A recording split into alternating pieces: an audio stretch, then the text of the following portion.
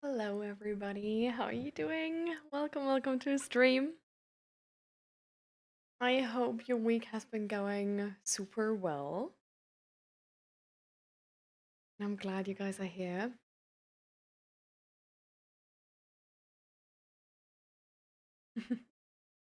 Splendid. Oh, dear. So welcome, Grumpy, and welcome, Judith. Where team? Go. Welcome to the stream, everybody.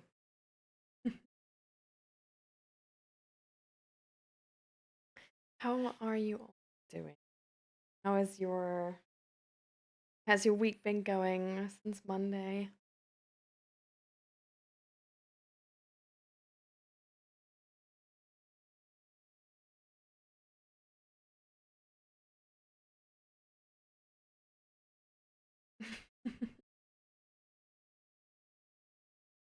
Yes, we got some new changes with the stream. One of them being slow mode.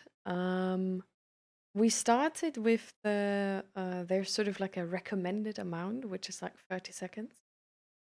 Um, but yeah, the only like I guess other thing I could do is to disable it for subscribers. So subscribers can ignore the slow mode, and everybody else has 30 second timer with the slow mode. And then we have like two new moderators. They are Zombie Fluffy, or yeah, Fluffy, as you might probably know him, and then Indiana John. So a couple of new changes with today's stream. But I just felt like something had to change, like based on the last, I would say like 2 or 3 streams.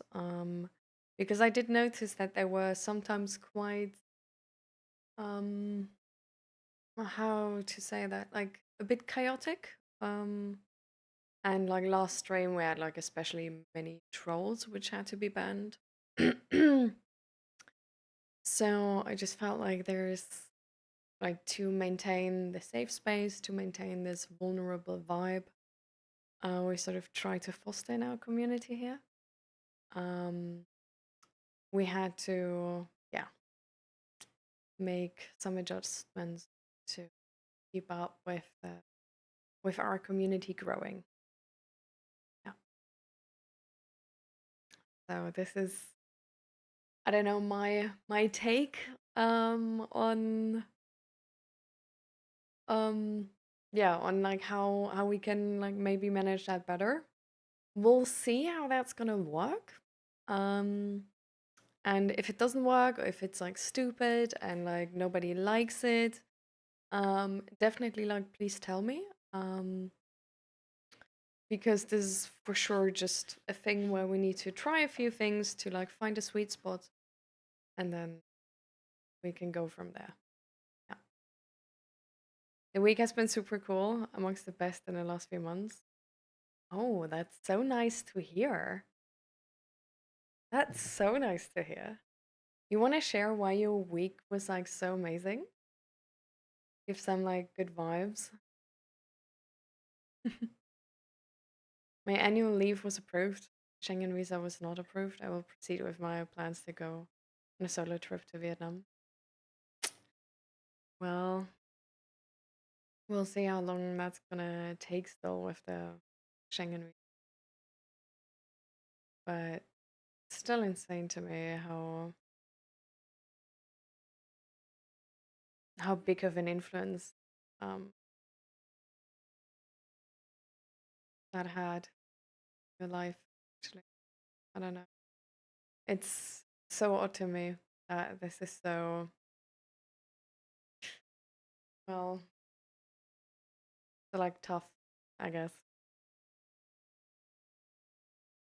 But I feel like the solo trip to Vietnam sounds really great as well. I had like a couple of friends go to Vietnam, and they had an amazing time. So I hope it's gonna be nice. Oh my god, Grumpy. off to the horny jail with you, honestly. Guy with anxiety. Let me reintroduce myself. Do you mean like a VTuber? Or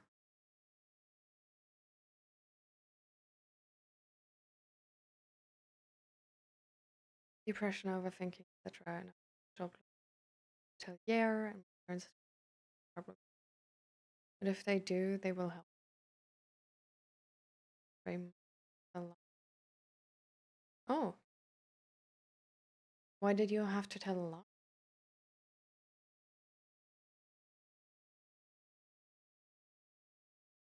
And hi, Talon Meg. Welcome. How are you doing? Welcome to the stream. How's your week been going since Monday? And welcome, Count Doku. Well, feel welcomed in the stream. I hope you're gonna like it. Any sort of like questions you have or anything you want to talk about, Count Doku? Our stream here is well, we just started. So usually at the start we're sort of like starting with a bit of small talk, and then we move over to doing like a mental health check-in about like how everybody's doing, how their mental health has been doing in the past week or so. Um, and then usually there's just like topics evolving from that, and then yeah, we just talk about those topics. My full name I cannot say. I introduced myself. Hmm. Okay. All right. I mean, you don't need to say your like you also don't need to use a short form even. You can just say like you're like guy with anxiety and uh, it. No worries. Where is Mizoram, by the way? Is that let me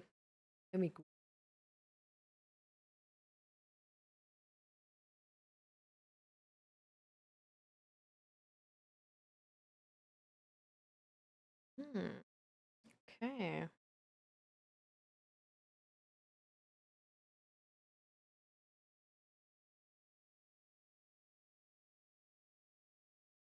It's like sort of in between Bangladesh and Myanmar, if anybody else wants to know. This is so far away. Oh my god. This is like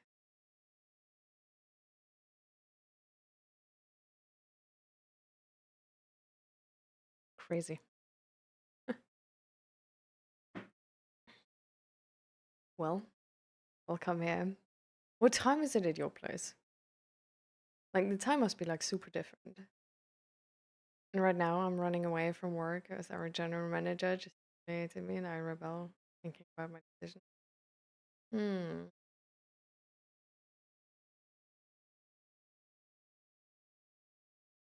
So is there anything we can do for you there? Is there anything you want help with?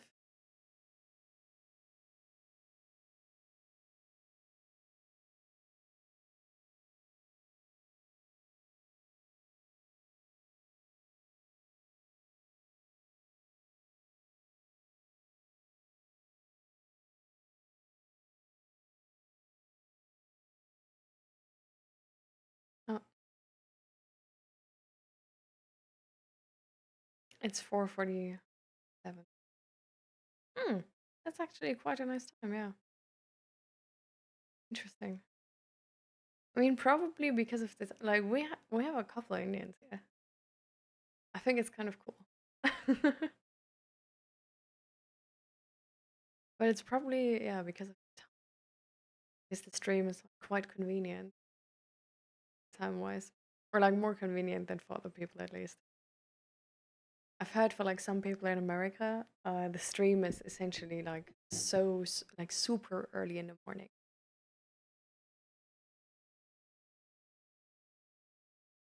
I'm doing all right. Just got back from the week. Yes. And now you're unpacking. So, how did you like the week getaway with friends? Like you're sort of saying like doing all right. Welcome, Baker. We're here for the non-cooking streams. So at some point I'm gonna have to make naan on stream. Oof. I think my naan recipe or like making skills are like so far from like original naan making.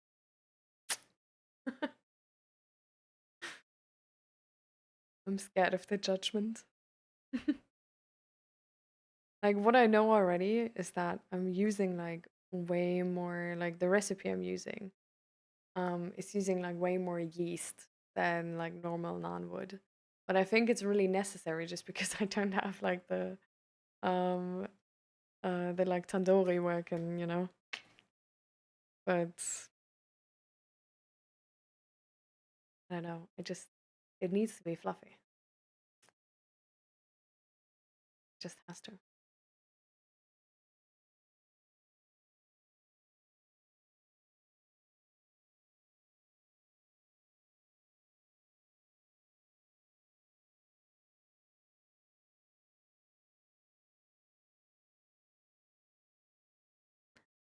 Do we already want to move on to the mental health check-in since last week?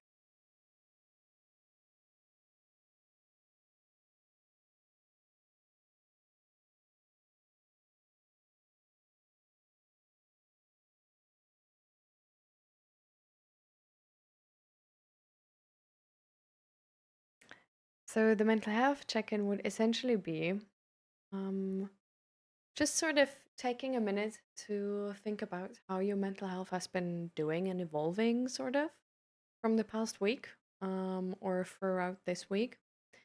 Um, it's essentially a way how we can, I guess, like try to find out how we need to maybe adjust and if we need some rest to sort of like as a way to like check in with ourselves and like adjust to the like current energy levels and like current situation and everything so that we don't go further down sort of like any vicious cycle or anything like that because I feel like nowadays like a very common problem is that um you essentially like you're not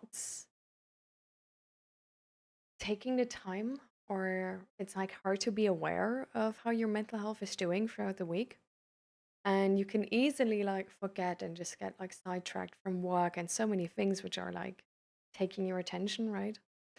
That I really like to use this as sort of a way to remind everybody like, hey, check in with yourselves, see if like the exhaustion level you have is like normal, like you have been recovering throughout like normally, or if you maybe need to like plan in some rest for this weekend to yeah, prepare for the next week to get fully back to your regular energy level. And thank you for the follow. Welcome, welcome. You got some more work to do, guy with anxiety. So good luck with your work. And if you need some support with sort of how to deal with these emotions of like your boss humiliating you, then let us know. Okay? I'm with 30.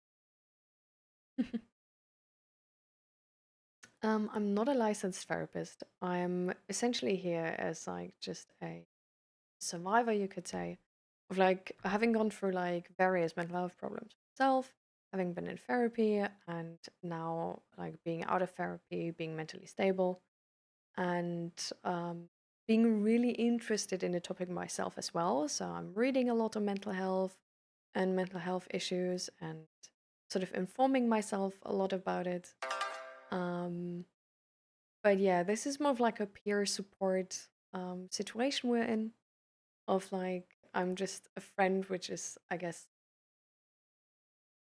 maybe like has gone through it, sort of can relate, can maybe give you some hope of like try therapy or give you some pointers on like how to find out what you need.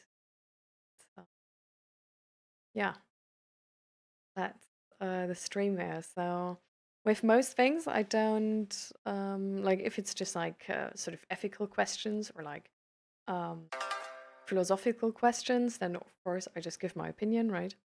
But if we're getting more into the like psychological area, I usually like try to give you like wherever I have my like knowledge from, like the resource where it's actually from. So either if it's like studies, I will tell you about the studies and like show you the studies, and if it's like from books, I will show you the books and maybe like read you sort of like a um yeah, like cite the book and read it to you for a quick minute. And yeah, that's sort of how we go about this. So this should not be something like you take part of instead of therapy. This is more like maybe to give you the confidence to seek out therapy or to support you while you are in therapy already. Or if you're waiting to go to therapy, or if therapy is not available to you, right? Yeah. Thank you for the follow. Welcome, El Davido, to the stream. How you doing?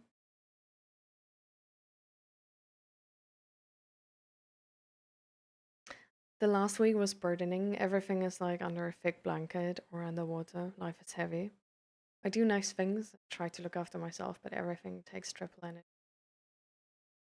Oh. Do you know why that could be? Like, do you have an idea of why that is?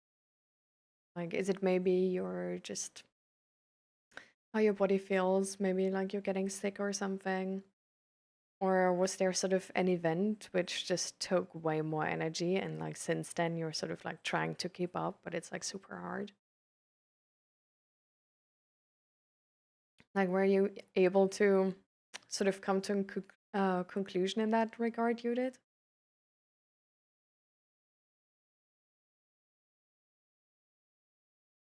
But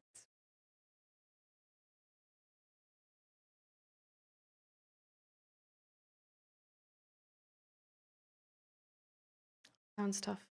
Sounds exhausting. Good morning, Tor. How you doing? Welcome, welcome. And hi, Captain Canada. Welcome to the stream as well.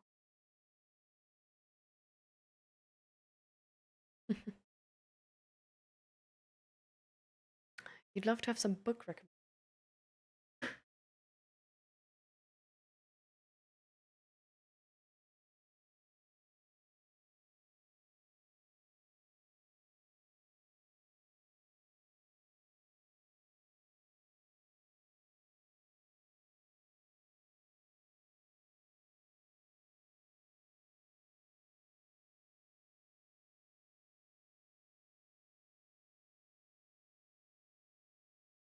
So, this is my favorite book right now.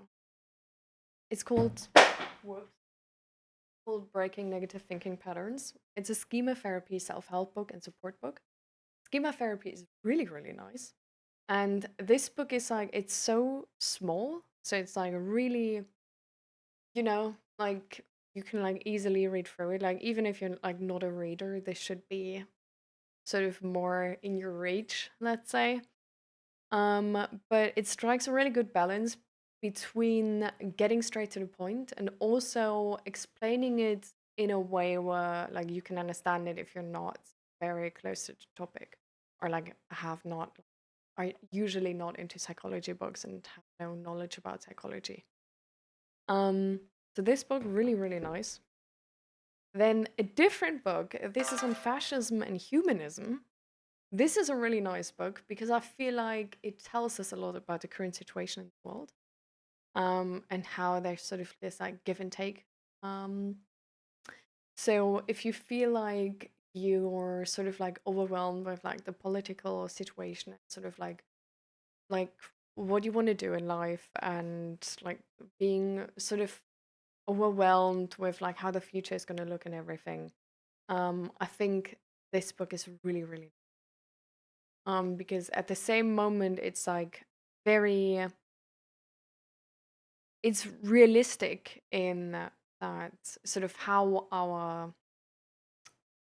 political, let's say, um, environment is changing can be dangerous. But it's also hopeful of like what remains and what makes like what is good about humanity and what remains really nice, you know. And then this book, it's called Hold Me Tight by Dr. Sue Johnson. It's on relationship psychology.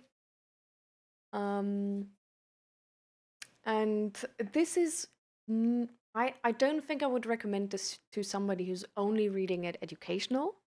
In terms of like, if you're sort of like a psychology student and you want to get more knowledge, like, I don't think I would read this book. It's sort of like, it has like a lot of examples and sometimes it can feel slow.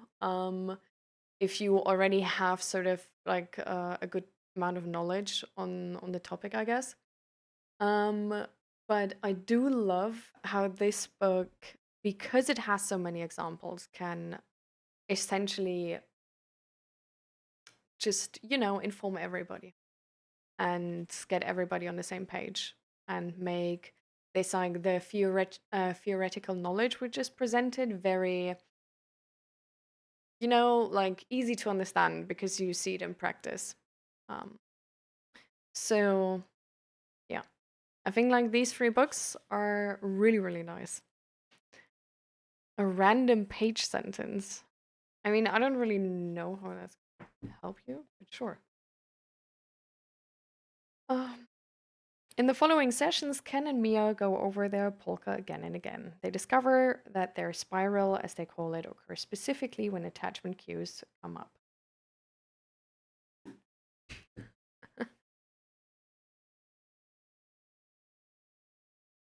Indiana John, thank you so much for 3 months. And welcome.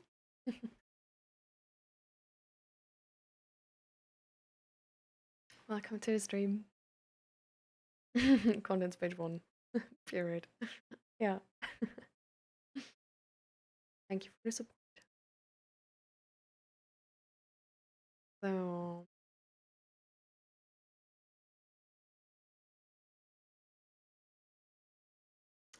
it was really good. I really needed time away from problems to clear my head. Nothing beats walking up, not feeling like you're on the surface of the sun. Oh,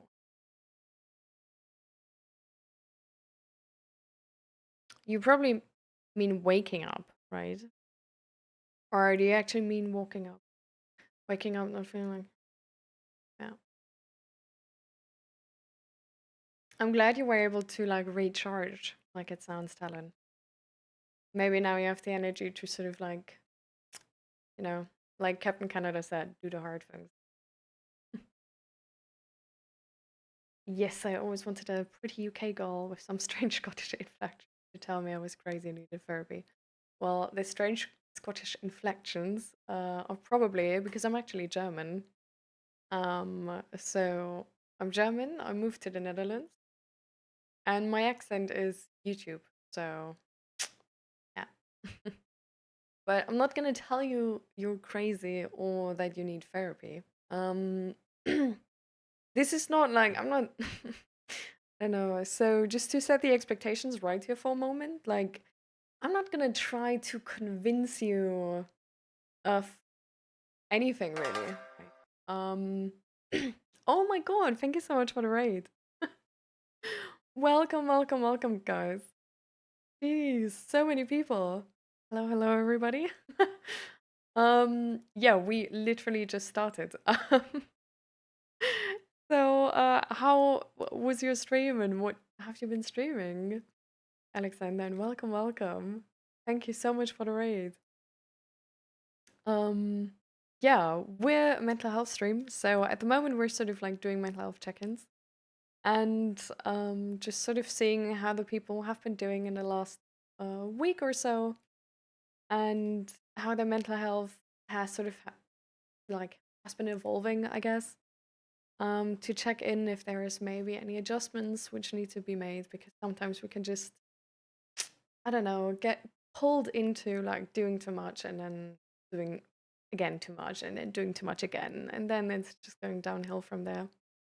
So this is sort of the possibility to actually check in, okay, like how are my energy levels? Like, do I need to plan in some rest or not?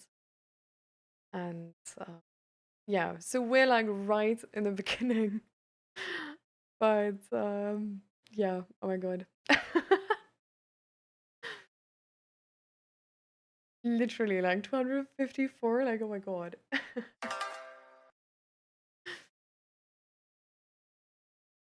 But yeah, how was the stream? And what have you been streaming? Like, were you also streaming like mental health or yeah, we just had some book recommendations where I was sort of like chilling the Breaking Negative Thinking Patterns book on schema therapy, then To Fight Against This Age, which is on fascism and humanism, and then Hold Me Tight, which is on relationship psychology from Dr. Sue Johnson. And yeah, then I'm just gonna. I don't know. So yeah, I was actually answering just now to Sussy, who said like yeah, that they always wanted to have someone tell them they're crazy and needed therapy. Which is why I wanted to clarify that this is not a stream where I'm like trying to convince you that you need therapy or that you have any issues or something.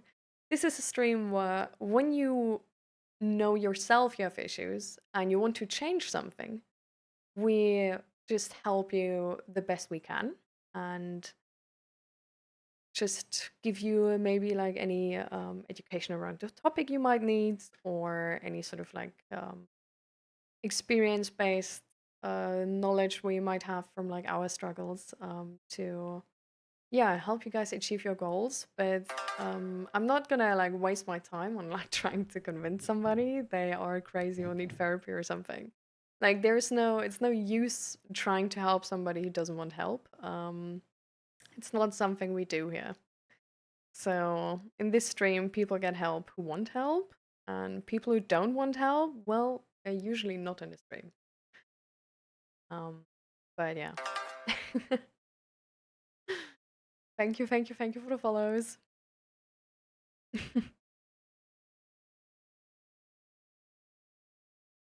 What does she, her means? Oh, it's just like pronouns. So just sort of like clarifying. Yeah.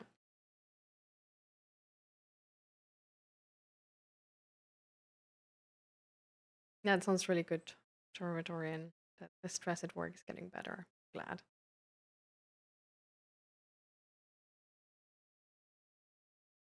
This is a Canadian Army medical technician who has served in counter therapy fucking bugs. Exactly. Definitely. For me, the same. Like, I have such just so so positive experiences with therapy that I just want to like help other people like seek it out, because I know for myself that I was seeking out therapy too late. Like, I could have saved myself a lot of time and trouble if I would have just started to go there earlier. But for whatever reason, I just felt like, oh no, you can only seek out therapy once it's like really, really bad. And that was so silly of me. Like, I don't know. And yeah, I feel like that's why I'm here and why I'm trying to, I guess, like help, just giving like mental health awareness and be the person people can just ask about therapy and how it works, how it could be, and like how it's like. And yeah, this is sort of the idea, at least. Does hypnotizing people to change behavior work? If so, Are they in zombie state forever? I've heard from hypnotization as a treatment idea, for people who are sort of, for example, like addicted and stuff. Um, but to my knowledge, it's not a thing which is like just like super broadly used or anything. Um, so it seems to be like a very sort of case sensitive idea or like treatment plan, I guess.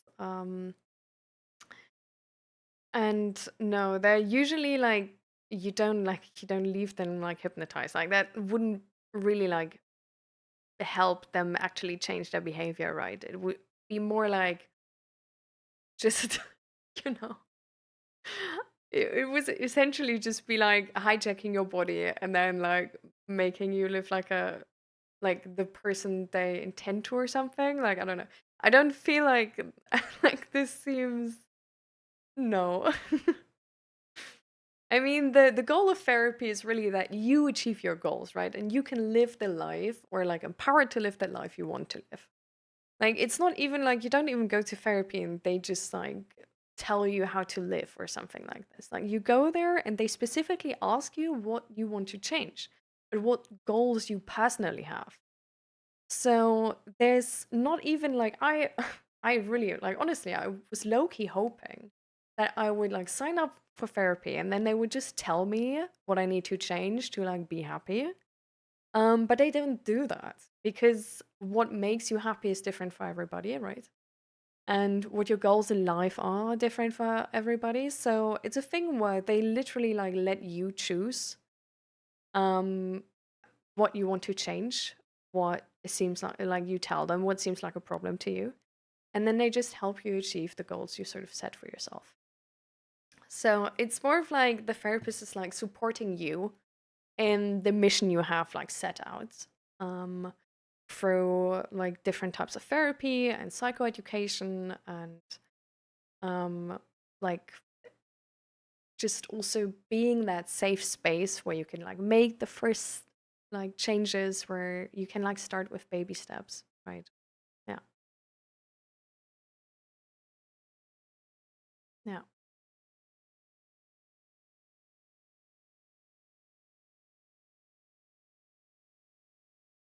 Oh, you have insomnia ideas? That's tough. We've been talking to a lot of people with insomnia.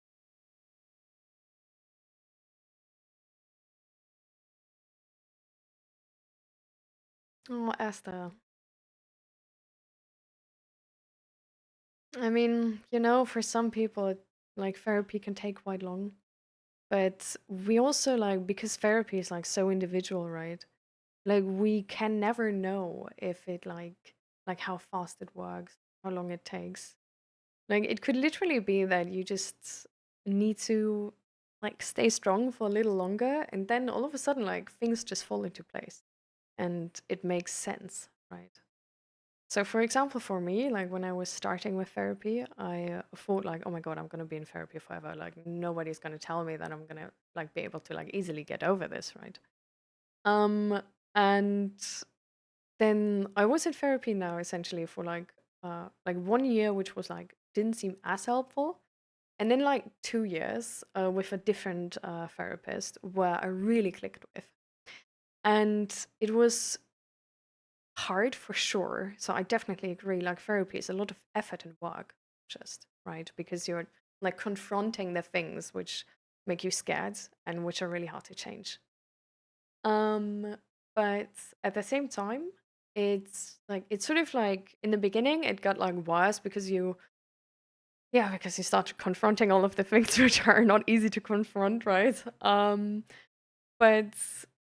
But then at some point, like after like 1.5 years, it was I don't know, there was this moment where it didn't feel like, oh, now I got it. But just sort of things started falling into place and things made sense. And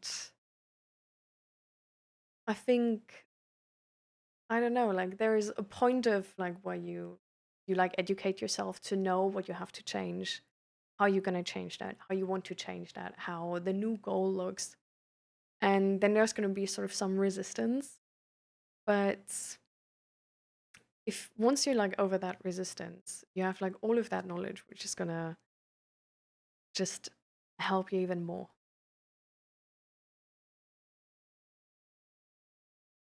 Sometimes I'm worried that I'm hypnotized and don't know it. And it seems like one of those like Matrix ideas of like maybe it's all thing.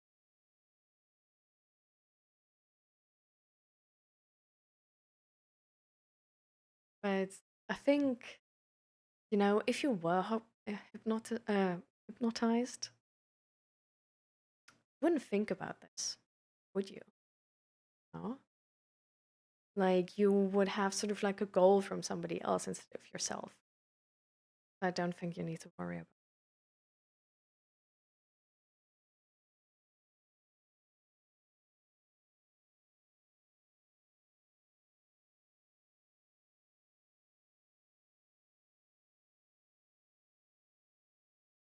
Oh, yeah, parents moving into the alt-right algorithm is a tough situation. Happened with my parents as well, sadly.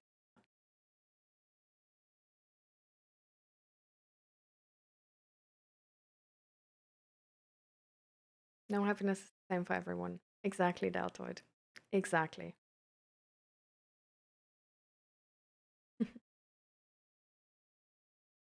There's several things happening or not happening, and one thing overlaps into the other. I broke a part of my lower back. Surgery is the next step after physio and pain therapy. I stabilized the back enough to hold a new dorsal. So there's constant pain. Work and study, this money is tight, and all the necessary things start to break, or I break them by accident. Mobile phone, washing machine. Father died, my siblings fight hard over the inheritance, and I could need the money but can't afford it. Random flashbacks from my childhood trauma are starting to pop up. This feels like everywhere I turn in my life, there are major construction sites. I'm sorry, Judith. That sounds like a that sounds like a whole lot. Do you have any friends which are like supporting you or who you could turn to for support in real life?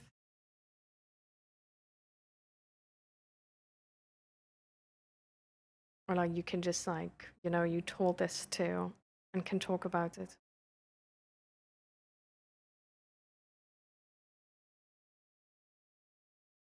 My friend went to a therapist when I was a teenager. His mom made him because he threw a remote at his brother. Invited his friends to go with, so we're all sitting there talking to the therapist guy, cool guy. Ripped the corner of a piece of paper and put it in the trash. Couldn't think about anything else after that. Why do you think he did that?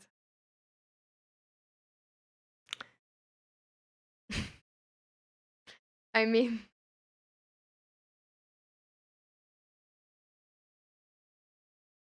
so this is again about the like hypnot. What? How do you say that? Hypnot. What?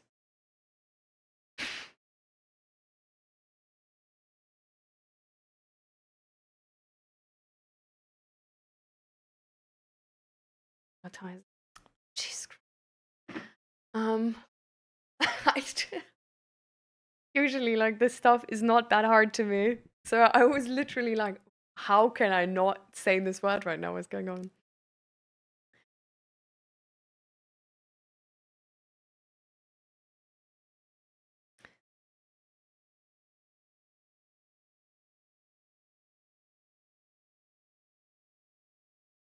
Hmm. I feel like I guess the best explanation I would have, um, and it depends if you can relate to that, is if there was maybe like any sort of big feelings attached to that.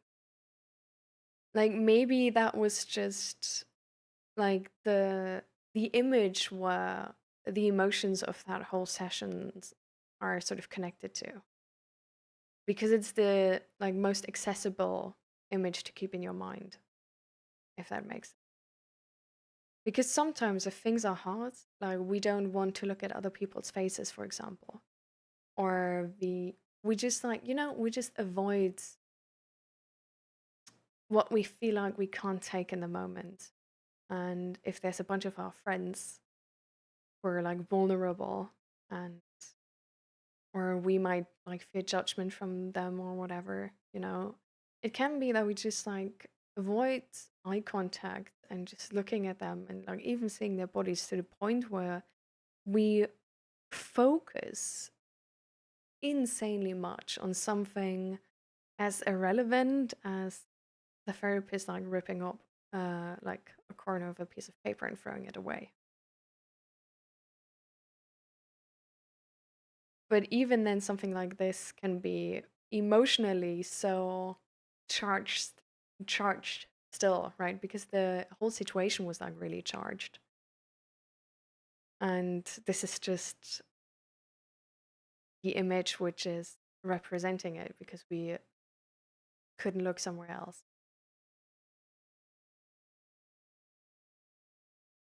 But I don't know, like, does that seem like it could be a thing for you?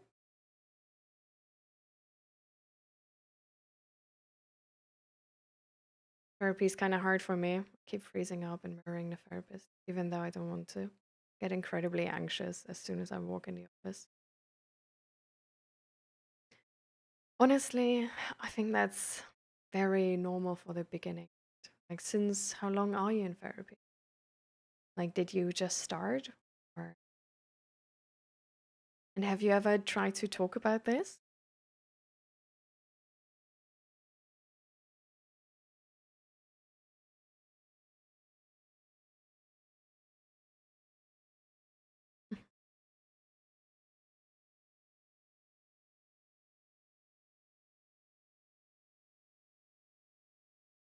That sounds like really good news, Igor.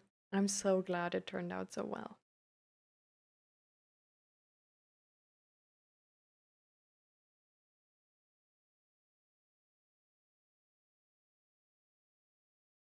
Just feel like what is the point anymore?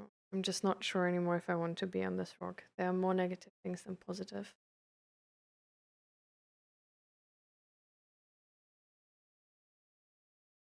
What is the main therapy you do, right now? Is it sort of like confronting childhood trauma? Because maybe, you just need a little break. Maybe you can tell your therapist that you just want to focus on something which is more actionable and,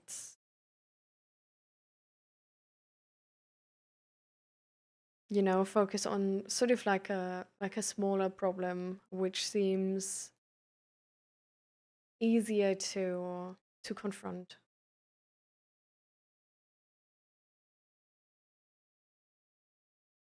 Narrative exposure therapy.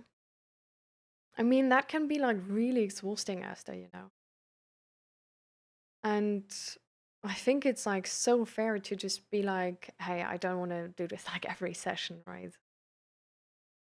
I just want to, like take a break and come back to this when I have a little more energy.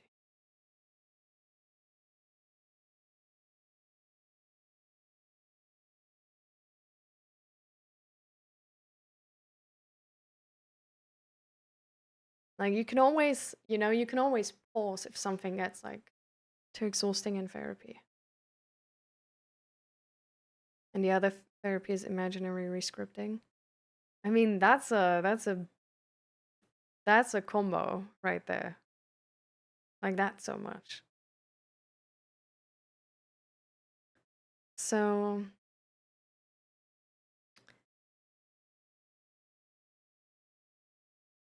what is like have you ever like talked to a therapist that is getting quite exhausting?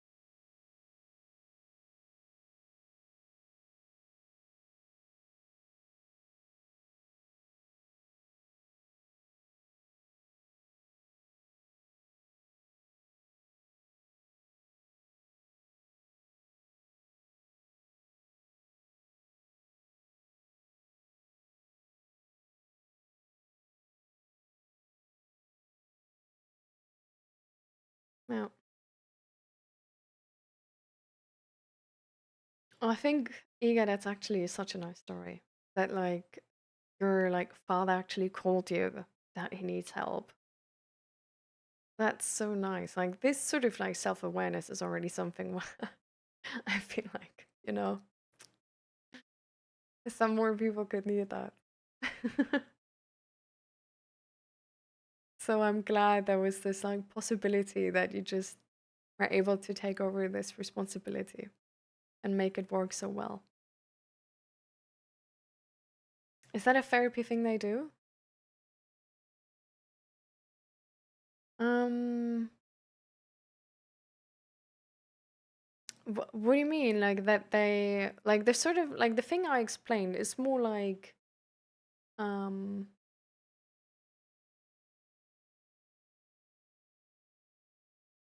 it happens from ourselves. Like it's not something other people do.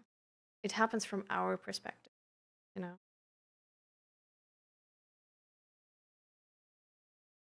Welcome, Alexander, in the chat. I'm the one who sent you the raid. I'm just a small streamer who wants to share emotions and joy. I'm not popular and I don't have any big audience, but I wish the best for the streamer. So I wish you all the best positive vibes. May your audience grow bigger every day. That is so sweet of you. That is so, so sweet. Thank you so much. Really, thank you so much. I hope you have a really, really good day. And remember to do something healthy for yourself. Keep in mind to eat, drink, air out your room, move if you've been sitting for quite a while now. Take care of yourself. I bet your community is very interested in being able to show up again with the positive vibes you have.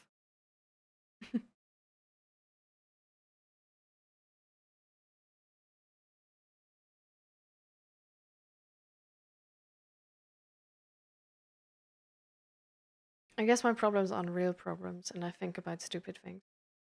I mean, the problem of making small things problems and thinking about stupid things to the point where they seem like really big problems to you is a problem. No? Does that make sense? Like the problems we have and why we seek out therapy are all very individual. Like to some people, like that situation might be really like have like a really big impact on their life. And to some people something entirely different. So it doesn't really matter how objectively well accepted or common a problem is, but it's more like if this is a problem for you, then there needs to be something which is changing that, right? Like if it's impacting your life in a negative way and you want to change that, then a therapist can be the person who just helps you to do that. And they're not going to question if it's like, I don't know, if it's a tough problem or not a tough problem, or they're not going to question how big your suffering is, you know? They're just going to help you.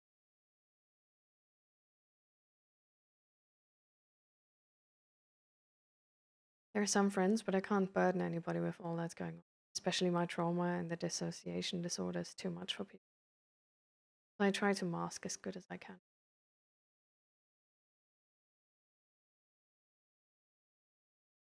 That sounds also exhausting. I do get what you like. I understand what you mean. Have you ever considered to like have you ever tried to talk about needs with them and sort of just the emotions? Sometimes, we don't even need to go into the details of something or why something is, what specifically happened. Sometimes we just need to be seen with the emotions we have. So maybe that's something you can ask from them to just get emotional support with the emotions.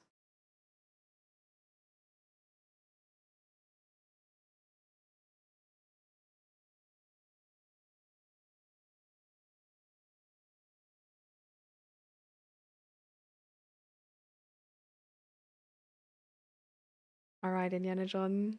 See you in 2 hours again. Bye bye. Oh, thank you so much for the tier 1 sub, Igor. Thank you for the support. Thank you, guys.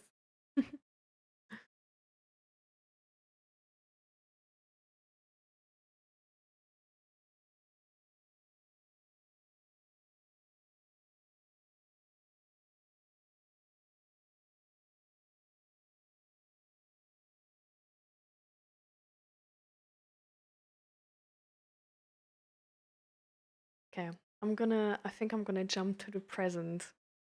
There's just so many messages I can't keep up, guys.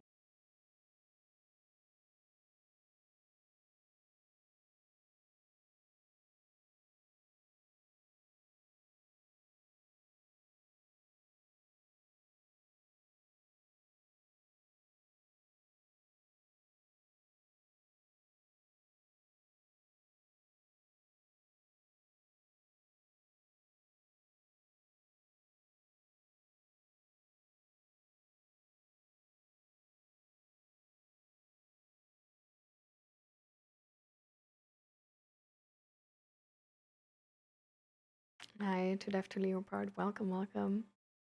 How you doing?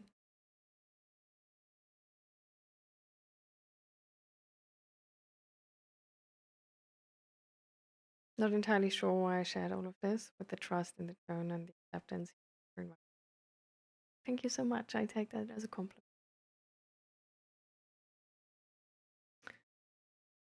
I think it's really good to share these things. Like it has the power to make people hopeful. So I don't know, I think that's one of the biggest powers we have, right? To just give other people the hope to keep going, to keep trying, and to not give up. So I'm glad you shared. Yeah, my mom passed 13 years ago from stage 4 cancer. And my dad opened her will. There were letters written to him, my bro, and me. My dad said those weren't part of her will when they both went into sign seal their will, which means she went back and added them after the fact. Feels like she knew she had cancer and didn't say anything to, which crushed me for years. But I'm doing okay today. Just had to come to terms with it. Yeah. Yeah.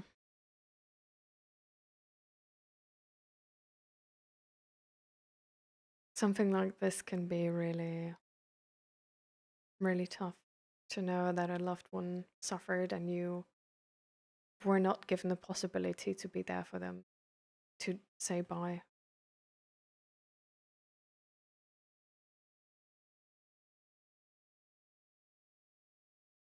But I think, depending on the words which were in the letter, she probably did it out of love, right?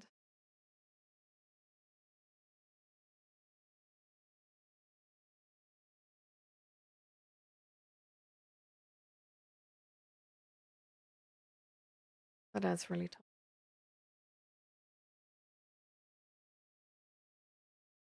Thank you for sharing. Is there anything we can do for you?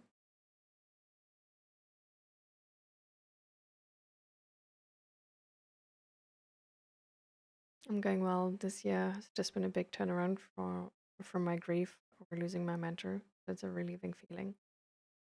That's really nice. I'm glad.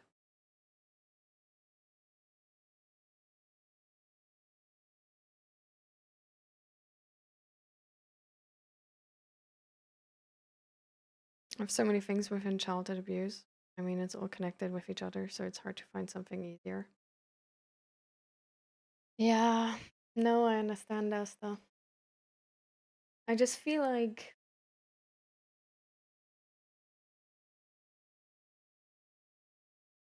sometimes we can ask for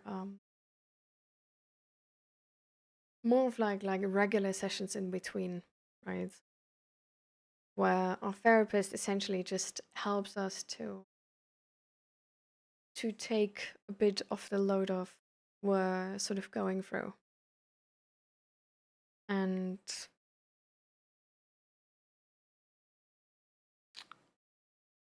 I think maybe that's an important thing for your journey as well, to see that,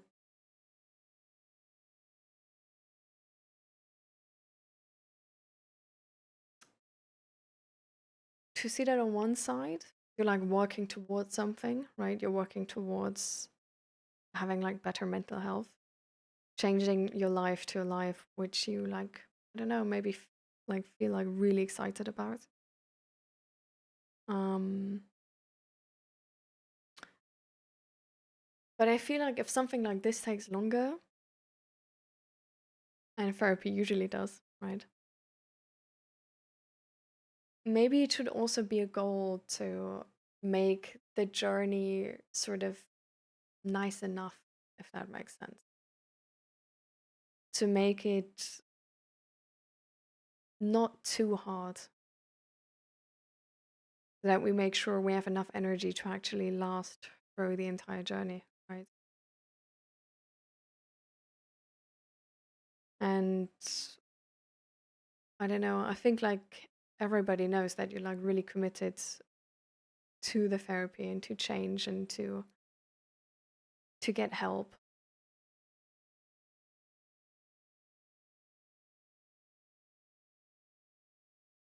But I think sometimes we can make it harder for ourselves actually to get the takeaways we need from therapy if we push ourselves in a corner where we're like so exhausted that we don't have the energy to confront or to work a lot with the things we're being given in therapy.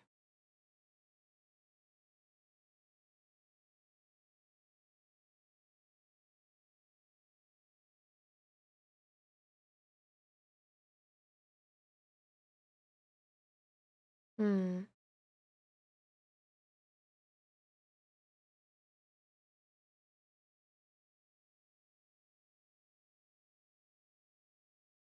I see. So there's a lot of like anxiety as well.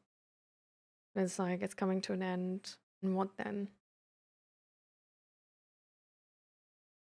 I think, Asta, that would be a great topic to talk to a therapist, you know?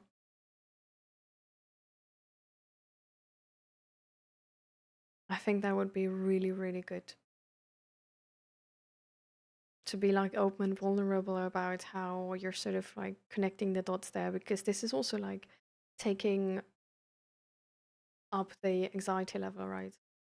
And I feel like, just from my perspective, when I was sort of in therapy and getting sort of to the like later stages, I actually had like also anxiety about like therapy sort of ending soon and like, am I ready or not for it and stuff like this, you know? And for me, I noticed how in that moment my sort of abandonment fears came up and actually made me pull back from therapy because of this like abandonment fear and like how I sort of, I guess, like manage that in my earlier childhood years. So maybe that could be a thing for you too, that you're actually like, that it's like getting harder to, you know, take in what therapy is giving you because you're pulling away because of fearing the end of it already and fearing to be alone, you know? So I feel like talking about this with your therapist, like opening up about this and maybe getting some answers there and some reassurance, some affirmation could really help.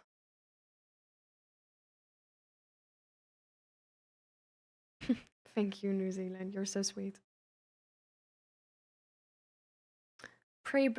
Breakfast banana. Um, I'm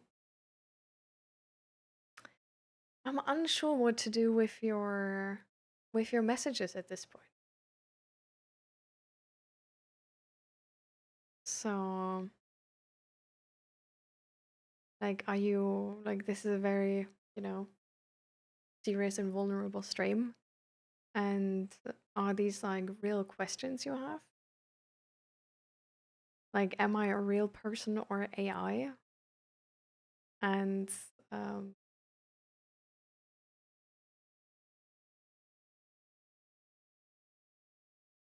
and the text before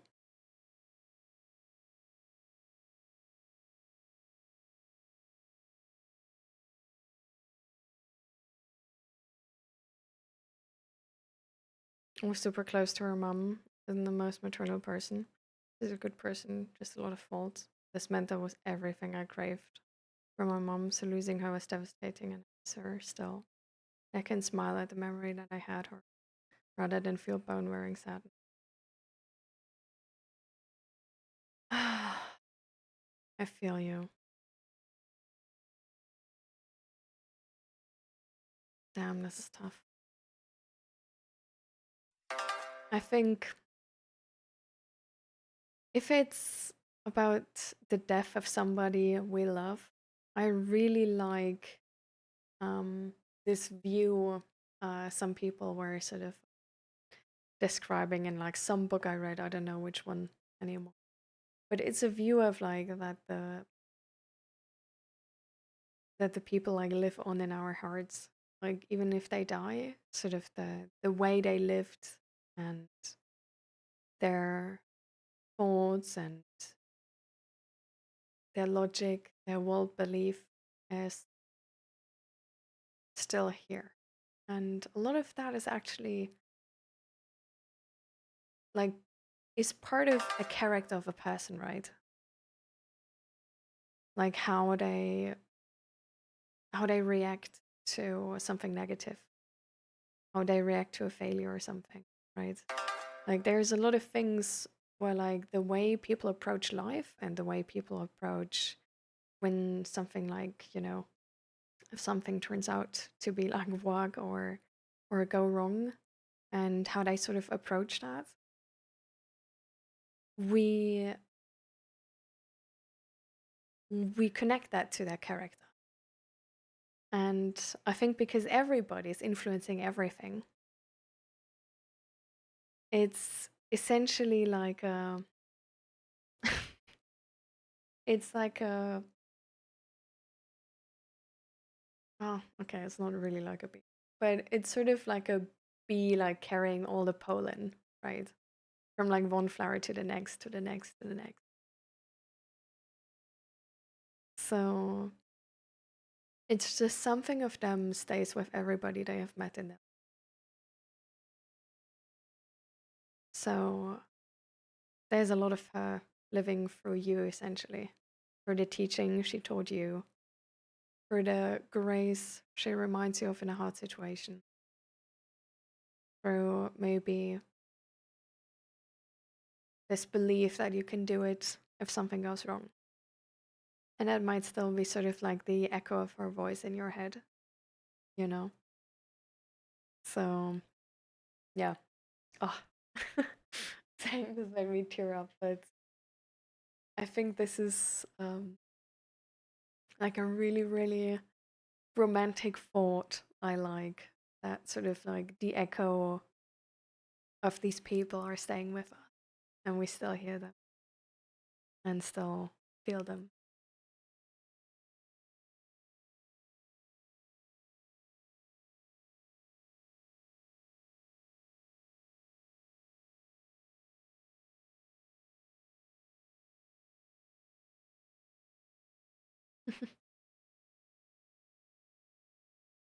I see, Ego. Yeah. Memory loss can definitely be a tough symptom or a very telling symptom.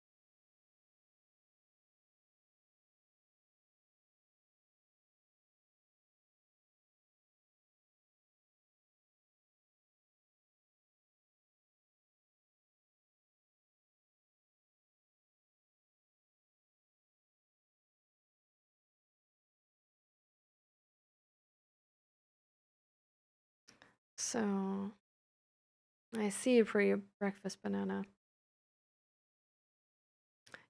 I mean, I just wanted to make sure if you take this like, if you take this serious or not. But I do agree actually with like AI nowadays, like you with a lot of things you can't be sure. But but I really like it's hard to offer you certainty, I think. Um because I don't really know how, right? So I feel like hmm, maybe what we can take away from this is that we need to take um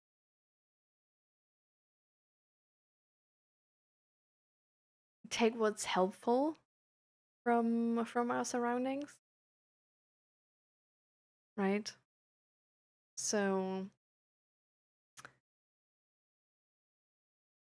if we find something which where we not only in like a coping way helps us and makes us happy, but in an actually like we see our life sort of like changing for the better and us making better choices and everything like this. If it's helping us in that regard of actually like fulfilling the goals we have in our lives, like shaping the life we actually want to live, and taking us on the right track there. Um, so it's a thing where, yeah, I feel like maybe we can stick to that of like taking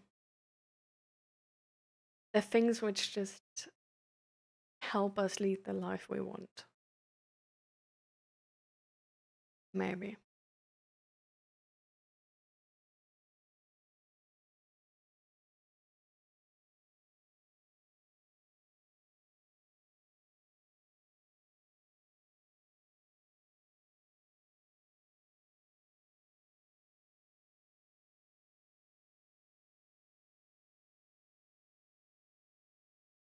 Oh no.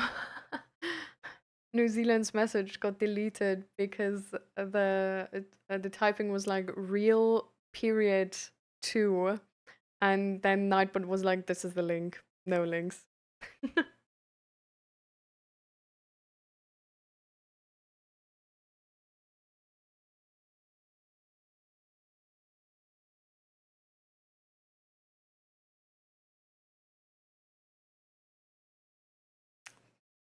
Hi Tainted Wisdom, welcome to the stream. How you doing? Is it easier to ask others for help or is it easier to just do it on your own? I think it depends, right? Um,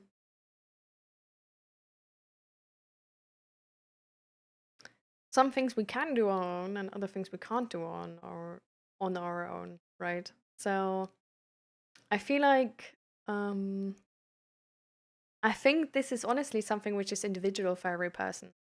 So I think you need to try or yeah, like try and try both, see what works, and then make the assumption based on your new information. I don't think this is something somebody else can tell you. Well, for a Ruby or Echo. Yeah. Oh, okay. I take that compliment.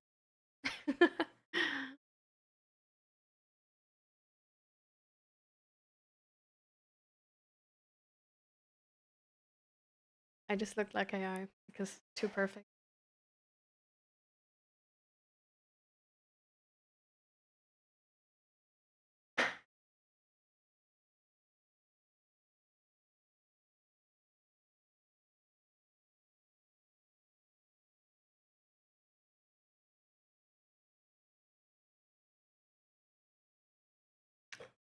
I feel like Faker Ming, we actually already have this, right? Because like help is usually like if you ask for help, you're not asking somebody to take over something entirely, right? Like it's still like you're still in the manager position if that makes um and the other person is helping you, which also means like supporting you within like with your goal or whatever. Um so yeah. Is that like did you just actually say like like, did you mean to say like tight butt? Like to be objectifying like that? Because that's not something we do anymore.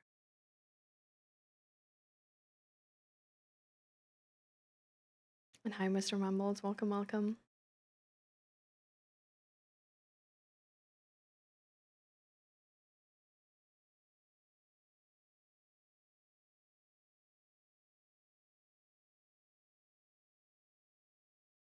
No. Yeah, I think this is exactly like it's like so hard actually to like say.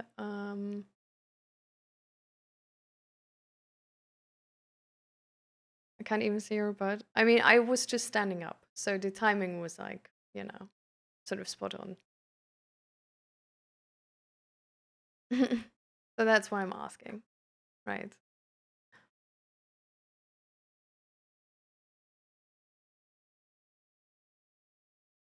Um, but exactly like it's so hard to like actually say what's like AI or not anymore that I'm honestly like I feel like the best thing you can do is just like take what like helps your life and like leave what doesn't, right?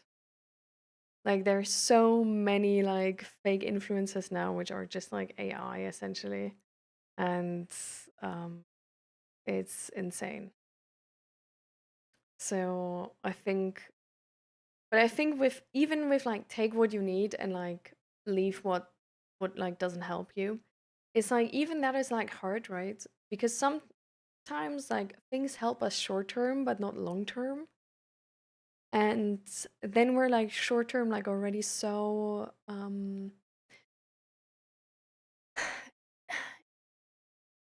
like reassured from it working that we don't like check anymore if it actually helps us long term. So for example like most coping um mechanisms we have or like things we can cope with are just exactly this. Like they're gonna help us like short term but not long term. And yeah.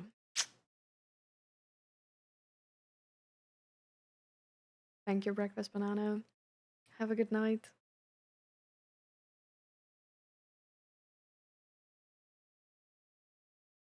All right, okay, strong.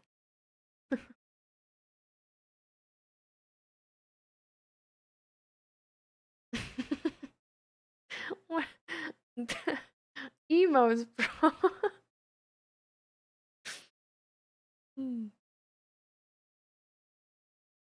Struggle with crippling anxiety. I go to the emergency room like once a month because I can't calm myself down. Oh, I see.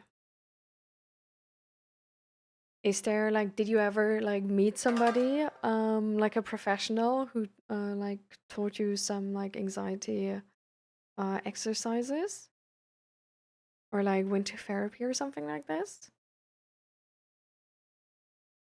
Or is that maybe something like we could help you with?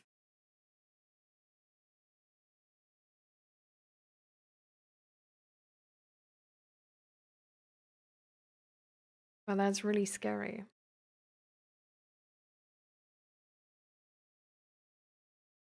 And hi Fluffy, welcome, welcome. How you doing? Thank you for the follow. Hi Ghost. How have you been doing?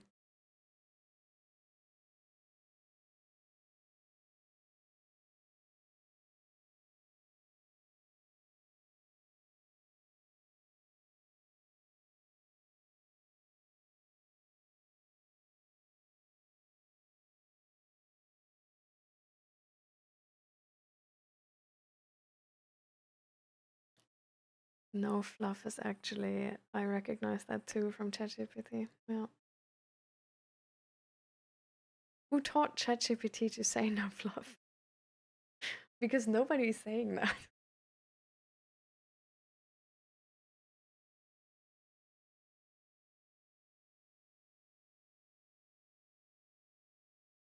I do exercises to try to calm down, but sometimes I'll spiral. Just wanted to share. I see. I mean, thank you for being vulnerable. We definitely appreciate that here. It's, yeah, like anxiety attacks can be really, really scary. Is it a thing like when you go like to the hospital, it's probably more like a panic attack in that moment.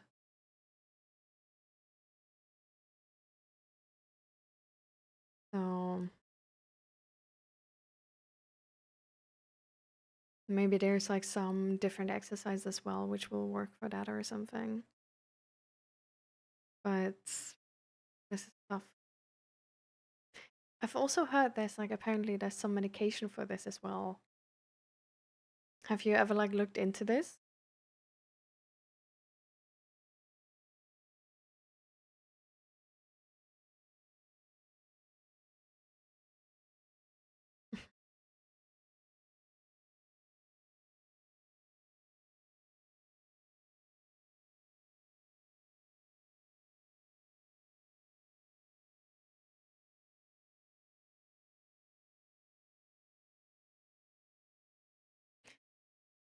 Yeah, ChatGPT is really insane.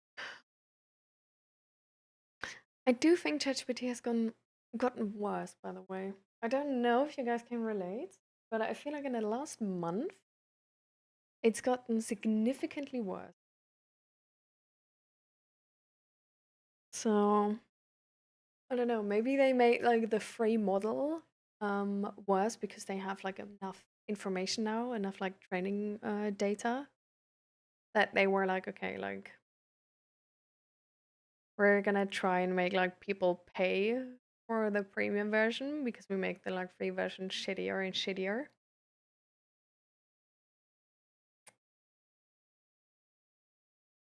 Would be a very common strategy, but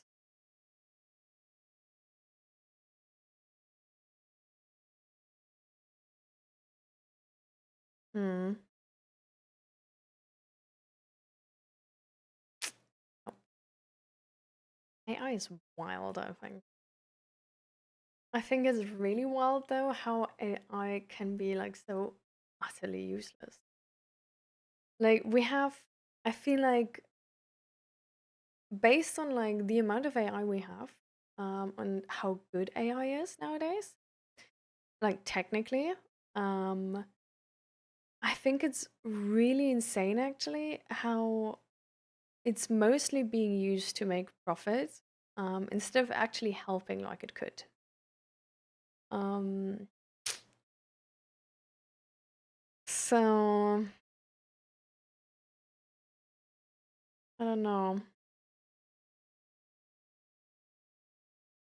Like it's not surprising, but it's just something where I'm like, damn.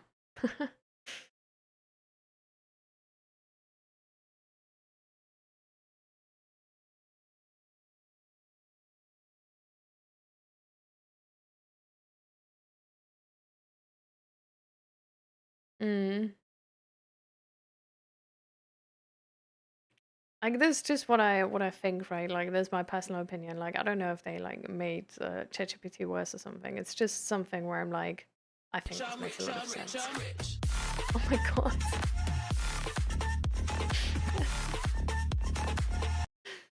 Thank you so much here. Oh my god. Thank you for the 5 gift subs. Thank you so much for the support. Thank you guys. I appreciate your emotional intelligence. It's refreshing in a sea of streamers just showing their body and really for nothing. Thank you for being you. Mm. I appreciate part of the compliment. Um, I don't appreciate the slut shaming. It's just something where I think a compliment is like more wholesome if it's just like you're doing something like really nice instead of you're better than others, right? Um, because I don't know, like I hope that compliment would still stand if other people would also be emotional intelligent, for example, right? So I hope it like the compliment like depends on me instead of the performance of others, if that makes sense. But I do appreciate the support, and I get what you mean.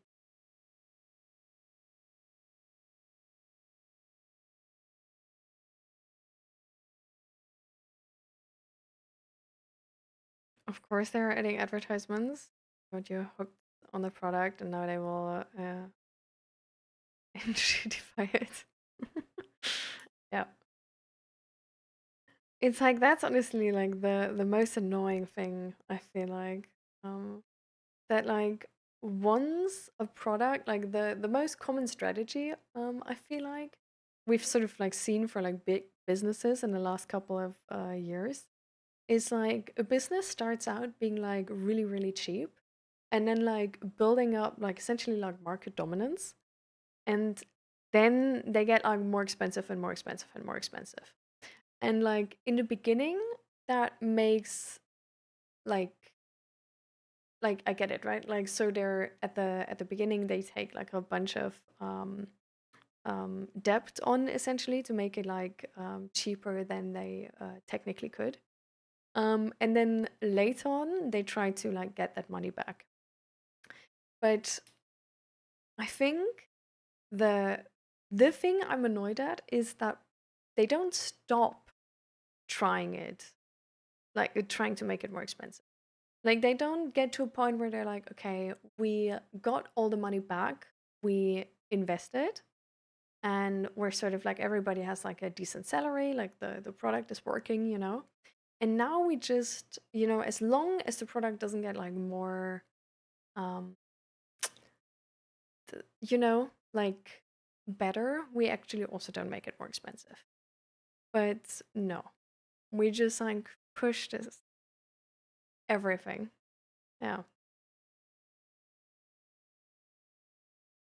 No fluff it in. Mental health support with a nose ring. I don't have a nose ring though. So, you know.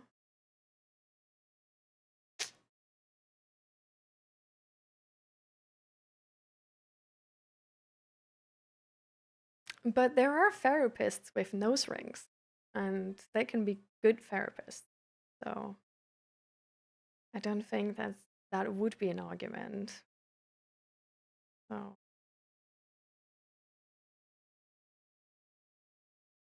I wonder why Uber and food delivery services are pushing it as high as they can. Yeah. Well, I mean, probably for profit, right? My province in Canada, British Columbia, had an election for premier, and I voted for the person who banned Airbnb as investment properties.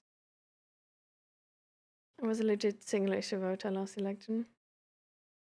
Yeah.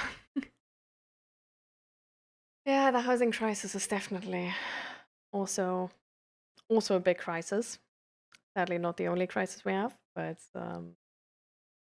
yeah,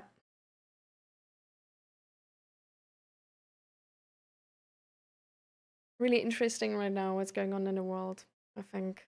I'm really glad that I already like we like 2 years ago we bought this apartment here, and it's a rather like small apartment.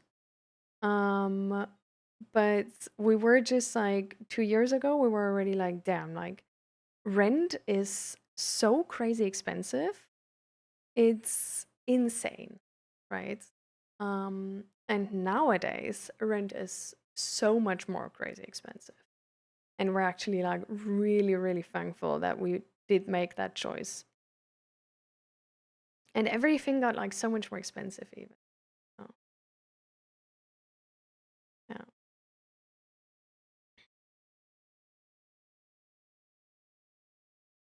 Hamarzy, is there anything we can help you with?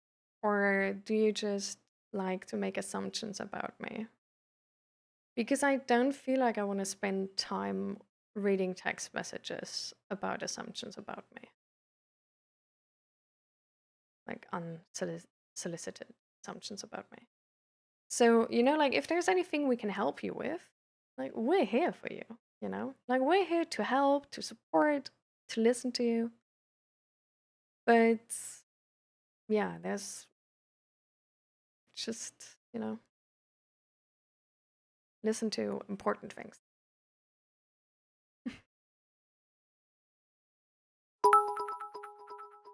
Septum piercing, I paint my nails, I have a tongue piercing, I have guns, I hunt, I own my thoughts.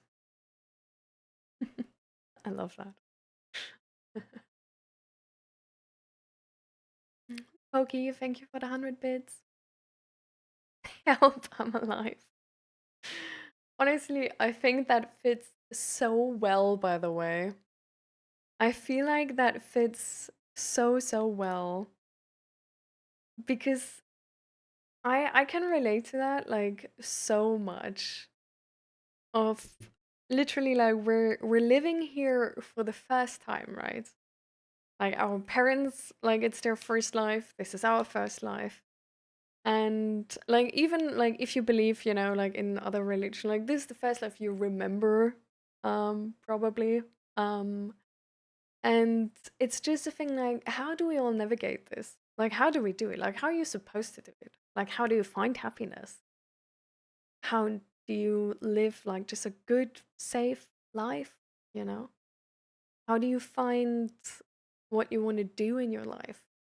Like there's so many questions I think regarding life that we don't have like really good answers to, right? And we don't get any like help from school because in school we learn like how math works and how physics work and all of that, but it just how do we, you know, how does living work? How do you live successfully? And I don't mean successfully in a way of like how you earn the most money because that's actually something we do sort of learn. But how do you like successfully live a life you like won't regret at the end and where you can die and be happy, right?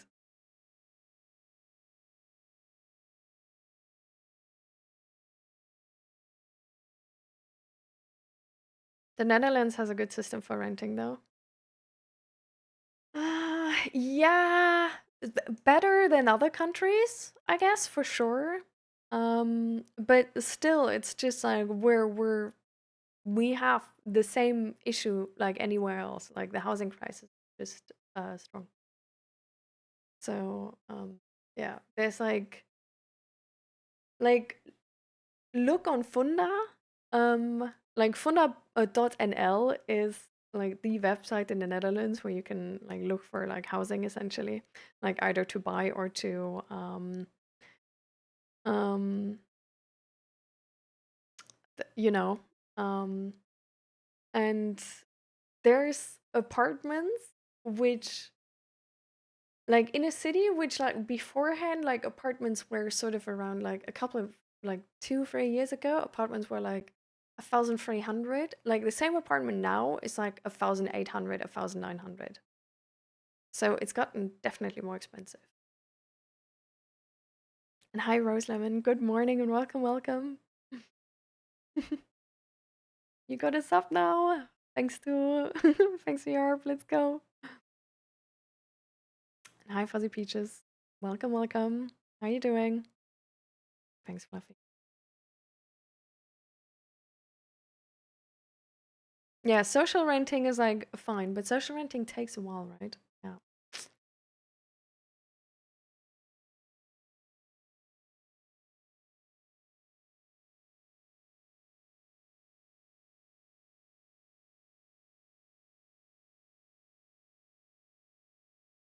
What? Really?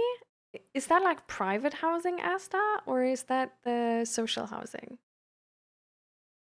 Because that's cheap as fuck, bro. That's so. Oh my god, like the prices here? Damn. No social housing? Bro, like Rotterdam must have image issues. Oof. How is that so cheap? Damn. Yeah, no, here, no, no. not here. Yeah.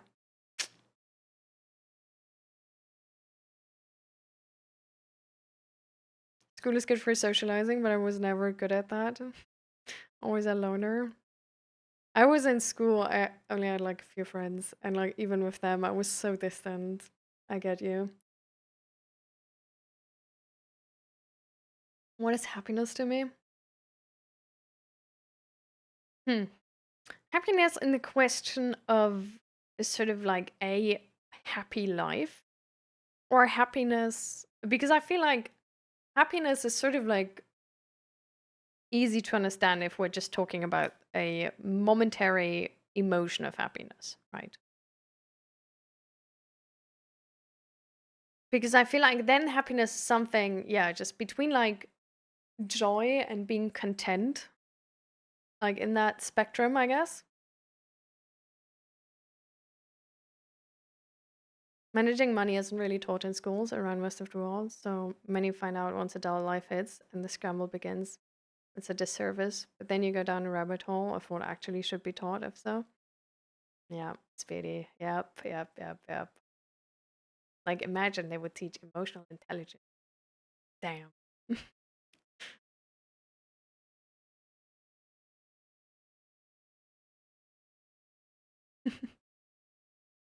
Thank you. That's of you.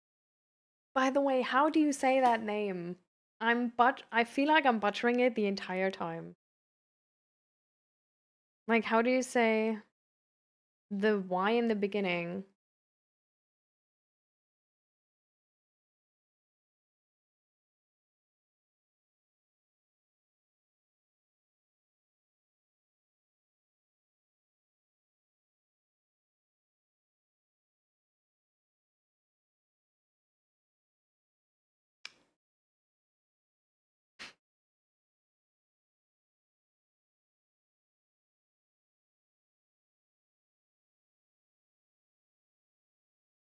I don't even find it.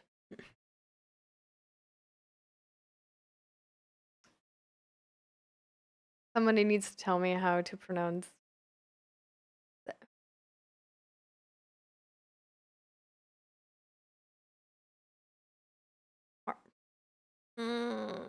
How do you say the Y in the beginning? This shouldn't be that hard. Like, I for sure know a word which has that, but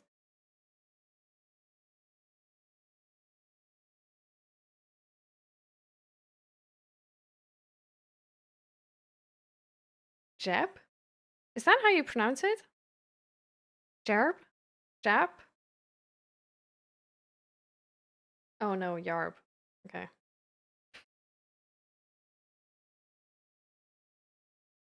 Yarb. Is that really how you say it? I thought I was like mispronouncing it. It's so hard. Anyways, thank you for the nice words, Yarb. And I hope you also have an amazing day at work. I hope it's not too exhausting. Hi Raspy. Welcome to the stream. How you doing?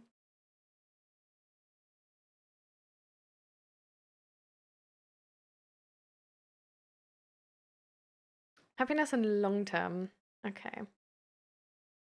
I feel like happiness in long term is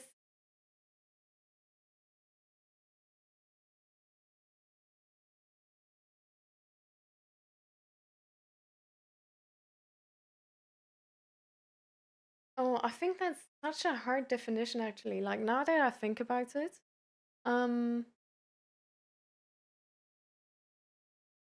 so because I feel like answering with like two different things. So on one hand, I feel like answering with the thing of being like happiness long term for me and sort of like a more like mental health focused perspective would be essentially like being able to be happy in most situations in life. So it would be very close to actually having like a lot of resilience and like seeing the like being optimistic, seeing the good in things, like bouncing back from anything like negative sort of quickly, like being able to laugh about mistakes and like stuff like this, just to essentially like to find happiness as an emotion Um, like very often in your life. Not like in all situations, of course, because I don't think life is supposed to be like entirely happy the entire time. Um, but just to essentially like reliably always bounce back to happiness, like no matter what happens. And then I have the other side, which is sort of more like what I would like um to like my life to look like, to be able to, I guess, like do that easily or something like this. Um, so I think then it would be just, yeah, like having like stable housing, having stable like uh, food and sort of like safety. So no war breaking out. That would be like that would be premium actually. And uh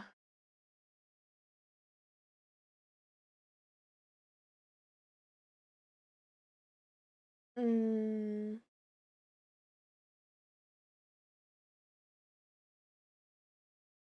okay. We're just gonna, like Hammersy, I don't feel like you're fitting well into our community. And I feel like you had the chance to get the idea how you would fit into our community. Um, but anyways. So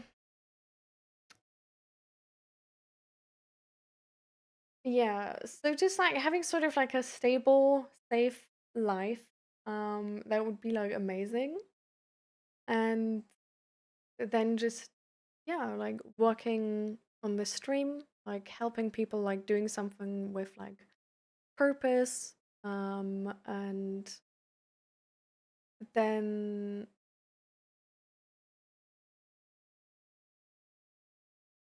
having like meaningful relationships, which are, yeah, which are just like really close connections to friends, where I can like help them, support them, where I feel safe with, where I feel like I can talk about anything, where I don't fear judgment because I know even if something I say would sort of make them think like, huh? They would like always trust in me enough to ask if that's actually what I meant and stuff like this. So sort of like a safe attachment style to the people around me. Um and yeah, I think that, I guess, would be happiness.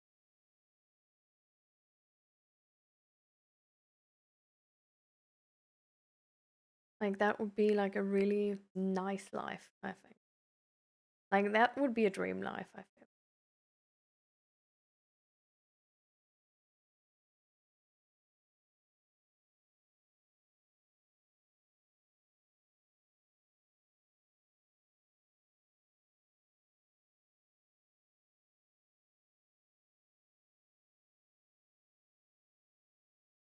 I want to learn ukulele, but scared that I won't be able to. Oh, why rose lemon?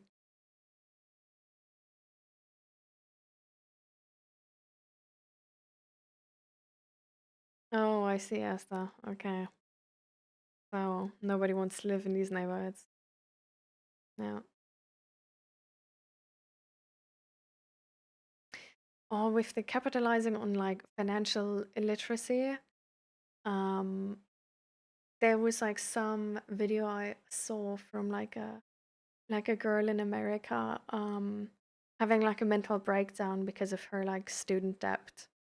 Um, and she apparently like had like the the interest rate was like 17% or something like this. Where I think like that should be like giving out a credit to like a 16-year-old with an interest rate of like 17% should be a crime, I think. Like I don't know, like that's scamming somebody straight up. I don't know.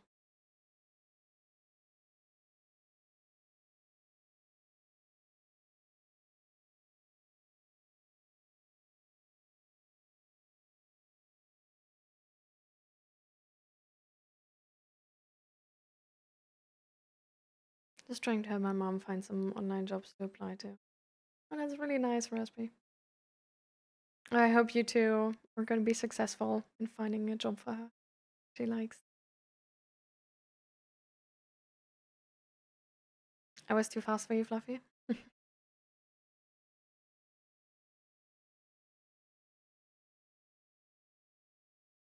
I need to highlight the projection of insecurities behind the guise of anonymity that just happened with that person. A prime example of someone we genuinely want to help.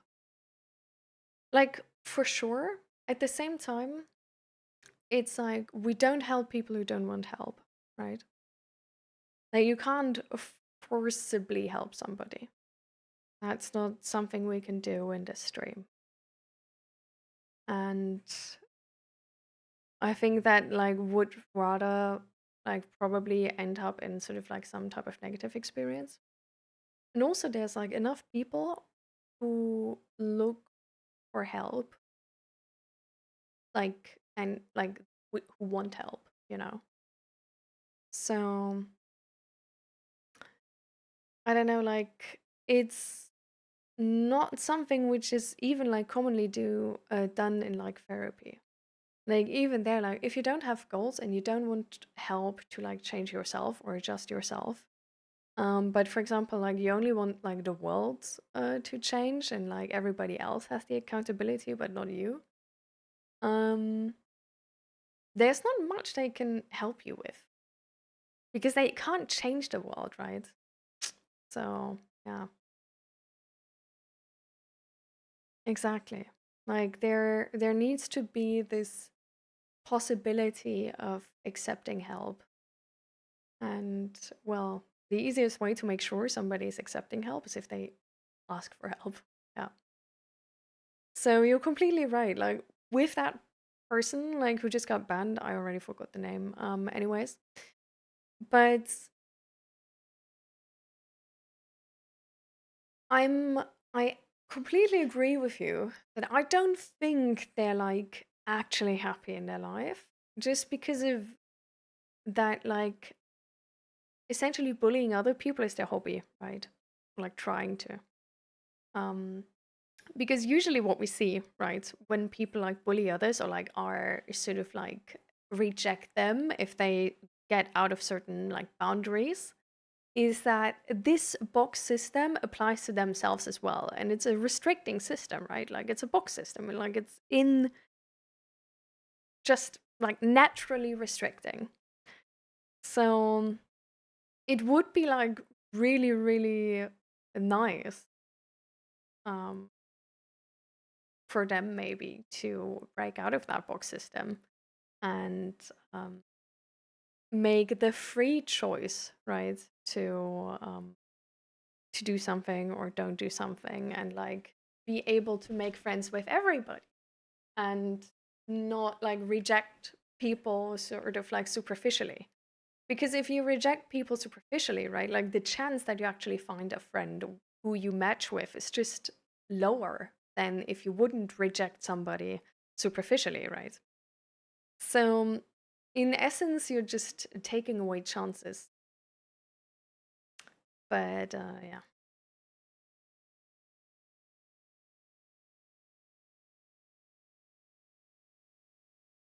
I wouldn't say that we need to bring back bullying. Oh, no, no, no. That's not what I'm like. I'm saying that you say, but I'm saying like he was essentially just like bullying. So, yeah.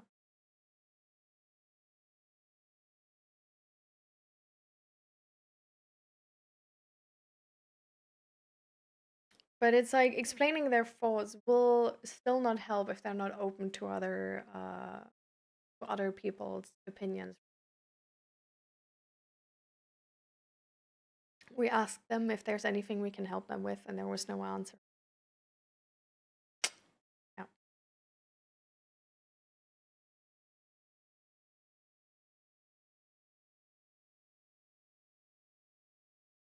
What if you take too much blame on yourself once you're not to blame at all?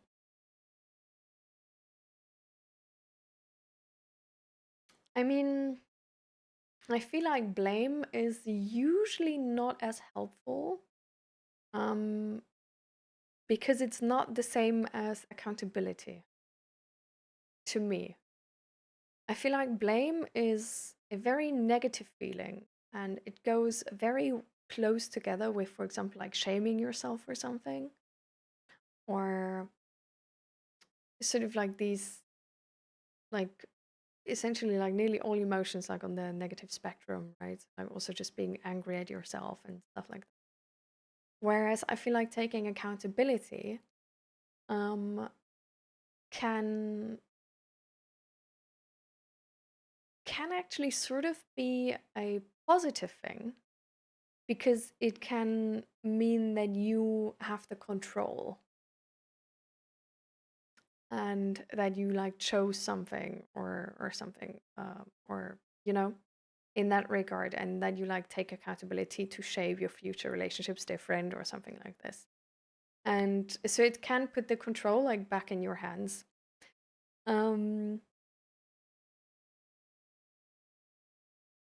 So I feel like blaming ourselves is in if you take like sort of like my definition, let's say, on this here. I don't think blaming yourself ever helps. Taking accountability probably always helps.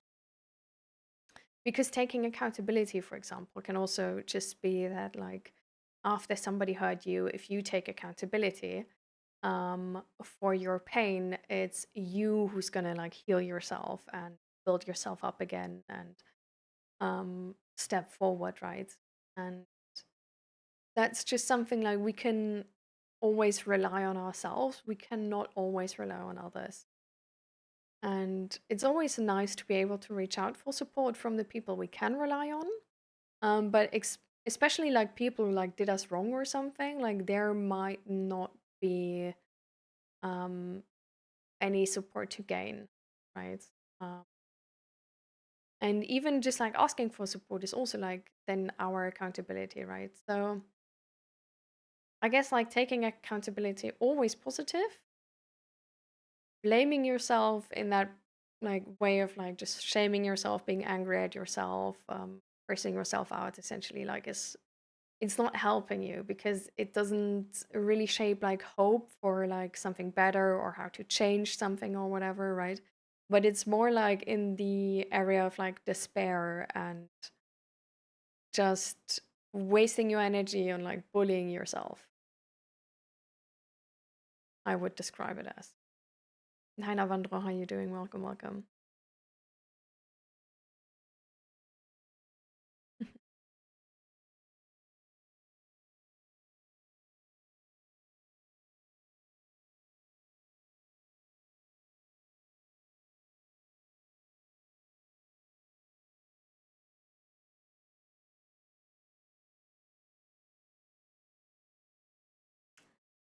I really hope you can make it, Navandro. Good luck. Is there anything you can do for yourself to like take the pressure off of yourself? Or is there anything we can do?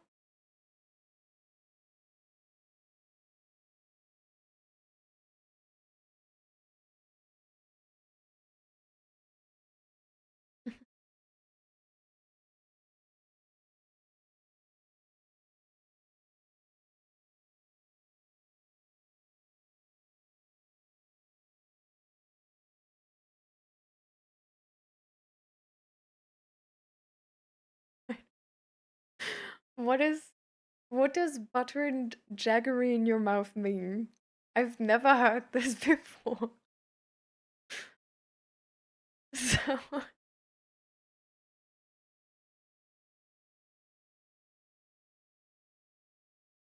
what sort of is the script you're talking about, Eva?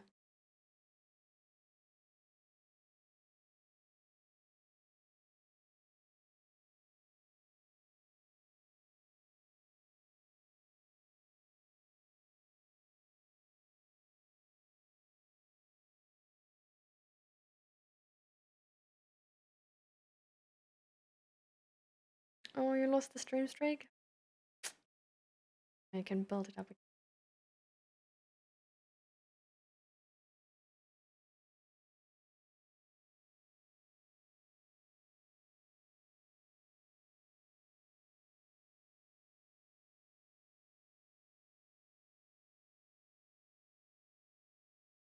Mm. Okay, you just so this is like the script you use and then you say thoughts. But so what does it do in that moment then? Like I do like the confidence to just be like, and like what you want to say. But I'm a bit confused in like how it translates to sort of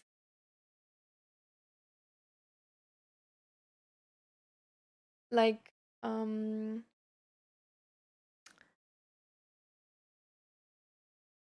how it translates to like constructive criticism and like asking them to explain their thoughts. Because like you say, like if it usually just ends in like a slur or something, then like does it actually like serve the purpose?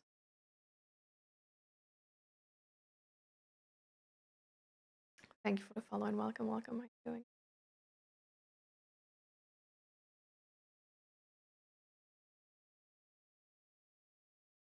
I'm not sure how I need to have accountability for what people did to me. I was so young and I couldn't defend myself, not attacking. Wondering.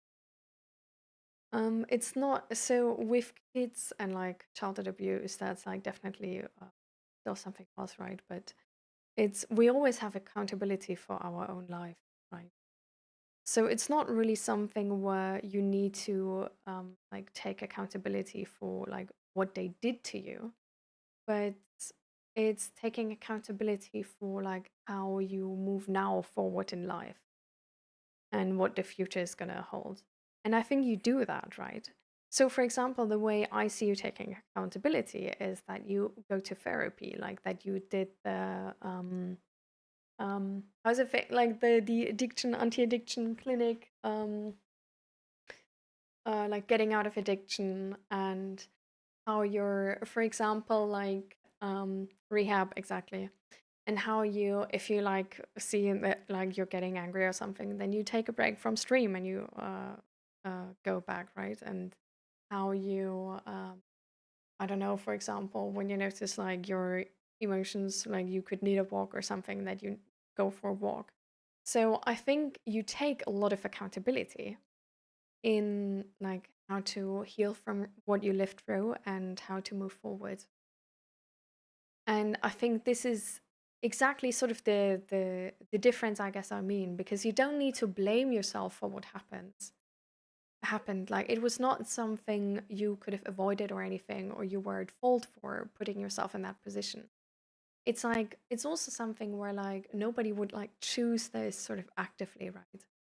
And even if somebody like maybe could have easily known but didn't, it's not something where it helps us to blame ourselves, right? So I don't think blame is helpful, but taking the accountability for like how your future looks and how to move forward to the future is what helps us, because it's something where we take control of our own life in that moment. And we can't change the past, we can't change what happened to us. And we can only change what lays ahead of us. So, for example, like with which people we hang with, what behavior we enable around us, and all of these things.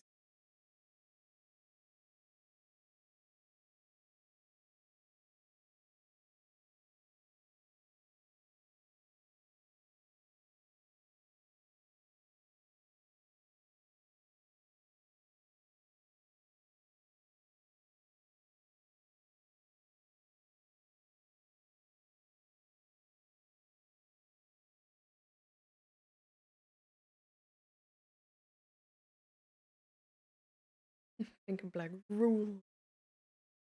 Red, welcome, welcome. How you doing? So, do you understand the difference I mean, Asta? Like, if you don't, please tell me.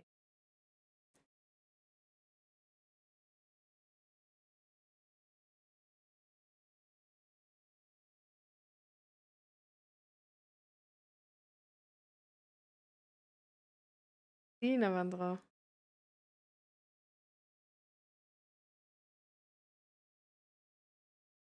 So essentially, you're just, it's like wishing you well in terms of like wishing you like really good food, like a nice treat. That's so cool, actually. I love that.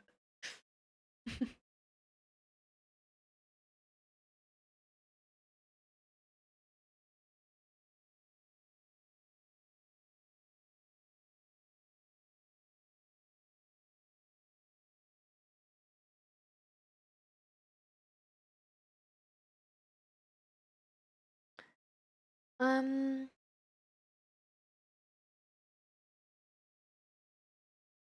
there's not really a queue. Like we usually just like see how the, like if people in the chat are like at the moment like busy in a topic or something. Um, so I think we're gonna like talk a little bit with Asta still, and then you can just like share what's on your mind.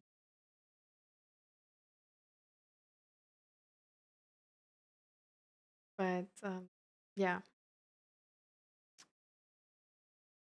So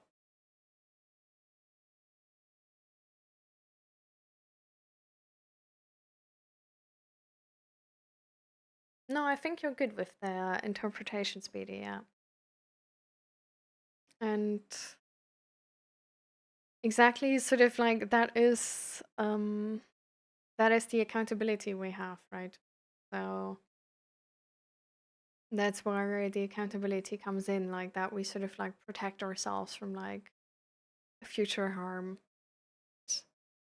like try to do the best there. But yeah, there's sadly, like even if it's like super easy, right? Like there's sadly no use in blaming ourselves about the past.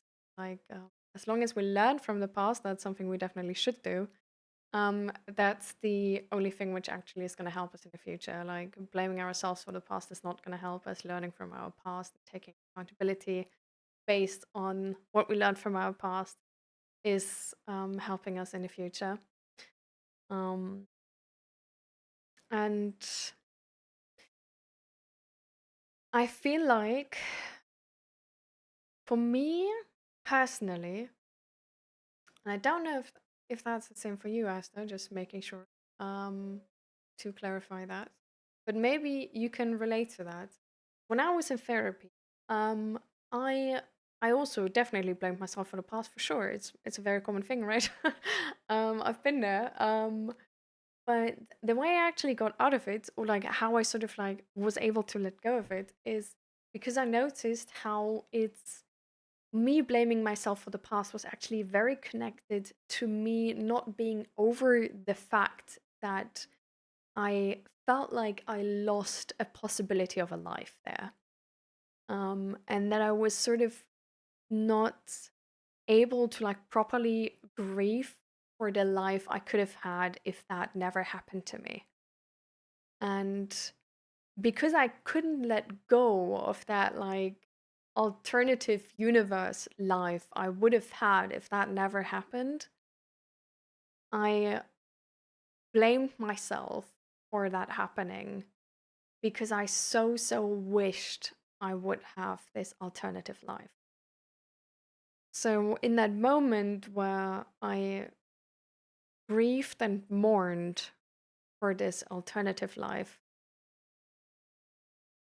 and got to a point where I also saw sort of hope in the life I have right now and saw a possibility how the life I have right now can still be a fulfilling and nice life, even though it's not going to be the alternative universe life.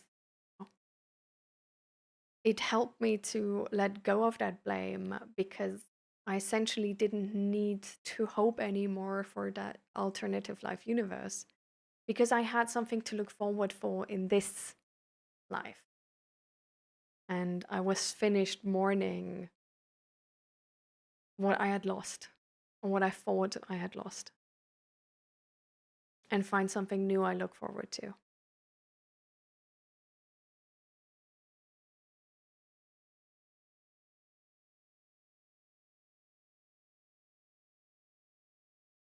All right, Navandro. Good luck with the exam, Navandro. And just sort of like a reminder from me, think about doing the belly breathing exercise before the exam to calm yourself down. You've been here a couple times, you know how it works. And, do something good for yourself to make sure you're in the best possible headspace.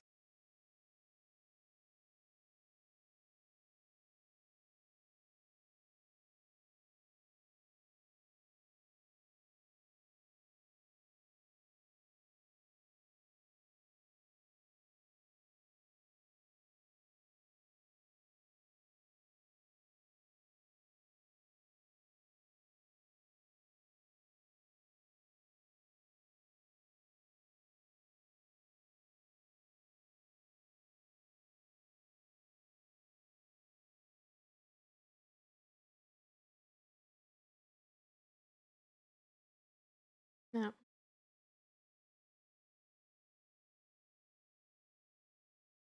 Hi, Mohi. I'm good, thank you. How are you? Hi, Uncle Britain. Thank you, thank you. How are you?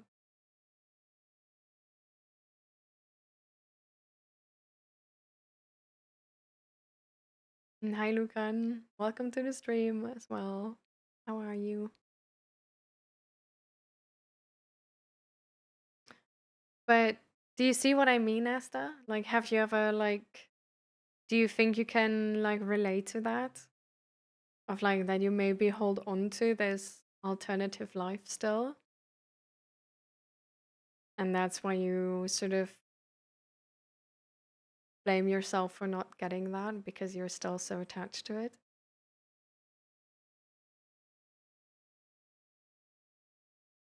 I think Ego and me actually are saying the exact same thing.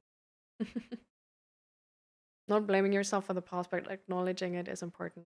I lost on a great paying job due to the addiction and understanding that it's done now. Instead of looking back, look forward should be a goal.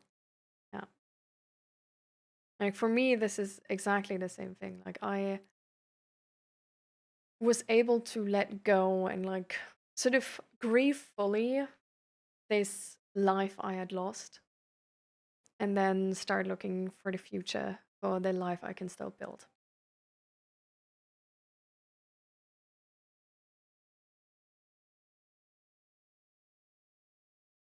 Because I feel like is that true or do you think that's your trauma talking? Like that's for sure like one thing, but I'm not sure this is like specifically related to like that specific thing, right? Like it's probably related maybe to this like making boundaries. Um but I think to like not being able to let the blame go,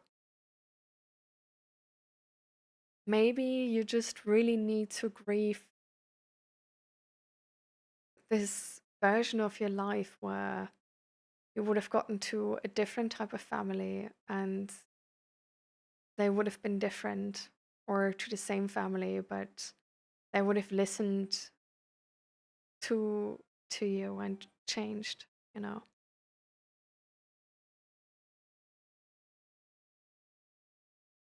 And maybe once we're able to let go of that and grieve it fully and just make your peace with this is not your life, this was never meant to be, and focus on what type of life you want to build now instead, you know. Like what life do you want to build now that everything you experienced did happen to you? What is now the best life or the dream life you can think of?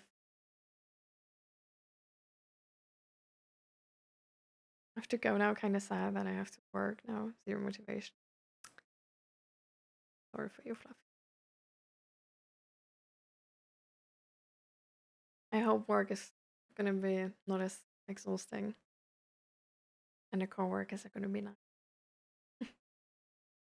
Maybe you can like, is your buddy still working while you're working? Maybe you can look forward to just seeing him.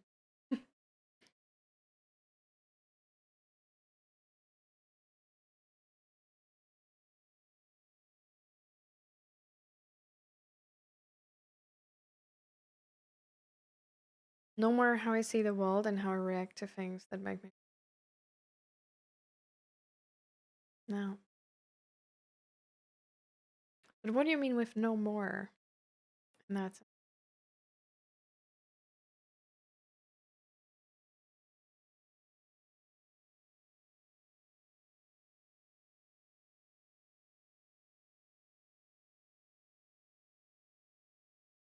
is that again connected to the she means is it reality or is it something your brain tells you?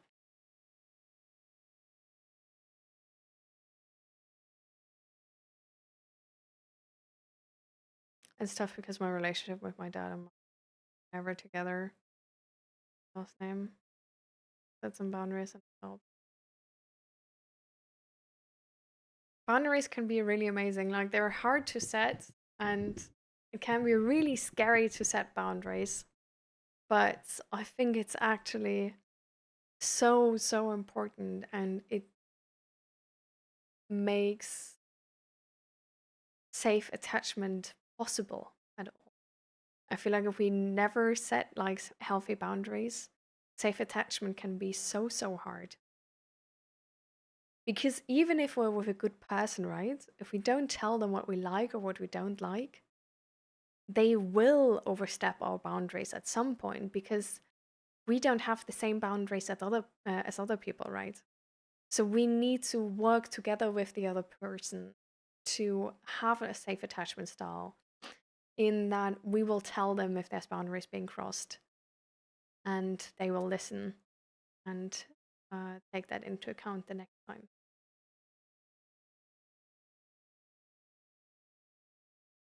You're alone today? Oh, coffee. Maybe we see each other on the second screen.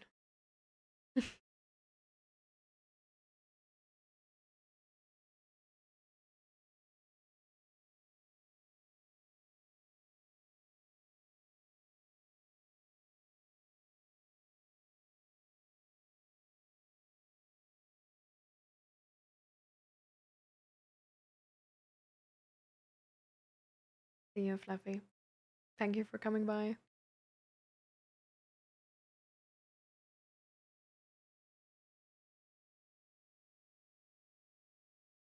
Ah, okay.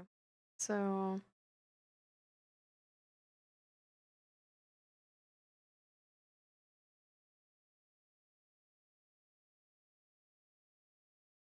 so no, comma, more how I see the world and how I react to things that make me.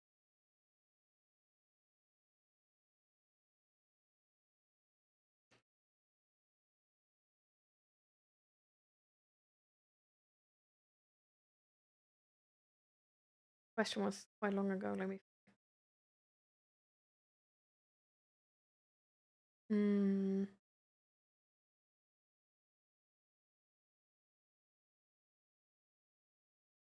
Where were we at that? I think it was more like a question of like how like the sort of last point we were at was sort of like how does it connect because the like blaming thing seems to be a different topic to the not being able to make proper boundaries thing. Um, and then I went into how uh, this sort of grieving this like old life or this like alternative universe life is like a um, like connected to the blame and the other part of like not being able to make proper boundaries, how that is connected. And then I probably made a guess of how that is connected, but I don't remember it.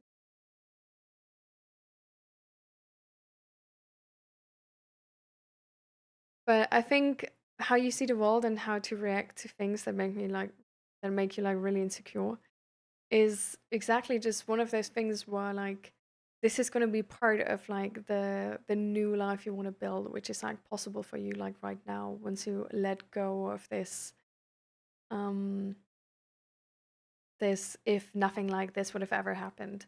Because I feel like this is sometimes what we like look forward to. Like essentially like when I started therapy, the thing I wanted to achieve of the therapy, my goal in the beginning was sort of misguided because my goal was essentially to get this alternative life again, like alternative universe life again, which would be available if none of this would have ever happened to me.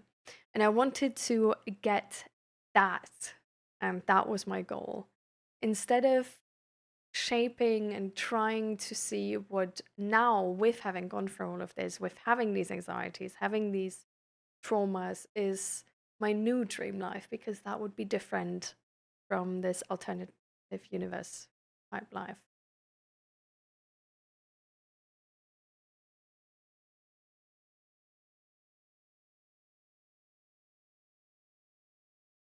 Gaming. Welcome, welcome. How you doing? I went to the psych ward over this. The war in Ukraine and other political news broke me, and what helped me was a police officer telling me, you can know that, but it can't take over your life.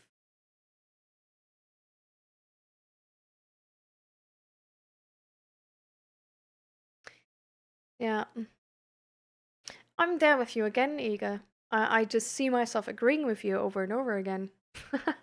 um, so the thing is sort of like I was at the exact point, like sort of like half a year ago, I don't know, maybe 2 years ago, I don't even remember. Time ago, um, I was exactly at this point of like there were so many negative news, and it was really overwhelming to not be able to do anything. Like having like seeing and sort of witnessing so much suffering in the world and not being able to do anything was making me feel so helpless. And every time I watched negative news again, it and couldn't do something again, it made me feel more helpless than before and less in control than before. And now it's so much better because now I limit the news I digest, because sadly they take energy, and it's not like I'm trying to ignore anything that happens, but it's just a thing of like I'm focusing on the things I can do. So for example, what I can do is read more of these books to help you guys hear better. What I can do is have this stream, and with the people who want help from me here, I can support and help them to the best of my capacity and ability. What I can do is go to the protests which are organized in the city I live close to. Um, I'm gonna copy paste that message from Igor. Um, and like these are sort of the things I can do. Like I can inform myself properly before I vote. I can donate money to certain help organizations. I can, for example, make these like merch designs which are informing people and sort of are not just nice clothes, but like try to design them in a way where they sort of look as nice that they're like as approachable as possible for people to actually like buy them and wear them like normally, like just in a normal setting.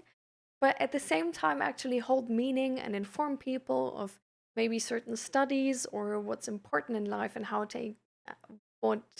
they can help each other, and to sort of keep the focus on the important things in life. And what you can do, for example, is in your local community help out and support people, right? Um, so it's a thing where like you can do a lot of things, and you need to pick the things I feel like you can do best and you feel the most motivated by, maybe. And I don't know, like for example, some people like are really good at like sort of managing bureaucracy things, and then they can like set up some protests or whatever, or maybe go into some political party and try to like change the ways of how things been going, or become a lawyer and help out people who like can't afford a lawyer, or like pour their heart and sweat into like a really important case for the community, you know? Like we can all of us can only do so much. All of us only have 24 hours a day. But if we all do what we can, there's going to be big, big change. So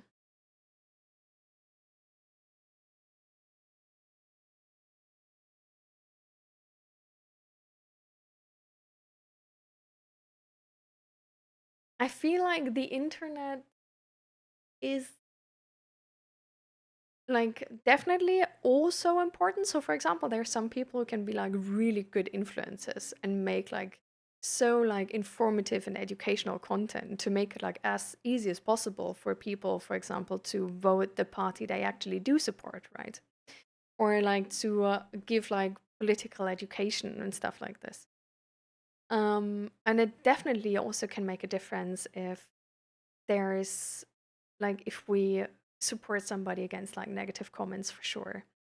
Um, but I think the most important thing is actually that we like in real life help people. Like if we're sort of in the bus and somebody gets like a shitty comment, then we then speak up and stand with them.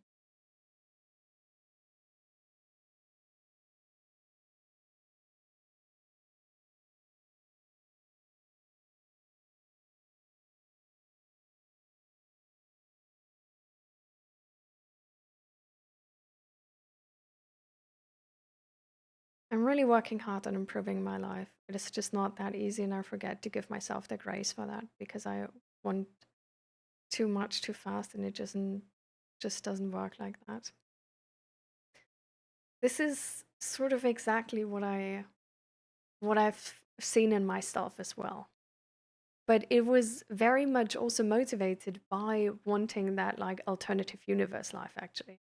Because that alternative universe life requires me to get over like all of the trauma, get over all of the anxiety, get over like return to a moment where nothing has ever happened to me. And that's a way taller ask of therapy than trying to find out how right now you could be happy and right now you could find happiness. Having those traumas, having the anxiety, and all of this. Like trying to find happiness while working towards something better and adjusting the goal so that it's something which seems, you know, approachable and seems realistic for what you have gone through. So maybe that's something you can see for yourself as well as.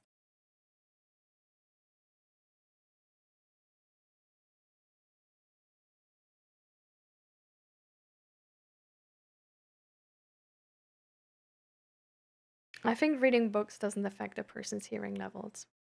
How do you mean that?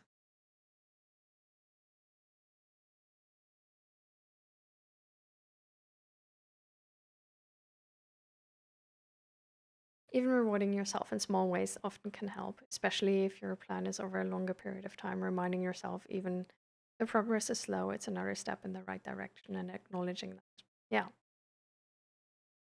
This is exactly sort of like what I mean. Like, if you try to find happiness in while this progress is ongoing, it's not gonna be a situation where you like push yourself and push yourself and push yourself because you just want to get there and you don't even care of how you get there, like how exhausted you're going to be and um how much hard work it's going to be, but you just want to get there. But it's going to be a way of like, I want to be happy now already and happy then when I get there. And I think it's a very it's a really helpful way of seeing this, because our life with our goals, like we will always have goals, like no matter where we are in our life, no matter how successful we are already, right? So if we always only feel like we deserve happiness or grace or rest when we have achieved our goals, we will never, like the only place we're gonna rest is rest in peace, because there's always gonna be another goal. So I feel like once we sort of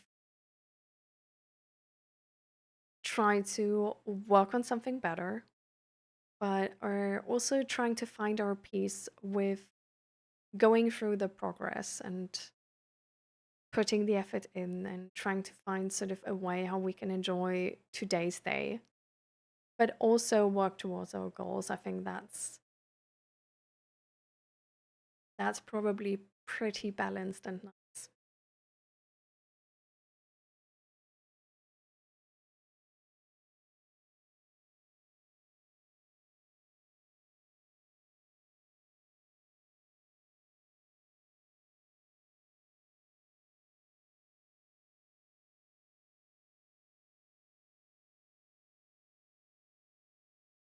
Sometimes I wish our world was like an anime where we all had superpowers to help others more. But no matter how our world is, there has to be people who suffer. And yeah, I agree. And we all do what we can. It would definitely help. Yeah. I mean, honestly, like it's whoops, sorry. It's just a thing where like we had this topic last stream already, right? Like what is the meaning of life and everything. Um, I actually have like a bit better explanation than last time, I think. I've taken some time to reflect on it a bit longer. And I feel like so the last time my answer was essentially like the point of life is living. Like I like if you don't like if you take religion sort of away, then we just survived because of essentially like resilience and adaptability. Um, and we just survived because we survived, and that's sort of that's it. Period. But then the goal of life is just living, but in more detailed sense, it's not living, but it's surviving actually. And I feel like living is the more like positive term how you can like phrase it. But I think surviving is maybe the more accurate one, because surviving for a lot of people already implies that it also means suffering. Like it means overcoming struggles. And while living is oftentimes very positively seen as like, oh, like live life, live, love, love, and stuff like this. And I feel like the point of life is still survival. And what we need for survival has changed drastically. But I think when we see it like this, it also sort of goes to show that we're not really by design happy. Like it's we have like ways to get happy, but it's not like the point of life to become happy. The point of life is survival. So this is also like how our bodies sort of like function. Like we have these like different like neurological systems of like between like fight, flight or fright or freeze, and then the rest and digest phase, right? So we always switch between like survival and resting up to then be able to like do the same again, right? And I feel like this is sort of also like how happiness comes in. Like in some moments we need to, we need our energy to like to be able to overcome a struggle, be able to see the light at the end of the tunnel. Like we need the belief that it's going to be better, like we need hope and we need energy. And like positive emotions can be a lot of energy. So I think we need our positive emotions, for example, like happiness, joy, like also just like resting, relaxing, also sexual arousal, all of that. Like we essentially use it to like recharge to then be able to overcome the next hurdle. And I feel like, to me at least, when I see it that way, it feels like my body is not doing me wrong by worrying. My body is not doing me wrong or doing something it's not intended to by being anxious about certain things. Because my body is aimed for survival. And happiness is the means to survival because it's also like it's the means to recharge again.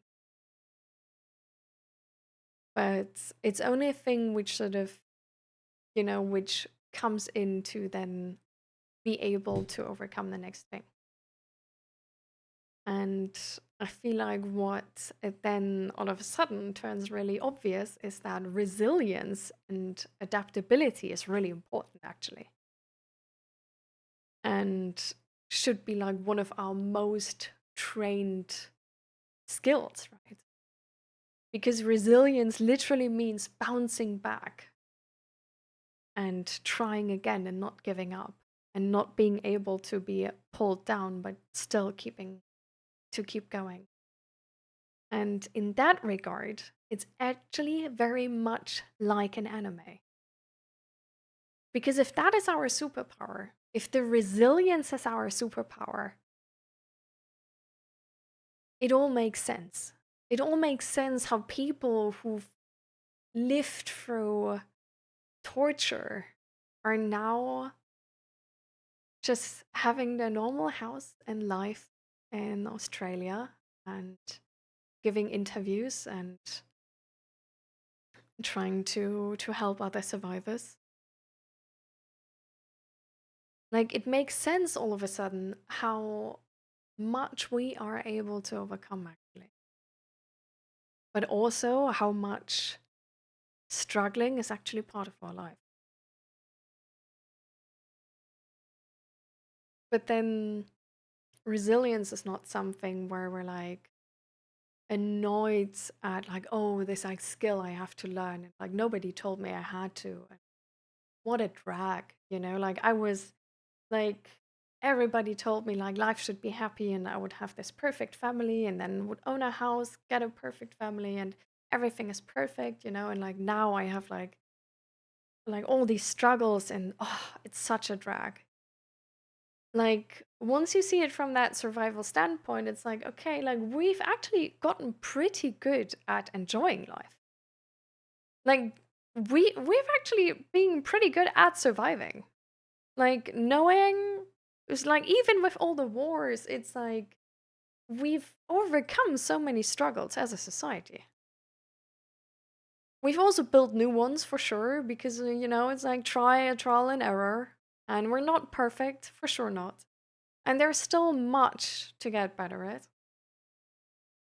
But it also just shows how this is just what life is supposed to be. Like life is not supposed to be a straight line where you just enjoy. Like we're not born into heaven. Um but life is actually supposed to be this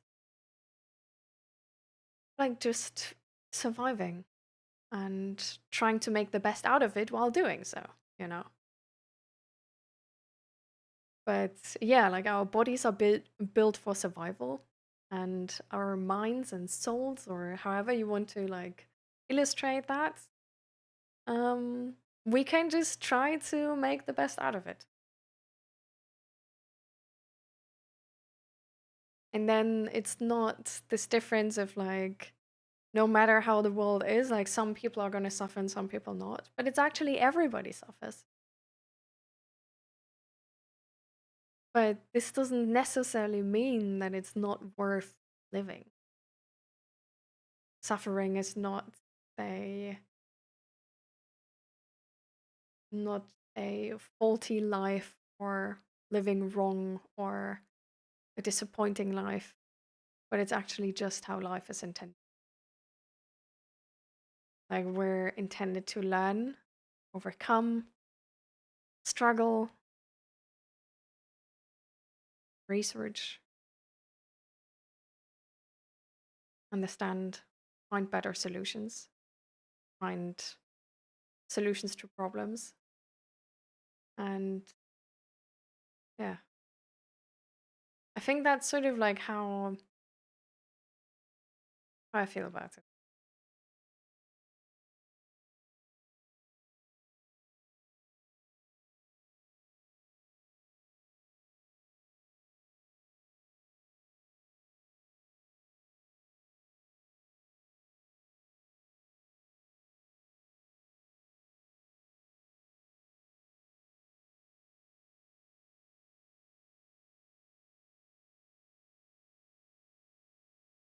Yeah.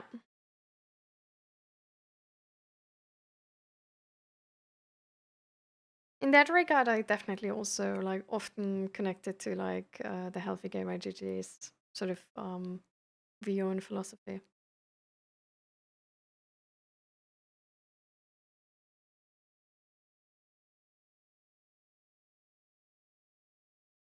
I think that might be part of it, Asta. That like the goals you have are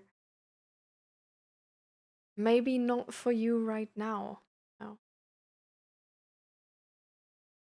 Maybe they've been for the life you won't have because of what you've gone through. But this is also what your body is meant to do. Your body is meant to be resilient, to find a new vision, to find new goals it's going to be happy with, a new dream life it's going to be happy with. So it's also like really what we're designed for. Like if you want to believe in that philosophy.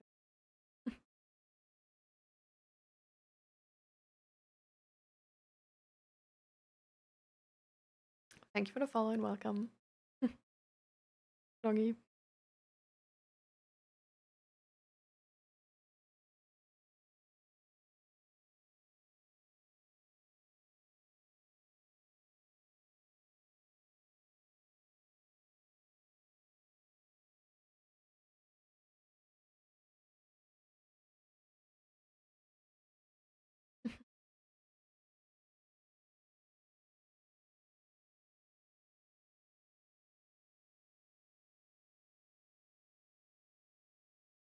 Me, I just keep making excuses and not starting.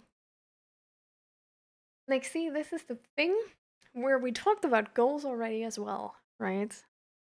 And we talked about goals at some point, and I explained, I don't know if you remember, but I explained how sometimes we don't actually, like are able to approach goals because they are too big and we expect too much from us. And that's why we then struggle with actually finding the motivation to even try because we just expect we're going to fail and we're not going to be able to do it. And then it can make all the difference to adjust these goals and make tinier steps. And this is where what I've been saying in the last, I think like maybe 3 streams ago comes in. Sorry, I get way too happy if there's sort of like if it turns into a circle all of a sudden. Um, I can't stop smiling. Um, but do you remember when I said like the best step you can make is the one you actually will make? It's like it's exactly like this. Like the best plan you can make is the one you will be able to actually do.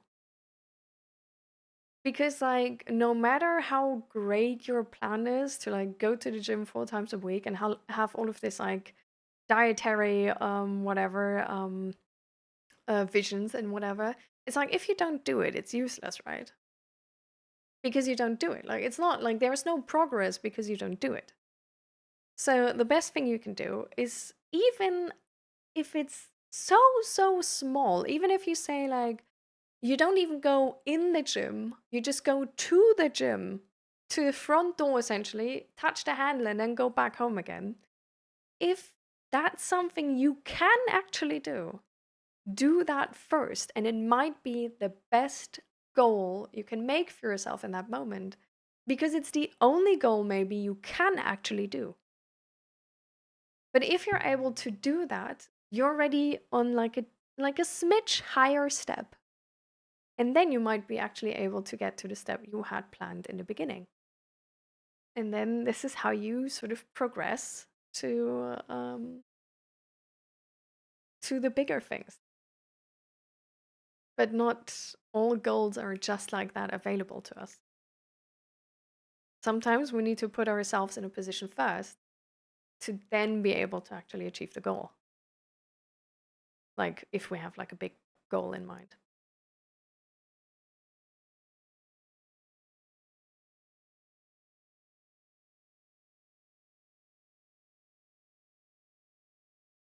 I feel like I got scammed into accepting a job offer for a full-time job with part-time hours. He's still continuing the job search on the side in the meantime, maybe applying for partial unemployment. Good luck, Lucan. Oh, that's really annoying.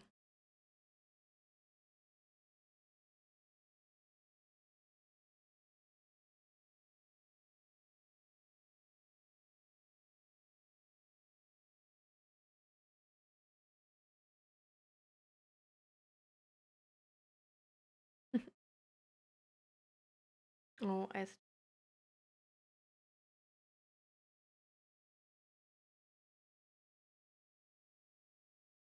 if you want to take part in it, if you've been sitting in front of the PC or a phone or something, you've probably been focusing on a very short distance for a while now. So if you can just look out of the window or across the room, look somewhere which is far away. So give your eyes time to relax.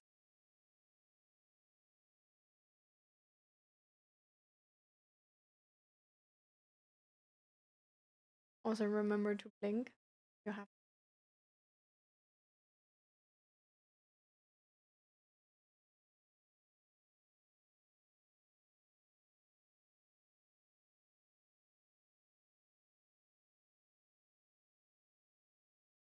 Welcome back, Indiana John.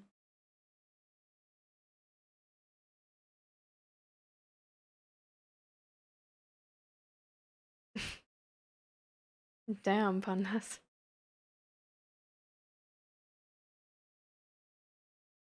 So the slow chat is actually just being super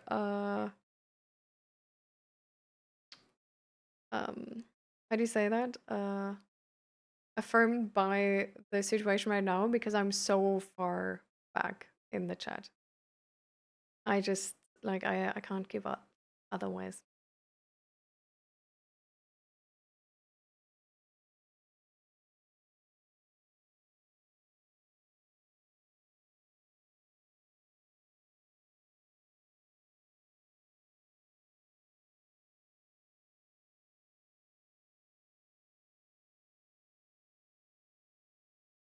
My question is, how does one break down a big goal such as securing a new job and moving to a new place? I mean, for example, like a slower like a not slower, a smaller goal would be to write job applications. To write a certain amount of job applications a week or something. Um, that could be your first goal, you know? Or spending a certain amount of time to look at new places a week, to like tackle one thing at a time and to focus on the effort, if that makes sense, instead of the instead of the outcome.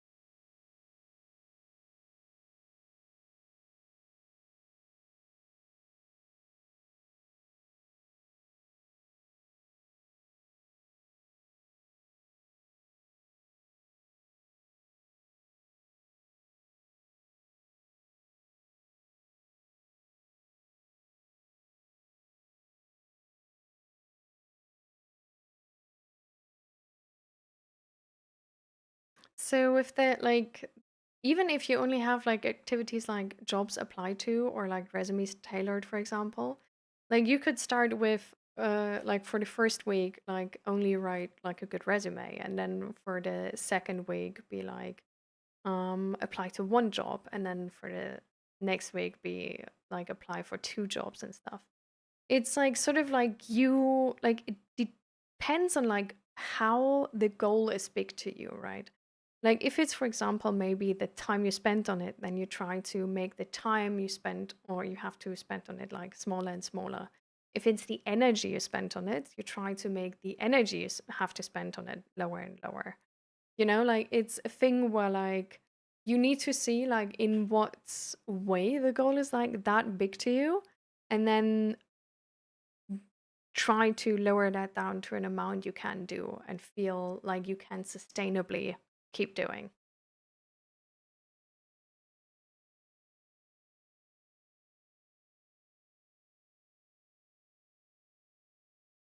Would in theory looking at like a mountainside on your phone be just as good as across the room? No. It needs to be actually further away.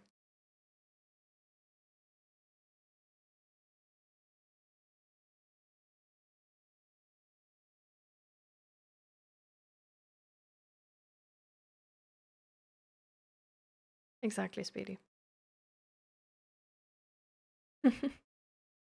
Hi, Anitarium. Welcome, welcome.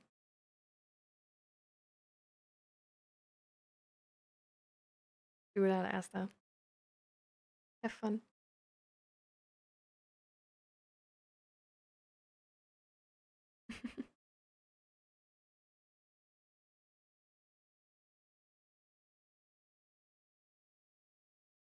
So this is why like finding out more about yourself is like so important, right? Because once you find out more about yourself, you might be able to like before not having known why you're not able to achieve a goal, then actually get an idea about like what the hard thing actually is, you know? So I don't know, like maybe yeah, clearly just a bottle, a bottle of vodka. Like I need a certain level, otherwise it's too much.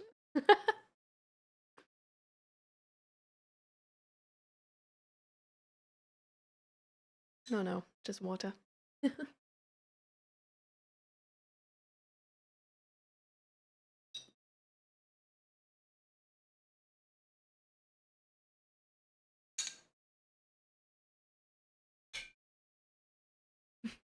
Catch up a little bit.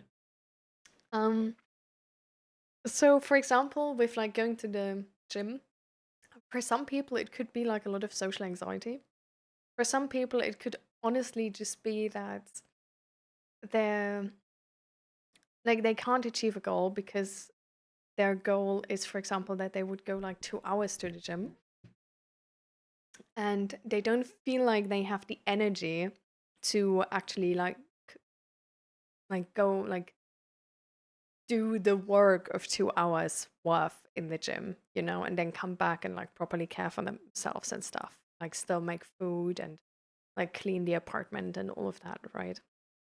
And Then for others, like maybe just going to the gym door would not be like a really like good first goal, because it's actually like already like too high, because actually like the way to the gym is the thing where they need to like get over it, and not the actual, like once they're there they would go to the gym, no worries, but the way to the gym is like so long maybe, or like bothersome in any way, that it's just something where it's like super hard to achieve for them.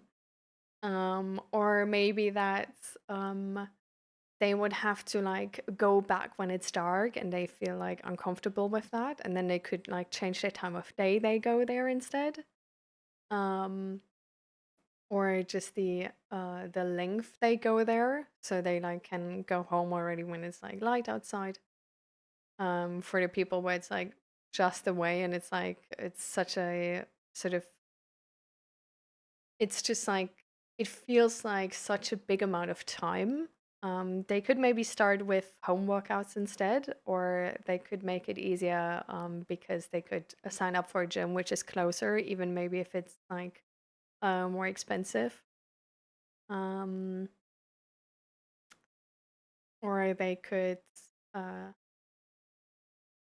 only go like once a week, um, if they if they feel like otherwise it takes up too much time. So it's like it really depends on yourself. Like it's a very individual thing of like why certain goals are too much for you, right? So you just try to find out why it's hard to you and try to make that specifically easier. And you can do that if you just sort of like try to break it down in like different parts. So for example, with like going to the gym, like you can sort of just make this like mind exercise essentially of like how like motivated, like I don't feel motivated to go to the gym right now, but how motivated would I feel if I just go to the like front door, if I go to like a restaurant close by to the gym, or to the like grocery store close by to the gym. So then like the way is like still within the task, right? Just not the gym. So maybe if you notice then like, oh, like now your motivation is here. Okay, then it's probably about the gym part and not the way part, right? But if you feel like, okay, it actually doesn't matter, I just like don't feel like any of that, then you maybe know more, like can go more into the direction, okay, maybe it's about the way. Like, how would I feel if the gym would be in, I don't know, like one, like, like the house next door or something. And with these sort of like mental exercises to like try to see this, like try to make the different parts of a goal easier. You can just like find out what about it is the hard thing and how you can like most efficiently make it easier for yourself, and help your motivation, uh, like help find your motivation again.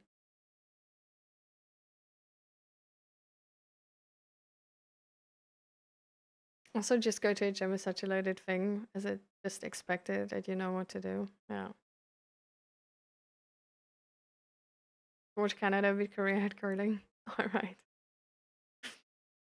Have fun, and then hopefully see you next time, Igor.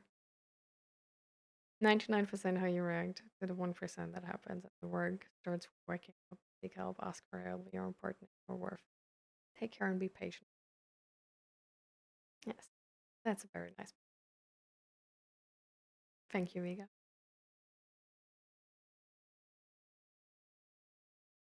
Even just a bit of walking to start with can help. Yeah, exactly. Like it can also, like for some people, for example, it can be the part that like in the gym there's a bunch of people and they feel like, oh no, like people are gonna judge me for like not being fit when going to the gym.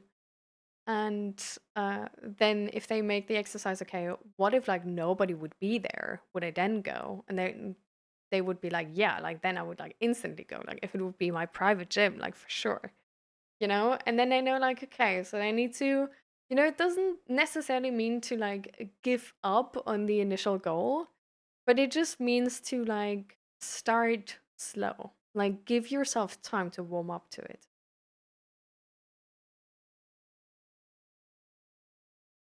I feel like sometimes we can sort of get into a habit of just like avoiding problems we have. And I don't think that's entirely helpful. Like I do think it's like important to try to um like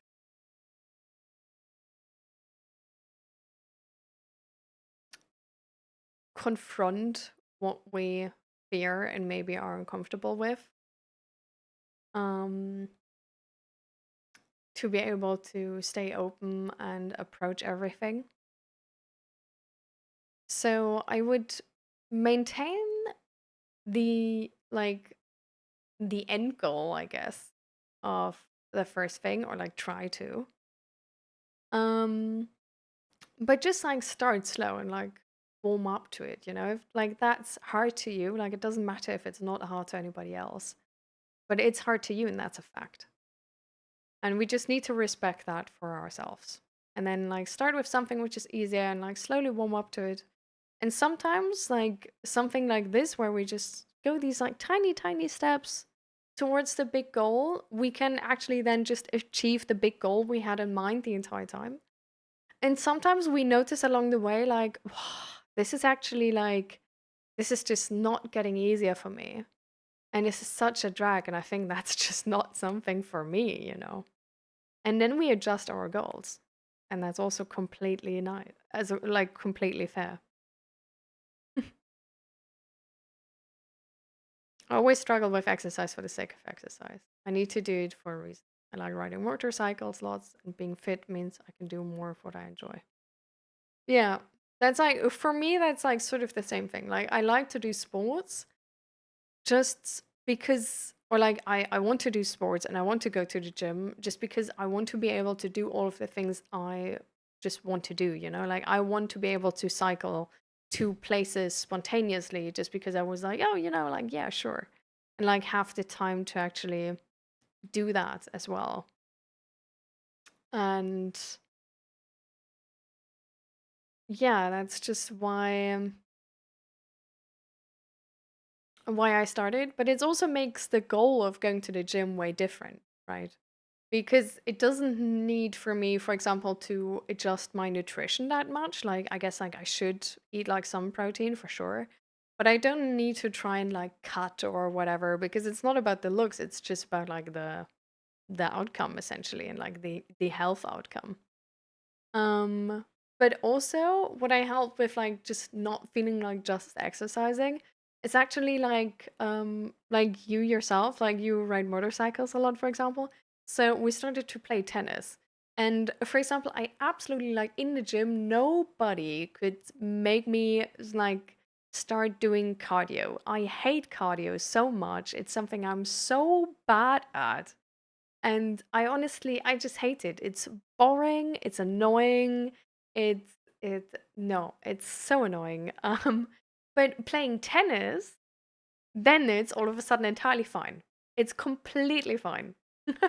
It's like, okay, in the beginning, it's like I sort of need to warm up to the idea that I need to run to the balls, you know. But then my competitive drive sort of carries the entire thing, and I just do cardio. So yeah, sometimes we can just achieve like the specific goal we had in mind of like doing cardio for your health, but we just find a different way of doing it. So, yeah. Like I don't need to like do cardio in the gym. Like I don't mind playing tennis. Like it's the same thing. But tennis is just so much easier to achieve for me. Yeah. So this is actually I'm glad you brought this up. This is like a perfect example of like how I sort of adjusted my goals to like adjusted the details of my goals to still like be able to achieve my goals. Yeah.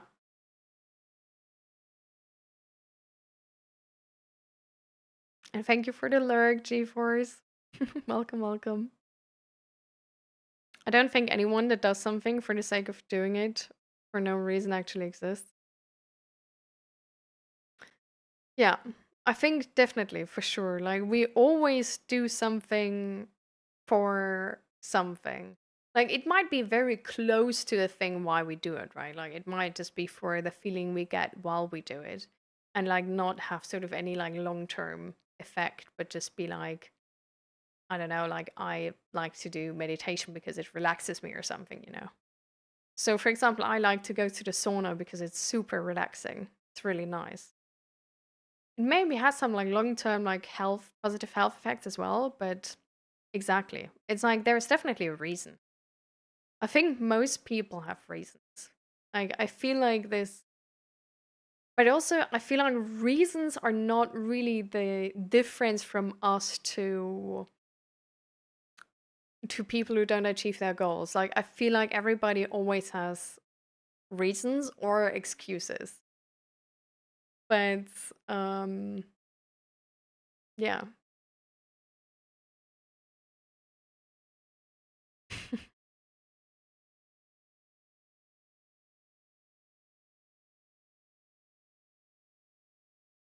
We smuggle cardio into something fun like sneaking veggies into mashed potatoes for kids. Yeah, exactly, Judith, for sure. How are you doing, by the way, too? How's your mental health doing since last week? Slow mode is killing me. Well, I mean, so there's sort of like the workaround we have is that like the like subscribers don't have slow mode, and like I know this is a paid thing for sure. The thing is though, we just have like so often we have the situation that I just like can't keep up with chat, or that there is people who just don't really reflect on their messages because they're like new to the stream, they don't really know how this works, and then they just get sort of caught up in the emotions and just like type and type and type and type and type, and without actually listening anymore. So I think just for what this stream is, right? Uh, like slow mode is like could be just the perfect thing.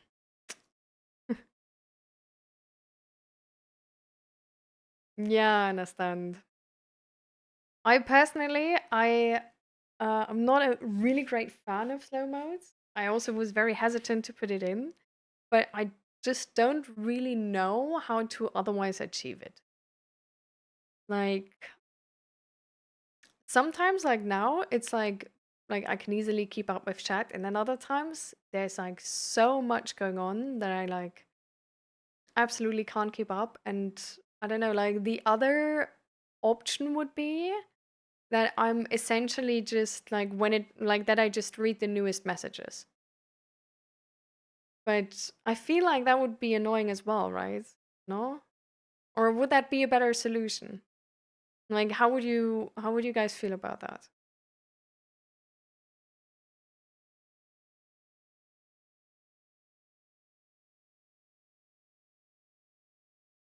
Oh yeah, true. I was just asking how you're doing. Like how's your mental health doing since last week?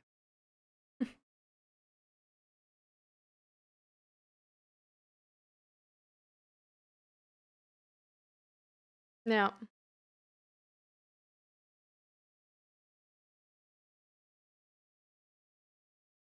Hmm. Interesting. Like to me, like when it said like the settings, I could say like where it said like how much slow mo do you want.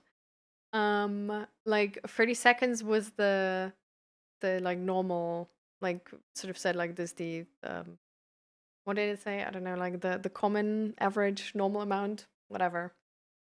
And you can actually like you can put it up to 120 seconds.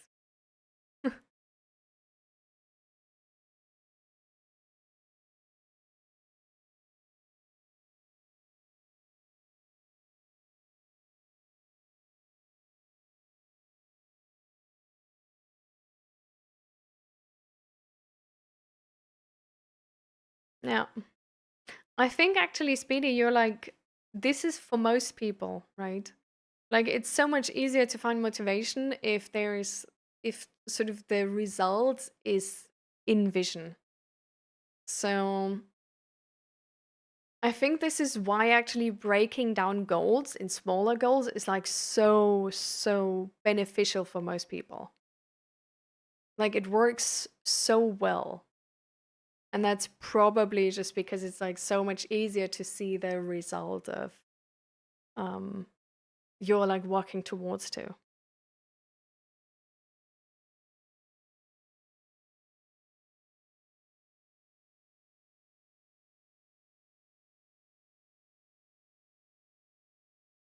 Researchers found that when faced with a large obstacle, a hacking a mountain, the ones that were taking it with a friend found the mountain smaller regardless of the fitness level.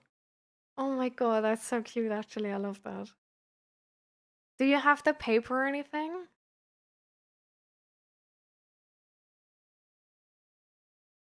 Workload is down, mental health is up. I'm glad to hear too.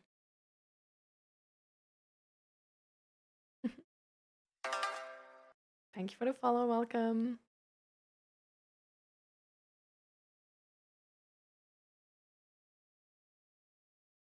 Yeah, this is sort of, yeah, exactly. Like just reading the latest messages just feels like a thing where like you just like ignore half the people, no? Like I don't know if that's like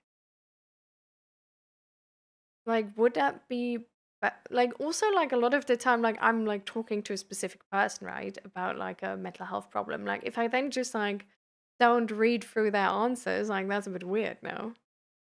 I don't know. So that's why I thought like slow mode is probably the better option.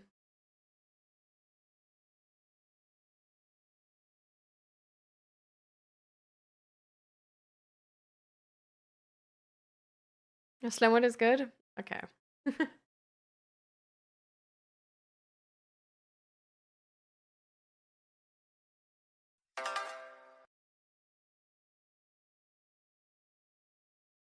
Thank you for the follow and welcome to the stream. How are you doing?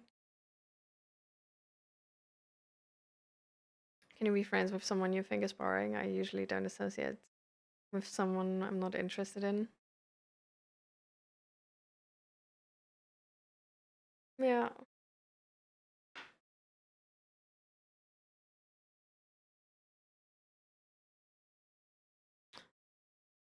But yeah, I think this was, I guess, more of like not that like the friend is boring, but maybe just more in like boring of like a like societally that would be seen as boring. But like the friends are like still friends for a reason, right? They might just have like a very relaxed and chill vibe or something.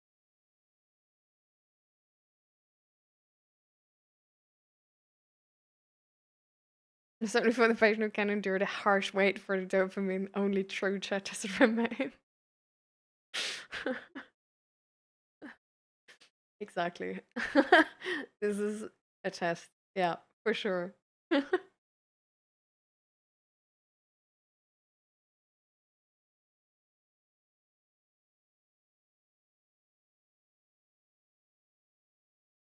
So, by the way, how's your mental health doing, Anitarium, since the last week or something? Like, did you take part in our mental health check-in already? I'm not sure. I zoned out for a moment. There's slow mode. Apparently not slow enough. What check-in? The mental health check-in. It's essentially just how you think your mental health has been doing since the past week. And sort of how it has like developing, if it's gotten like better or worse. It's just a check-in to sort of like remind to like keep an eye on like energy levels and mental health, your needs, what you might have like should do for yourself to like feel better and to remain sort of in a sustainable um, energy cycle.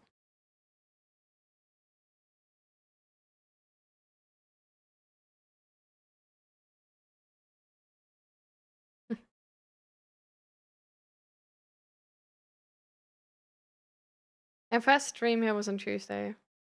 So my bad, I did. It's well, I asked this every stream, so It's like for like people only come like every second stream. It's like for the last week. For the artists, it's like in the last couple days. So or like some people just like come in at like a very busy time, right? And then there is maybe no time for the mental health check-in. So yeah, slightly depressed, super emotional. I feel you, Asta.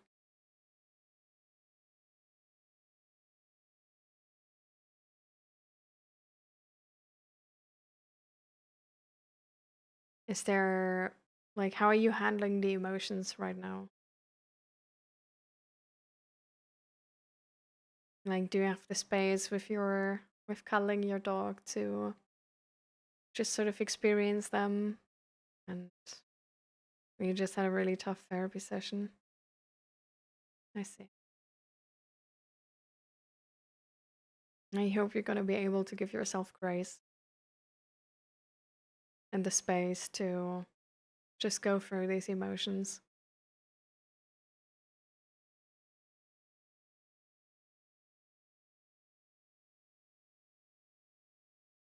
Feeling good today, Anitarium? You're shitting your pants for the future, but only a little. So, what's happening in the future? What specifically are you scared of? If you want to get into it.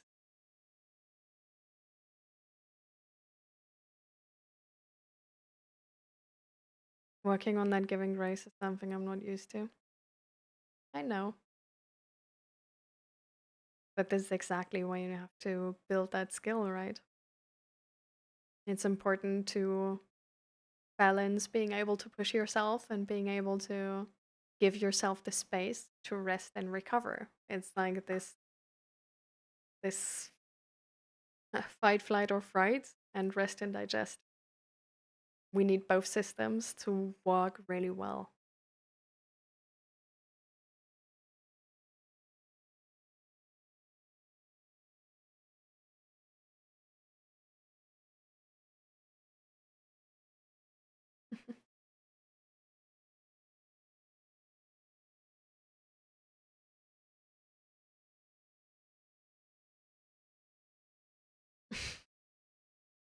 We don't need to go too in detail about the shitting your pants metaphor.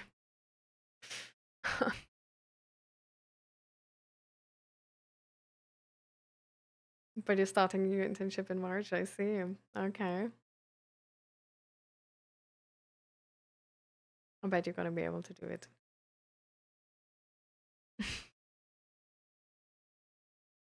I mean, sometimes I also do laugh because I'm just like overwhelmed how I should react to something. So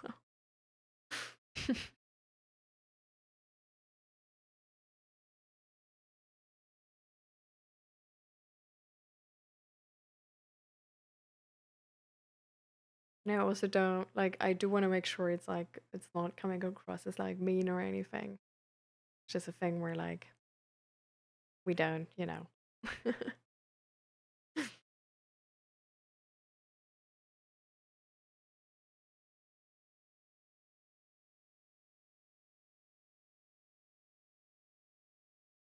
I'm mostly faint, I'm just off topic. I mean, there's still grace you can give yourself, right? To give yourself the space to be able to safely sort of allow that in a sense to your body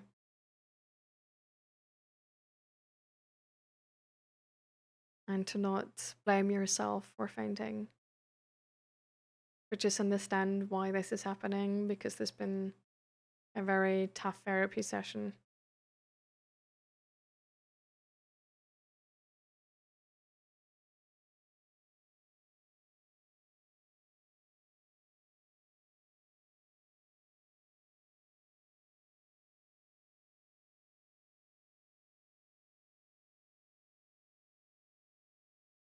3 each of underrated and overrated books, personal development. This is actually super hard for me. Because I don't know how the books I'm reading are seen from society. Like, I don't know if they're underrated or overrated. So, um, yeah, like I can just offer free book recommendations, but that's sort of it. Like, I really don't know if they're underrated or overrated.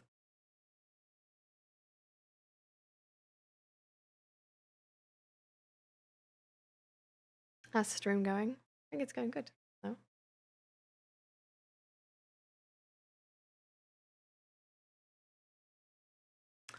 I think Indiana John, now that you're a mod, you can actually just put any link. Yeah. But in Discord is very good. But then I have it after the stream because that's when I'm gonna read it. Then just give good versus bad. Okay. So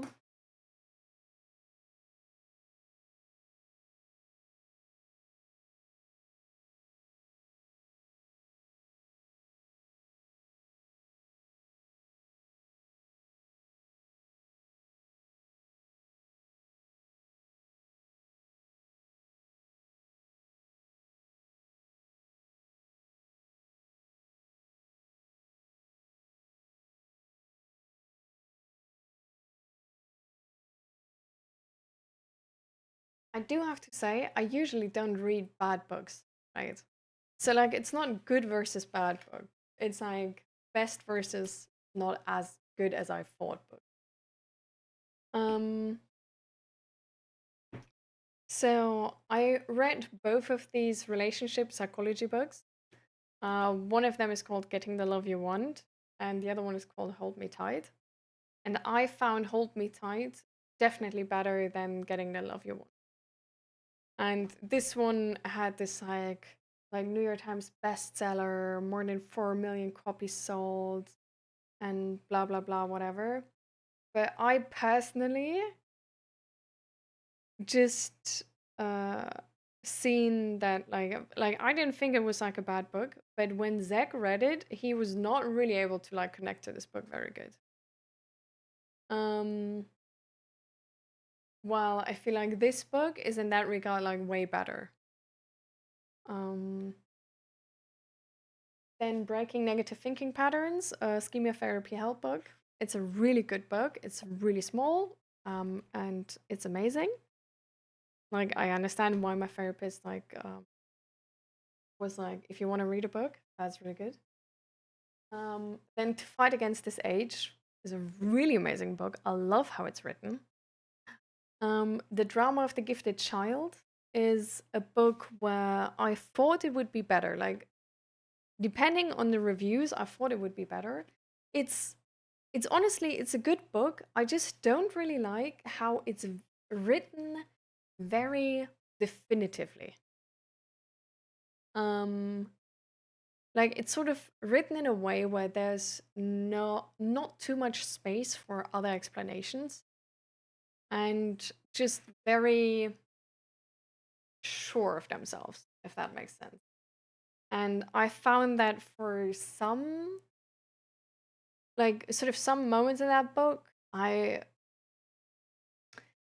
don't know, I didn't like how sort of like definitively cold-heartedly was talked about former patients and sort of the future they then encountered.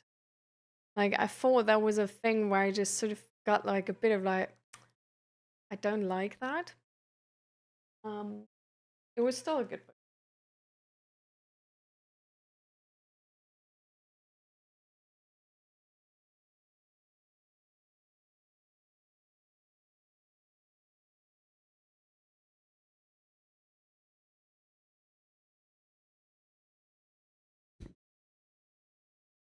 Oh yeah.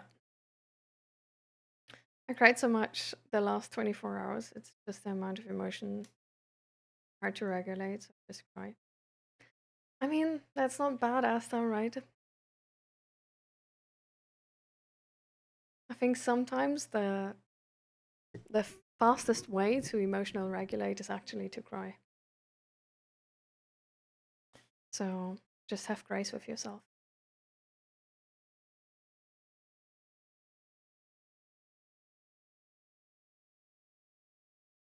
How do we maintain our sanity when we are about to go sane? Mm, I feel like maintaining mental health is like it's like you didn't mean to say like when we're about to go insane, right? You're sort of like I'm sort of like leading with that. It's about like sort of maintaining um your mental health. Um and I think it's a lot about uh energy management and need management personally. Um it's a lot about prevention. So like not sort of like getting to know yourself in a way where you anticipate how much effort is something like something's gonna be, or where you just attune to your needs in a way where you notice very early on that like, oh, okay, that's getting a bit much, I need some more rest, and then you instantly take measures to give yourself the rest you need and to fulfill that need. And you don't wait until you like crash, you don't wait to the weekend, you don't um like you don't let yourself be sort of like held back by these outside constraints of like disappointing expectations maybe, or um yeah, sort of waiting for the weekend, or not wanting to be weak, or not wanting to see that you need rest after something like this, but that you just see what you need and you do what you need. And then you always stay in the green, essentially, because you always look to fulfill all of your needs. And sometimes there's stuff happening we don't anticipate, and that's entirely fine. But essentially, like maintaining your sanity is about adaptability. Um, and when something then happens where you just see like, oh damn, okay, this is taking like a lot of energy away from me right now, that you then adjust your life around you in a way where it's still sustainable to you. Yeah. So that can mean asking for support. That can mean sort of setting different expectations for sort of like friends meeting up to be like, hey, I know we had this like thing planned of like going to the museum and going shopping the entire day, but I'm like so tired and I've honestly been kind of like down, and I would really love if we could just like chill. I don't know, at my home, cook, watch a movie and talk or something. Like it's yeah, it's essentially just like shaping your life around you in a way where you are aware of your needs and you react quickly to adjusting what needs to be adjusted. Um, the book recommendations I have are also in the Discord. Like in the Discord, we have a book recommendations channel, and also below the stream, we have a resource list where I also have book recommendations. So if you're looking for book recommendations, that are the places you can find them. You've asked us plenty, but what about you? How's your mental? Is there anything going on in your life we could help with?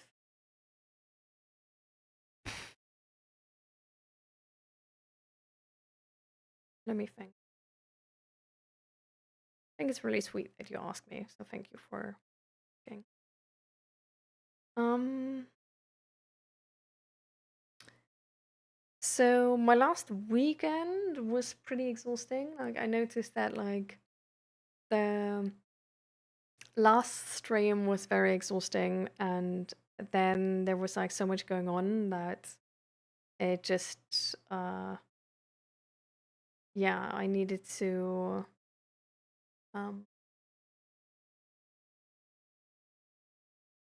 I needed more rest than I actually gave myself,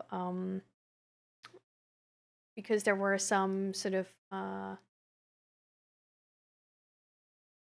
some mm, just like things I didn't anticipate.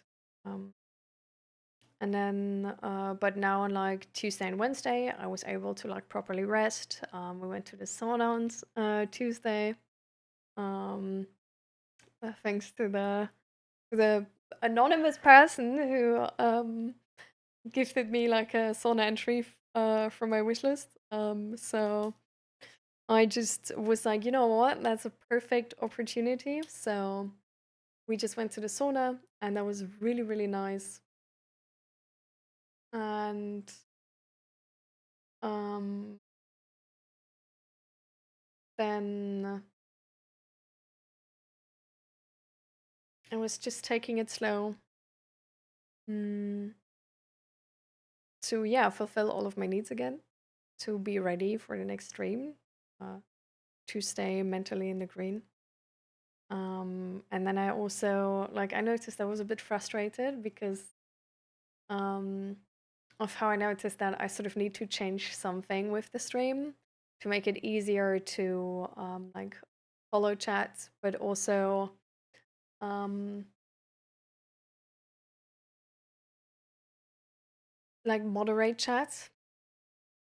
Um, and I was like ignoring it for like a day, and but I noticed how I sort of like couldn't let go of this idea of like, but like I knew the solution would be of like appointing moderators and like enabling slow mode, for example. But I was just feeling like, but I don't want to. Like I don't want to have slow mode enabled. Like I personally don't like it, and now I need to like enable it for you guys. That sucks, bro. Um, but I just knew I like there that like to sort of keep this stream wholesome, there is um there were changes I had to make, and things I had to try. I also noticed I was like low-key avoiding it because I was a bit scared of the reaction. Um, and I'm really glad that apart from Böse Pandas, who reacted quite frankly very obviously super pissed off by it, um, everybody else was very fine with it. I'm sort of thinking about that like many of the raiders didn't text from the raid today. So I'm like a bit worried that there might be like that it's like annoying for raiders um because they might sort of have to like wait for like 30 seconds because they can text something, and then I don't know. So I'm not sure, but it was only one situation, so that's not really something I can base my judgment on. So we're just gonna have to, yeah, wait and see. Um, yeah, how that goes, I guess. But yeah, apart from that, I'm very. Thank you for asking. Find it funny how the author of the drama of the gifted child treated her child. Oh, what do you mean specifically? Was there some like drama or something? And hi, corrupted. Welcome, welcome. How are you doing? You're totally awake. Weren't you able to sleep well? How do I just shut down my mind? Um, I don't think it's usually a. I don't think the approach of like trying to shut down your mind is an easy approach. Um, because it's not really based on cooperation, right? And the mind is part of who we are. Like even the anxiety is there sort of for a reason, right? Like so I would always try to find a cooperative way to deal with sort of overthinking and anxiety. um, if that's possible. Like the easiest to achieve this is honestly just like starting therapy, getting professional help with this, which is like based in like on you, individual, and you're in a one-on-one session in person, you know, like they're gonna help you the best. Um, and sometimes it can be a really nice exercise to try to talk to your anxiety and overthinking like sort of like you have like two personalities in yourself, and one is the adult and one is like this anxious small child and who feels like unsafe and needs help. And then there might be situations, right, where you, even though something is scary, you still want to do it. And we have that with kids as well, right? Like kids sometimes are like scared to, I don't know, jump off of something. And how like let's say like good parents and like deal with this is they sort of like try to like show the kid like, hey, it's safe, or give the kid support of like, I'm gonna support you if you jump, like you're gonna be safe, like trust me on this, it's gonna be fine, you know. And I feel like if we tell, like if you approach this inner voice which is so scared with love and the like the care it needs, then sometimes it can really reshape the way um, how we interact with things which are scary to us, because it can take us from essentially like pushing ourselves over the edge in of like just having this like hardcore approach of like, oh, like you shouldn't be scared and I'm just gonna like push you, you know, and then like see what happens.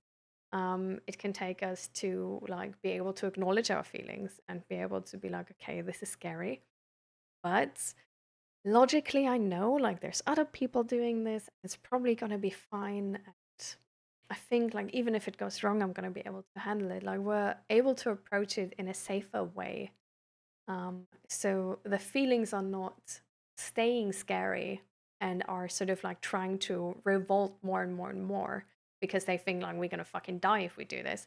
Um, but the feelings might actually get a bit of safety and control of over the situations because we sort of cooperate with them, like with a small child who's scared. Um, so in that regard, this like sort of mental exercise of like having this like parent figure, healthy parent figure, and this like anxious child figure, it can help to make it as easy as possible how to navigate these situations, because there's usually from movies there's some like healthy adult figure we have in mind, and there's some like sort of scared child figure we have in mind, and then it's like sometimes easier for us to understand how to handle, like how to parent this small child, even though we've never been a parent. So maybe you can try that instead of wanting to shut down your mind. Because from what I know, doesn't work, but invites to excessive coping.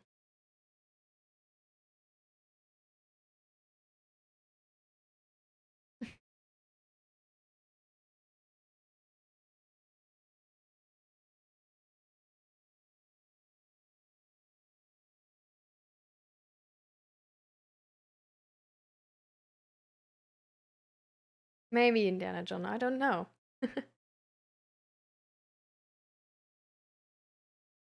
Thank you, Yarb.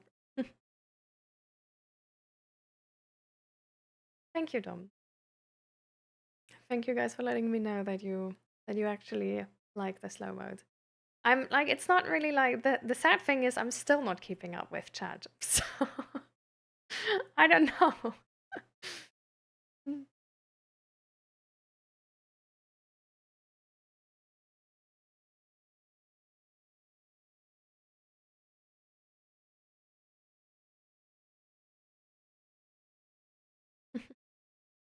I think Anitarium and Indiana John, you're low-key talking past each other. You're arguing with each other, but not about the same thing, from my perspective. Because I feel like for Indiana John, it's more the thing of like what is socially seen as boring, and Anitarium, you take that as what they personally see as boring, right? No, I don't think arguing is like bad or anything. Like I'm not like gonna like blame you guys. I'm just making sure like I feel like if you try to figure out where the sort of what you're specifically like arguing or discussing about, you might actually be able to just agree with each other.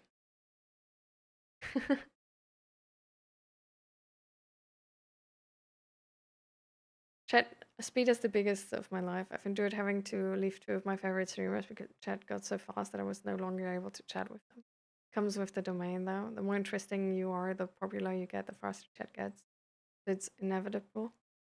I hope that we gonna be able to keep this stream in a way where I can chat with you wherever. I don't know, maybe that's naive.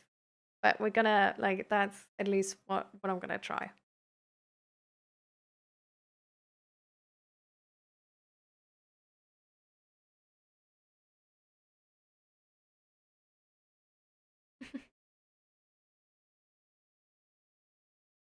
No, I'm booty bandit.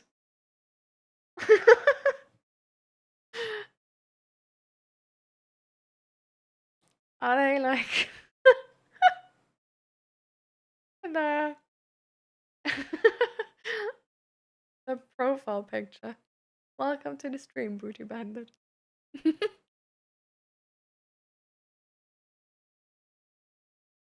Martin Miller wrote a book about his childhood. Who's afraid of Alice Miller? Books about neglect and abuse. Honestly, low key, that doesn't sound too far off because the book, like, it had great insights, but at the same time, it like this would essentially go hand in hand with the book sometimes being too definitive on statements, leaving not enough space um for sort of like other explanations. Um and then being sometimes even like low-key cold to how sort of like the fate of patients is being talked about. My inner child is locked behind a 40-meter wall. I do not believe it's safe yet. Well, do you protect your inner child, Asta?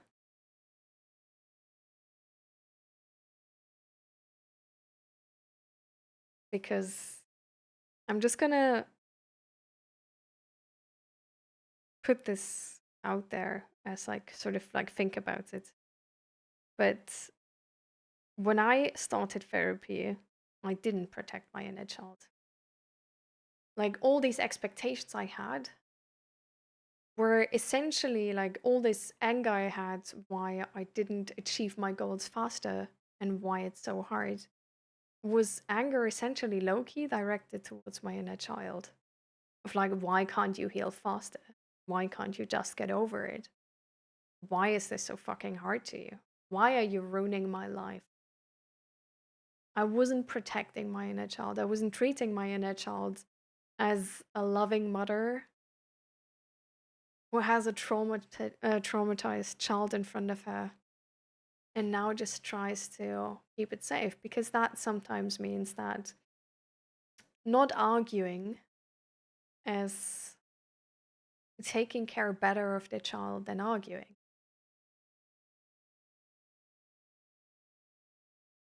For example, if you have that situation, somebody saying something like really, really mean to your child, and you sort of step into the conversation, you can now start to throw hands with the person who said something really, really mean to you and a child. But is that going to feel safe to the kid standing in that situation? That the caretaker stepped in, but instead of taking them into their arms, trying to keep them safe, now the caretaker is like stepping into a fight with the person who seems so scary to the kid and gets angry themselves and also gets scary to the kid. It can be a way where, even though we essentially get angry out of love for the inner child, just being angry can be unsafe to our child.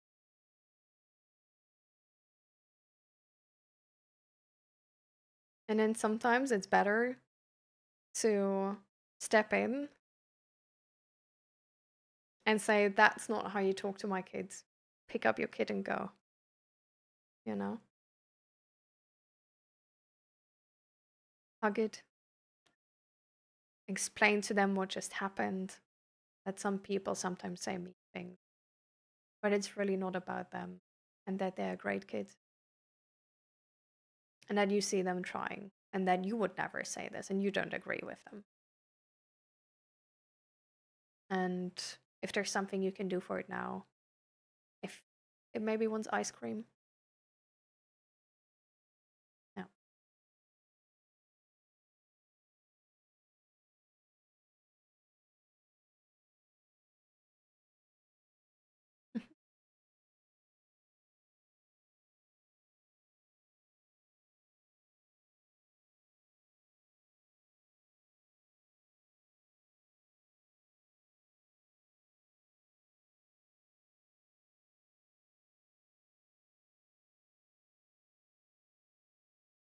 What's an inner child?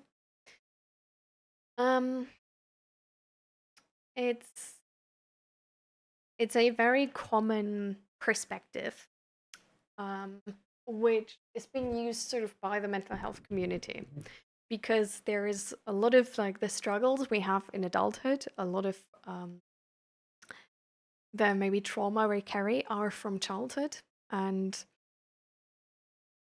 that's why this sort of mental image of having an inner child um, is sometimes helping us to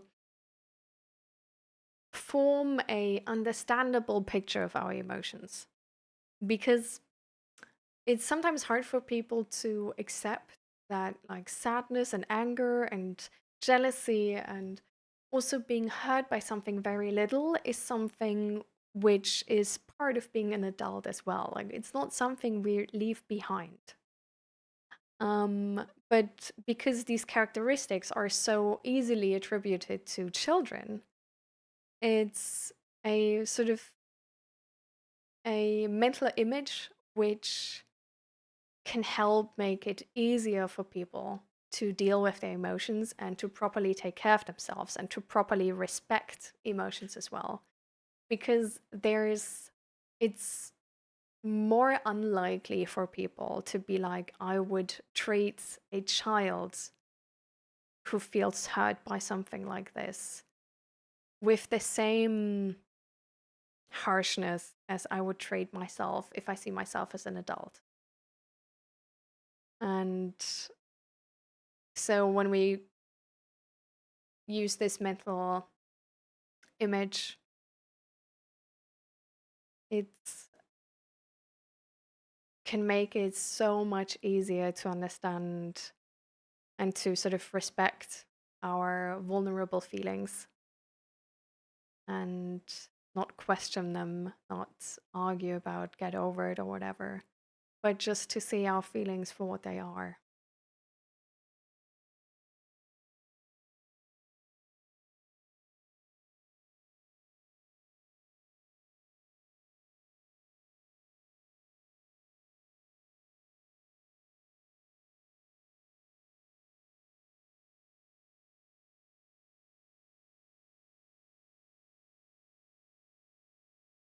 Yeah. But this is the thing, Esther, where I feel like children take blame super easy. So what I noticed for myself is that whenever I was unhappy with like that it didn't go fast or whatever, like I didn't actively blame my inner child, but just it just took the blame essentially, like so many children do. They just want their parents to be happy and they just take blame. They like suck it up like sponges. And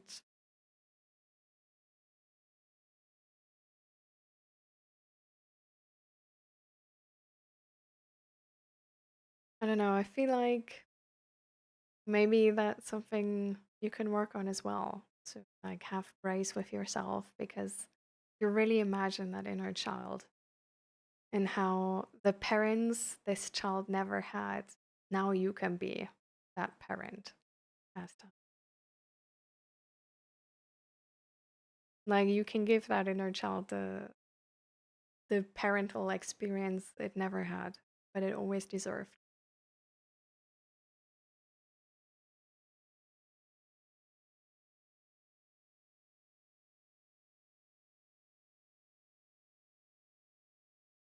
Damn, it wouldn't work. I don't see myself as an adult. I'm just a big baby.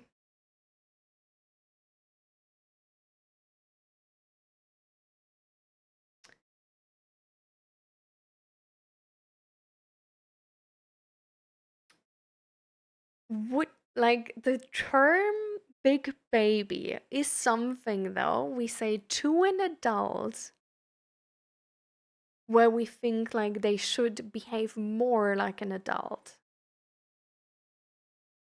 We don't say big baby to a baby, right? So do you see yourself as a baby, Anitario? Because I feel like you're seeing yourself as an adult who behaves like a big baby but should behave like an adult. And that's more of like an insult, no?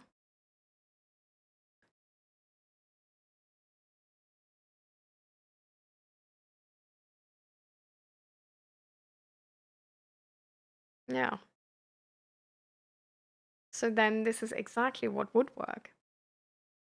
Or this has a very good chance, at least. Because if you see these vulnerable sides of you and these vulnerable feelings as a child, you're not going to bully that child.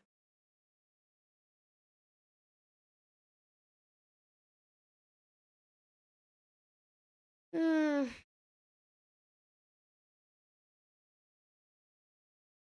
I think all of us have an inner child. All of us can be really, really vulnerable and really fragile. I think all of us are snowflakes.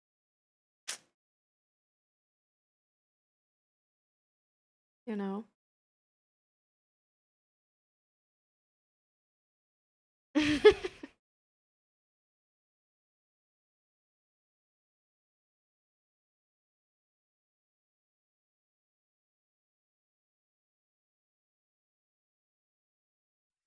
You don't understand. I am the inner child.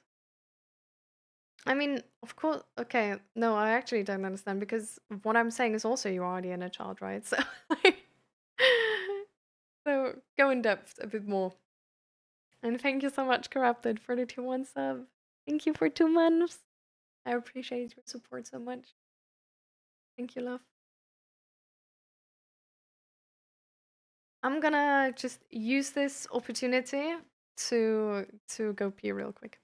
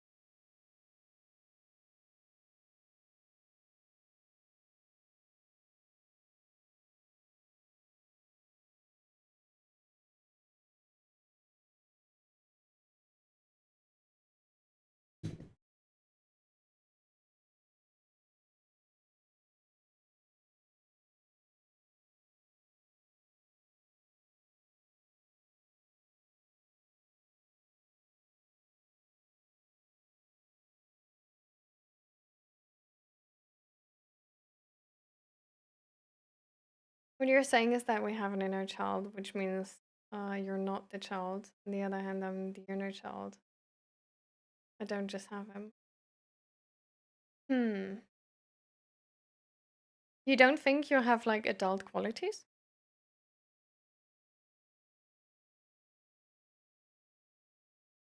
Speaking of babies, I was told I was a cute baby. Isn't anybody told they're cute babies? I don't know. Like, aren't babies like just genuinely like, I don't know.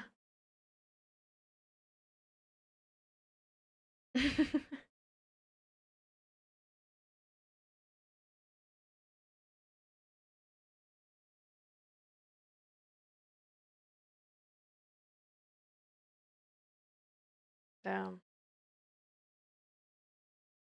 So even with 2 cups of tea, you would like react like super strong because of the bipolar.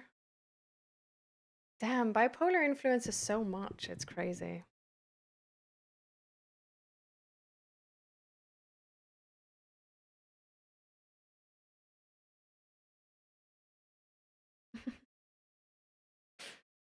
Good idea though.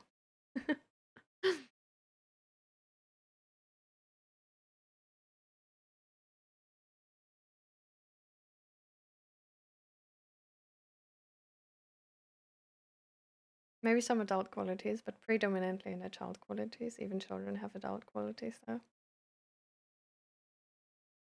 I mean, it's a like just sort of like a mental image which is like supposed to help people to make this um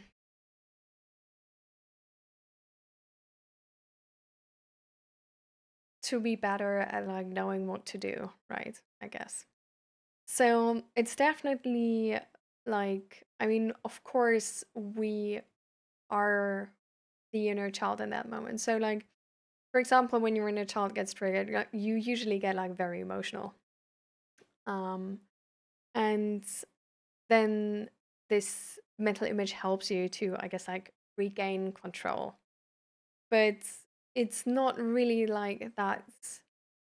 This is like only inside us and like you're like at all times able to like control these emotions or like any quality which is connected to the inner child. Like for sure the inner child also like comes to the outside. um but yeah, in that regard it's not as like clear cut, right? It's more of this like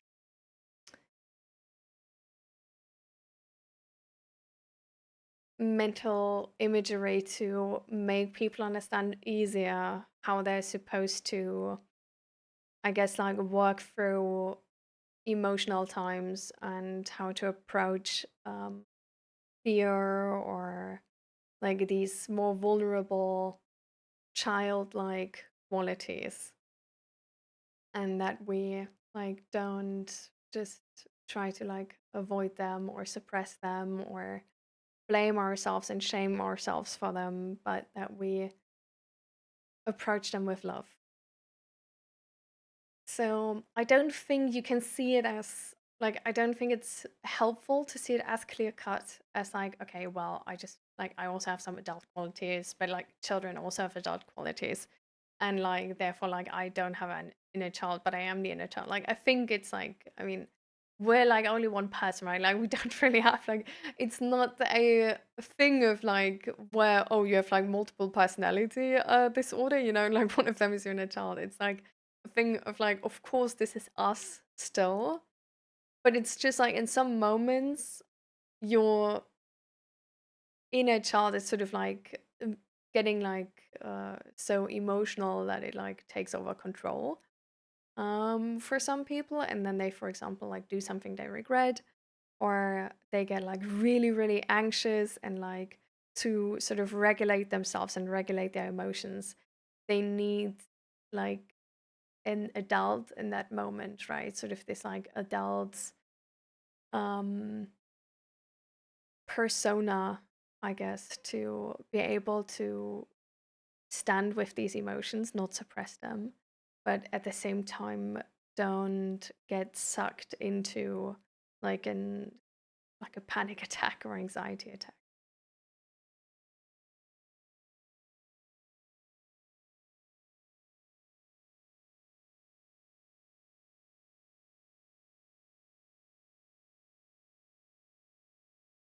Yeah. So you know how I mean, Anitarium?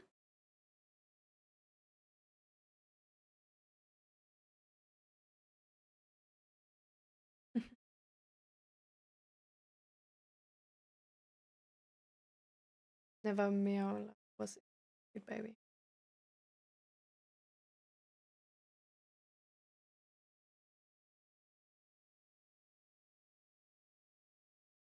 Yeah.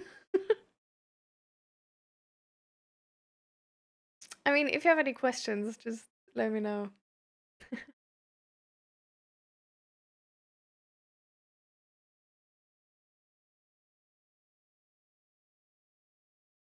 Big cheese and everything. Yeah.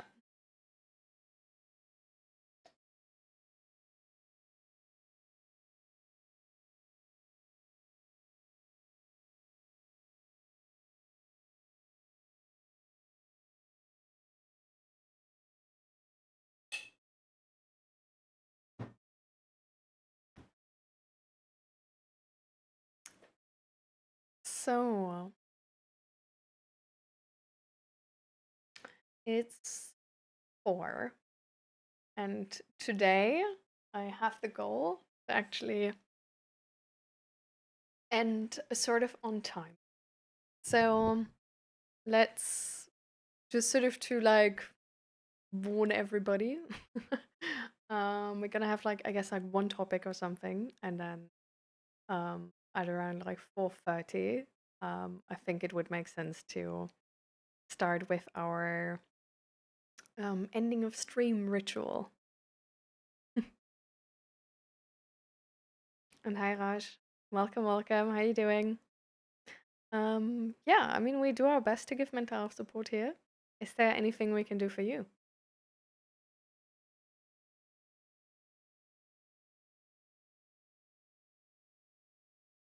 Cold rituals are fun. You need help? With what do you need help?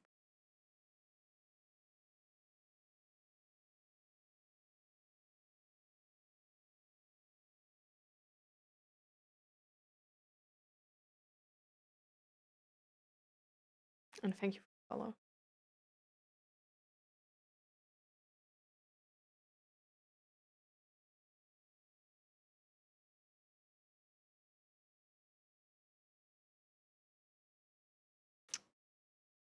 University is super hard.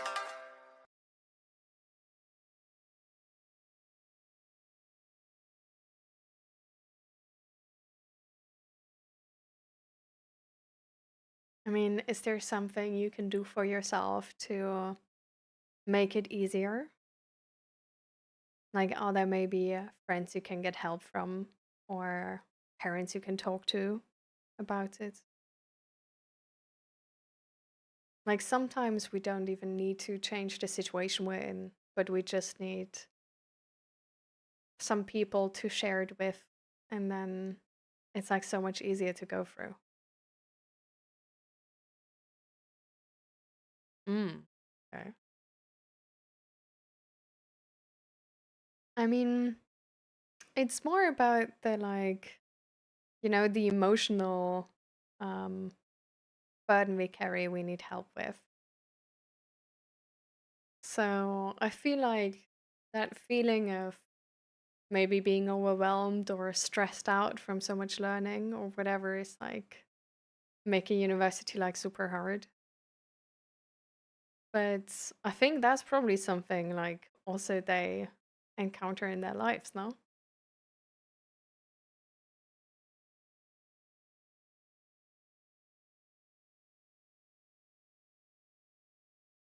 High psychofusion.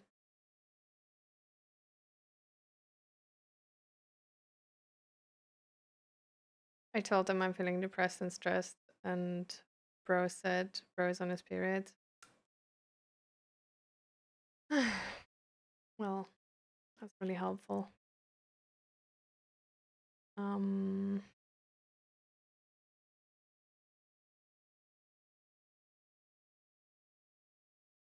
do you think they understood how serious this was to you?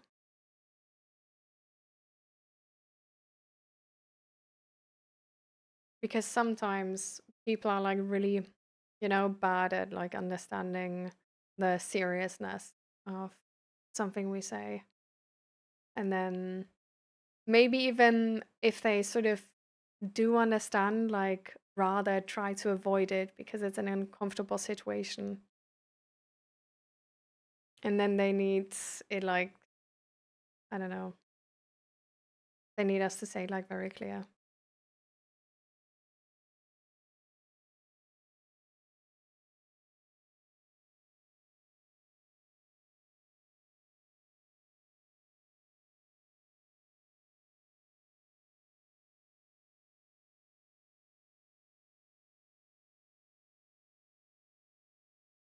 Hi, fully right. We're just talking to Rush at the moment. So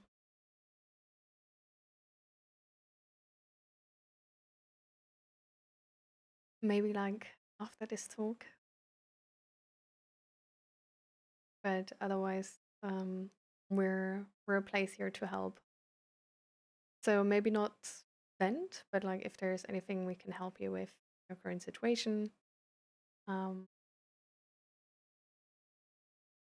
then we're gonna be there.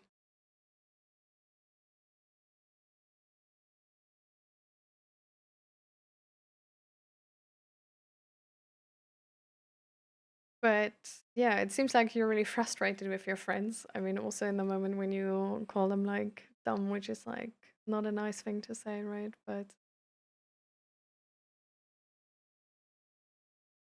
have you considered like trying to find new friends or trying to tell them that you don't think this is okay how they dismiss your emotions?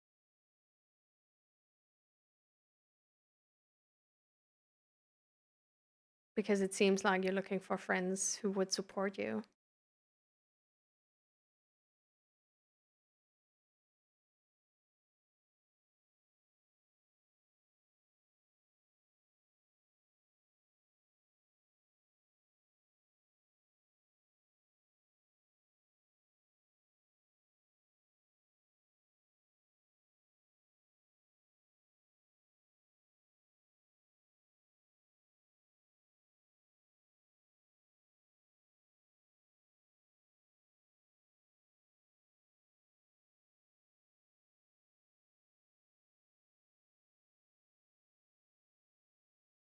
Did you hear the question?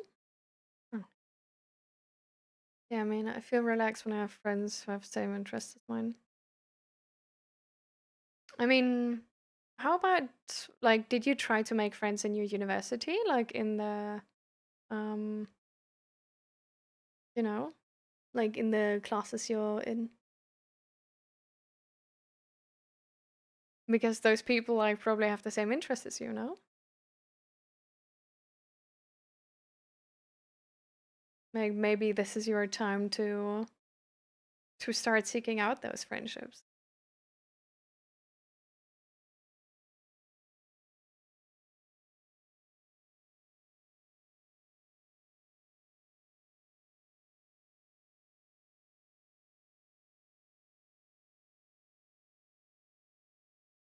Hmm.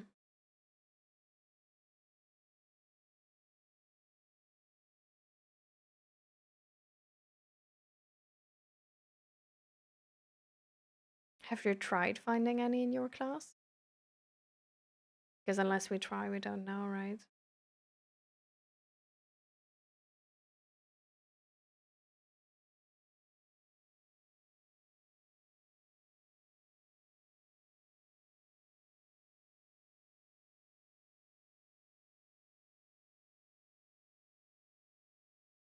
How does one make friends? I mean, it's always a good thing to start just spending time with people, talking with people. If you like talking to those people, then you ask them if they want to spend time together, more time together.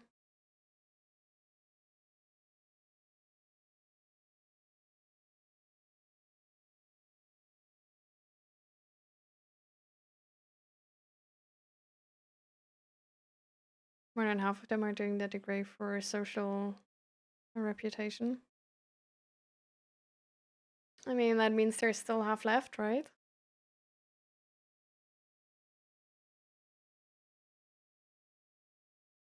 I think so there's some studies actually which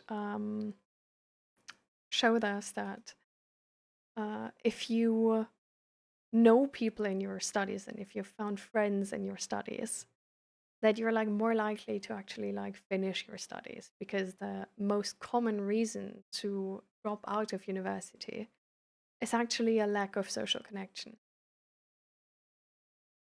So in sort of the other way around, that means that if you do find social connection, you're probably more likely to finish your studies. And I think especially if you're stressed from university, that's something like the other people in your studies can definitely relate to, no?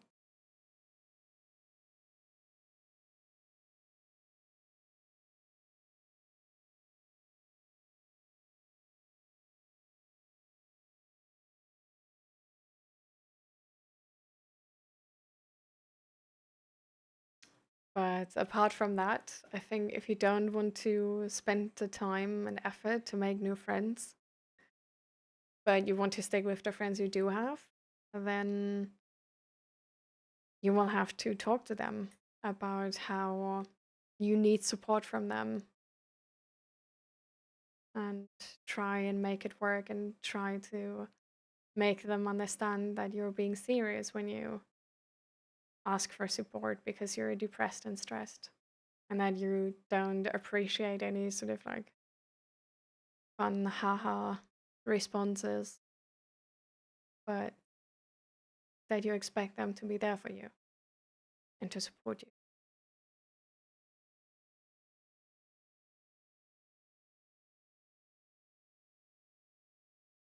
Like asking for something like this is, if you expect that from your friends, it's a really good thing to do. Because if they want to be like, if they don't want to be that kind of friend, it's also good to free up the time, right? To be able to find new friends who do want to be that kind of friend.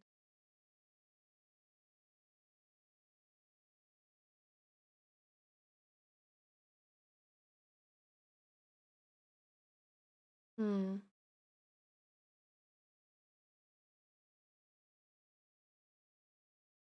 Aerospace is definitely a really cool passion. I mean, maybe there's actually online friends you can find. Like maybe there's any online spaces you can join where like more aerospace interested people are. Or you can start an event at your university which is sort of targeted at people who are like really interested in aerospace. And then, you know, you're gonna find specifically those.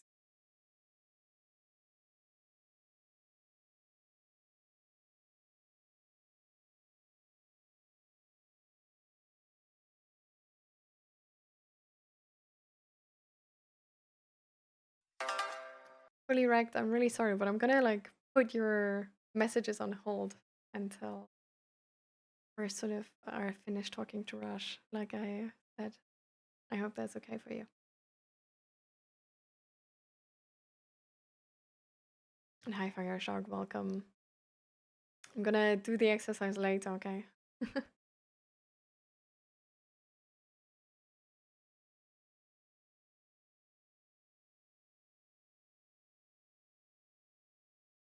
All right, Sharp. Thank you for being here, and thank you for the sub gift.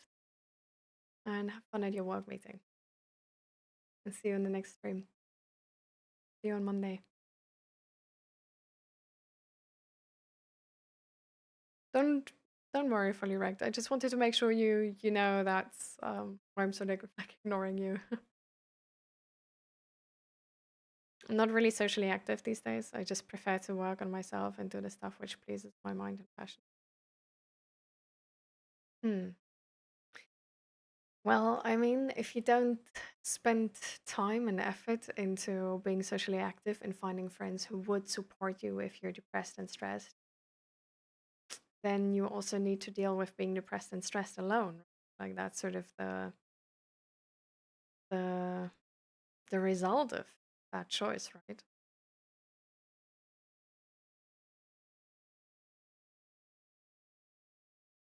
So is there then something you can do for yourself which is going to help you with being depressed and stressed? Like, do you know why you're depressed?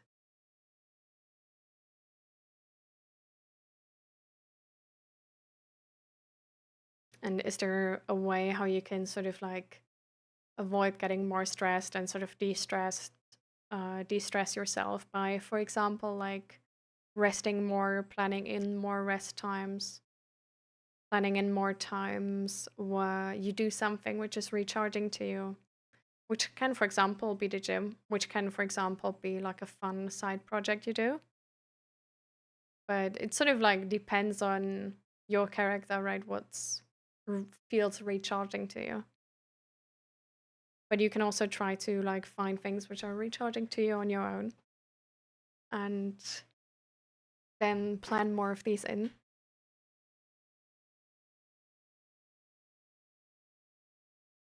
Can, for example, be making music or listening to music.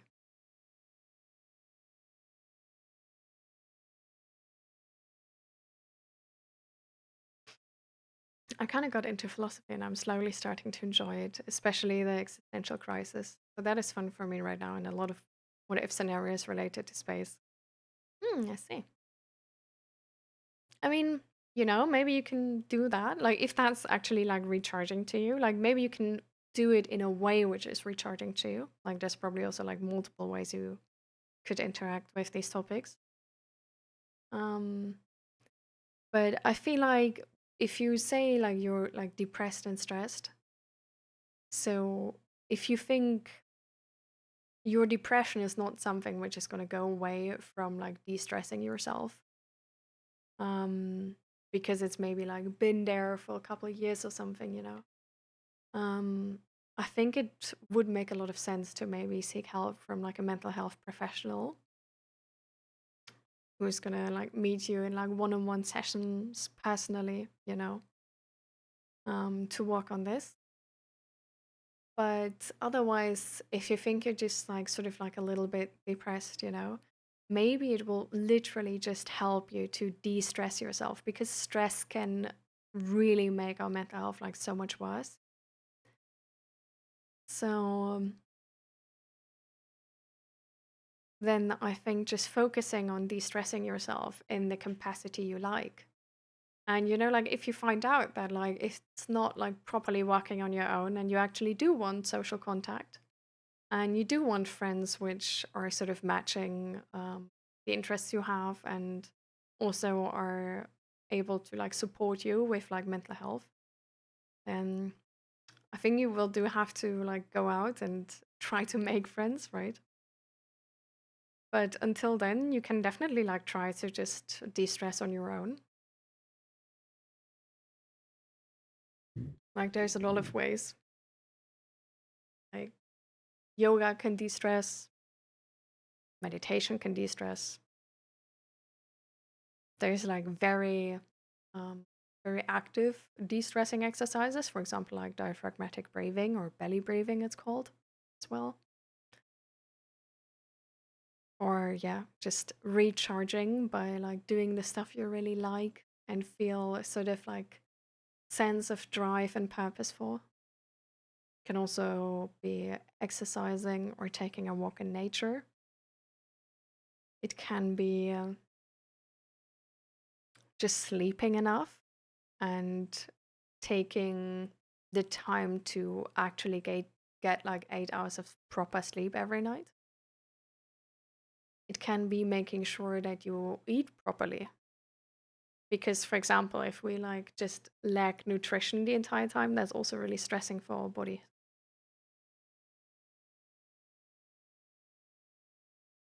So, what do you think you could do for yourself? What do you think is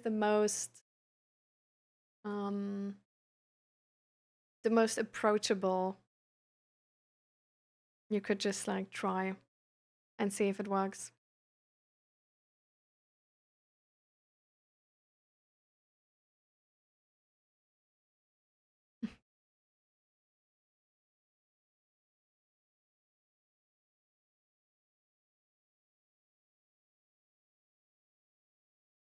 4?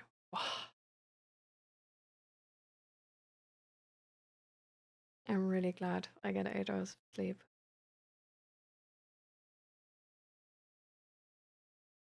My sleep was like so bad a couple of years ago. I'm really glad it's gotten better.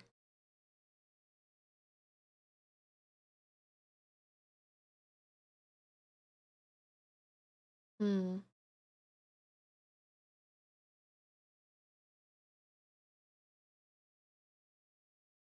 So many people with insomnia, yeah.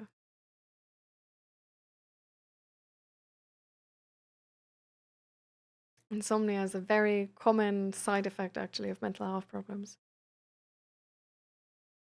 It's really annoying in a way because insomnia affects our mental health in reaction again. Now, 8 hours of sleep and engineering don't go hand in hand. I mean, some of the things, some of these ideas might not be sort of like very easy to um easy to adjust to or like find time for in your schedule. But if you want to change something about the depression and being stressed, well, you need to change something, right? But it's fair if you don't wanna like if you feel like, man, like sleeping longer is not gonna like do the trick, and you don't have time for that. It's totally fine if you try the other strategies and see if they work beforehand. So like this is like a very individual thing. So I can't even tell you that like 8 hours of sleep will like work for everybody. It's like we all are like so unique that like whatever we need to recharge and whatever we need to rest is different for everybody, right? So these were like some of the ideas which are very common for people to work.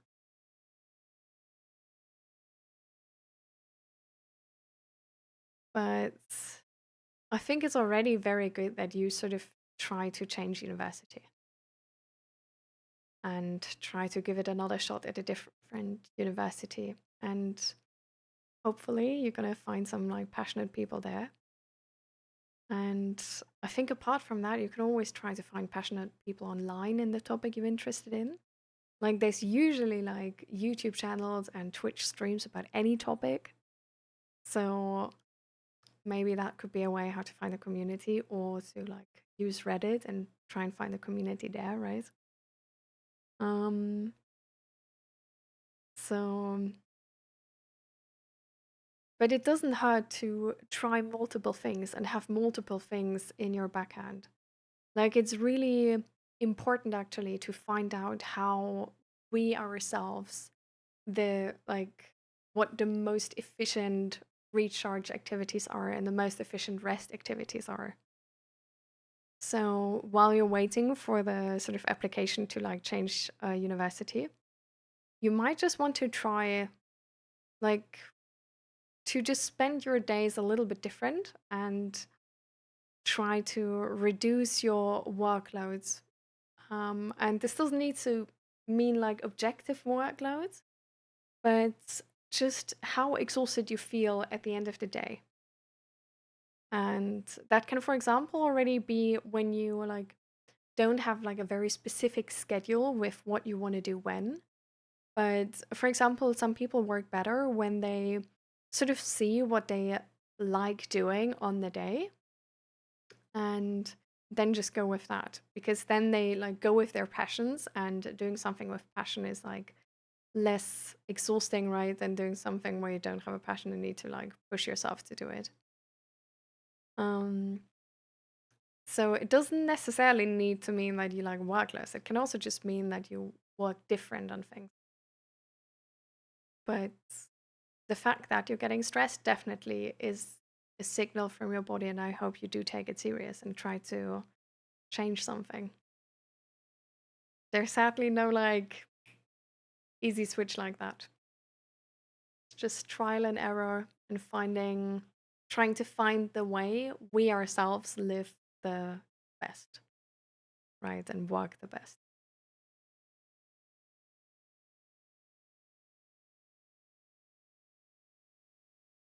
Do you think you have something in mind you want to try?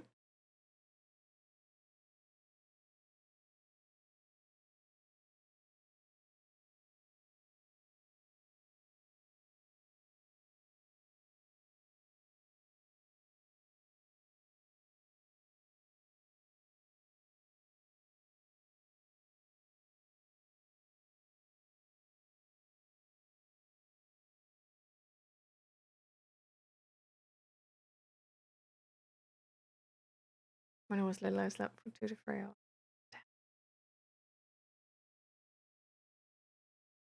Hi, onion plug. Welcome, welcome. How are you doing? And thank you so much for the compliment.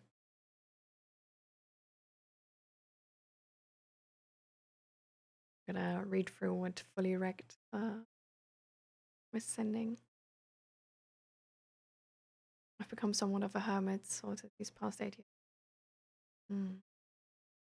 Really depressed and struggling to do healthy issues and not being able to do things I'd like to.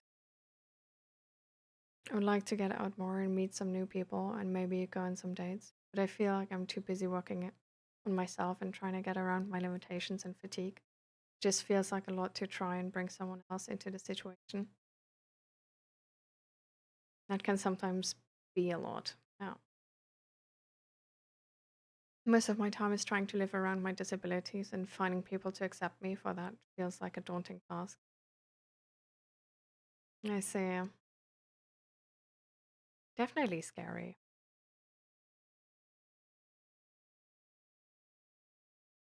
Maybe,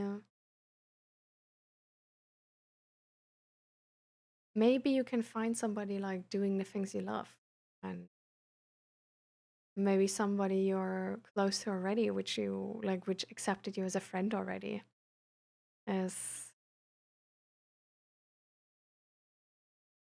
is a good step to maybe find people where more more is a thing. I don't know. For me, I feel like a lot of dating actually starts as a friendship. So,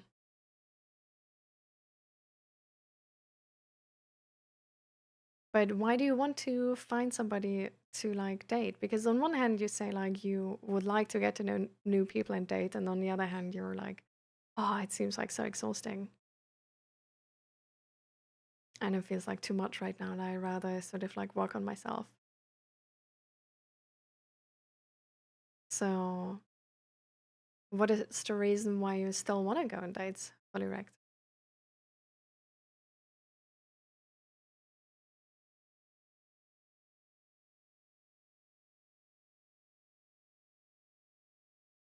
Hi, Dragoon, welcome, welcome.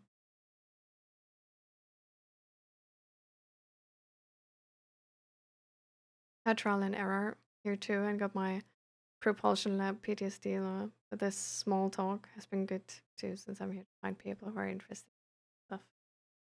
That's why I downloaded Twitch. I think that can be a nice way to like find like when if you're looking for like a very very specific sort of group of people, then definitely like going online can help you a lot, right? Because like IRL, there's like just less less choice, right? Like we don't know all people IRL, like we can't. But online we can get to know like somebody on like from the other side of the planet doing like specifically the thing we love doing. So if that's something we're really looking for, then that can be great.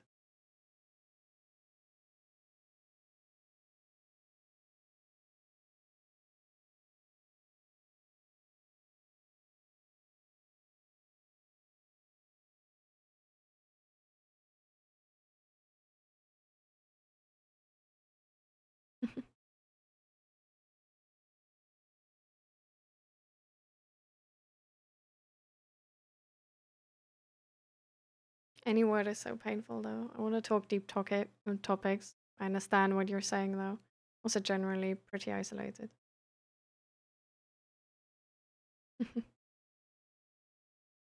Don't need a spark, only motion. And that's really nice. But yeah, I feel like, Anitarium, you don't really need to be different to find friends. I don't think you need to, like, I think there's many people actually who like deep topics and who really hate shallow conversations. So I don't know, like, have you tried, like, so I was looking for friends here, right? Because we moved the country, so like our entire social circle died. And now we're living here, and so we got to know some friends from Zach's work, and we actually like invited like a bunch of Zach co-workers for like a D&D evening here to like sort of get to know them, and like we met like two of our friends that way.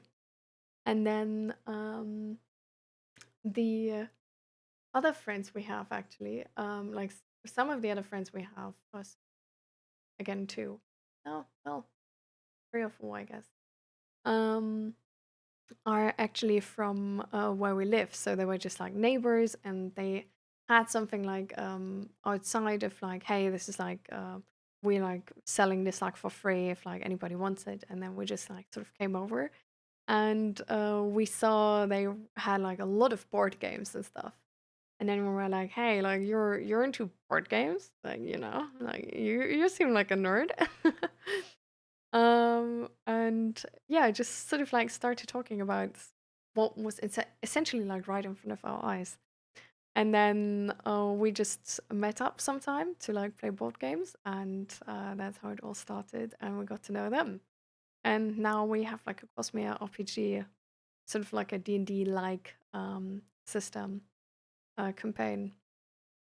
And then the other friends we got to know actually through Bumble. So Bumble is this app which is like, I think in the beginning was only used for dating, and you can also use it for dating, but it has like a friendship mode where you can just like look for friends.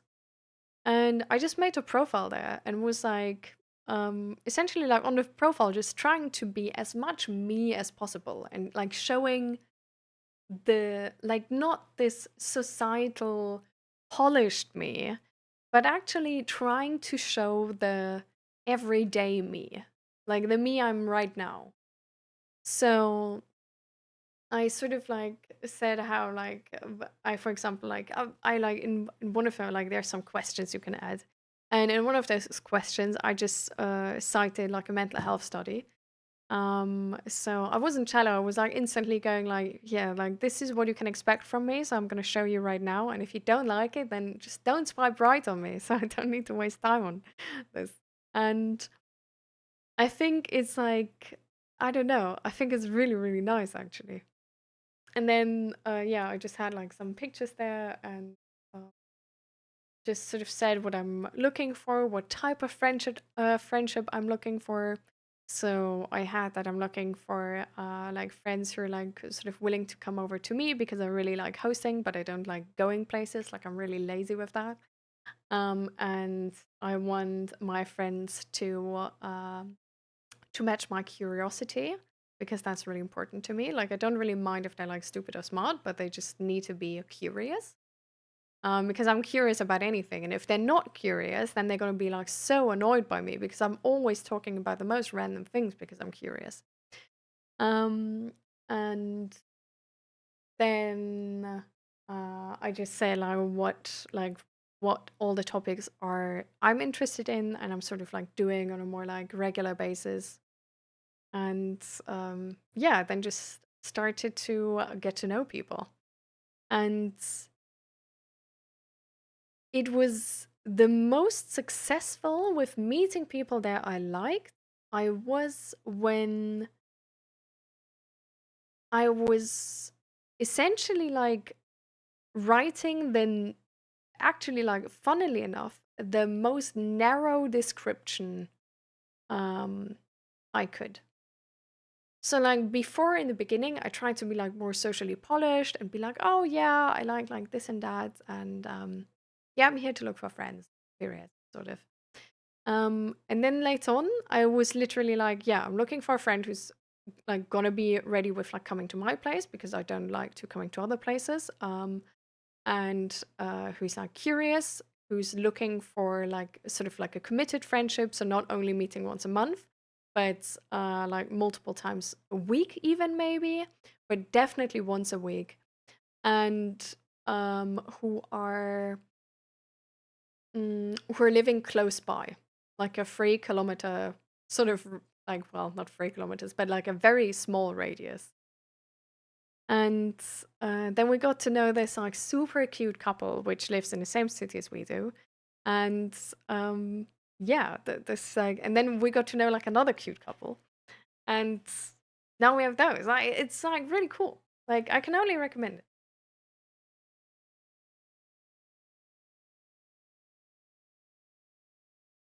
I know the Bumble friend thing. Haven't tried it, but heard it's biased toward women. What does biased toward women mean? In like what regard biased?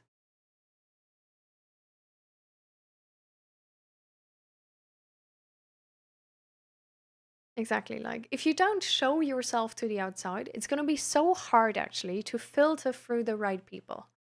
Because then you need to reject anybody, like everybody, for like not being right. But people are not going to reject you. And that's going to make the time you spend on people way, way more.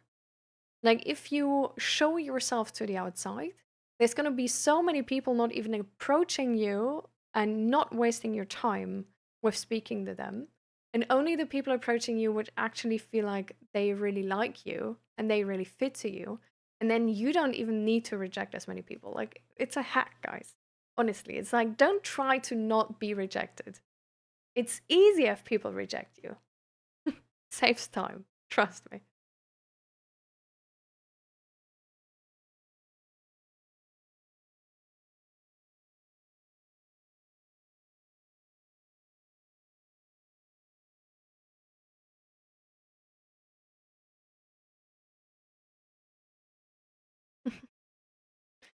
Well, the thing is, like with the ghost message, for sure, like a lot of the things we can like experience alone. But on the other hand, we are a social animal. Okay. So I just want to like, please don't try to sort of like, there's very little people who actually don't need social interaction. Like for a lot of people, social interaction is going to be very important. And um, we do know that social interactions and like having a good social circle is like making your survival like way more likely and stuff like this. So in terms of survival, it's definitely smart to have a social circle and like not isolate yourself. And for most people, for the mental health, it's actually very important to have a social circle. Just because it's like it's easier to be resilient if you have friends. Because, for example, we have like we had this one study from like Indiana John. He pointed out that with um that they essentially had people approach like a big mountain with a friend, and they found out that like with a friend the mountain seemed smaller than without a friend. So like with friends we're like more likely to like tackle bigger issues because seem like they seem smaller to us. Like we essentially like we feel more confident. um and then there's this other study, um the from Dr. Holt Lunstad. It's an article from in the Harvard paper, and they essentially say that like with social interaction, your chance of survival increase by 50%. Um, and then apart from that, um, What was the other one? Ah, yeah, there's another study where people tested our pain tolerance. And apparently, when our loved one holds our hand while we encounter pain, the pain is less painful than if we encounter it alone. So, being socially connected has many advantages. But for sure, we're like not, like we need to still like take accountability ourselves for our emotions, and we can't wait for like others to save us.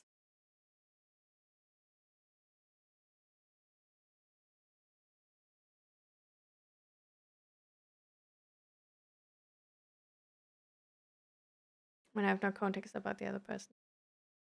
I see, Anita. I mean, you can always just like ask the other person a lot of things, right?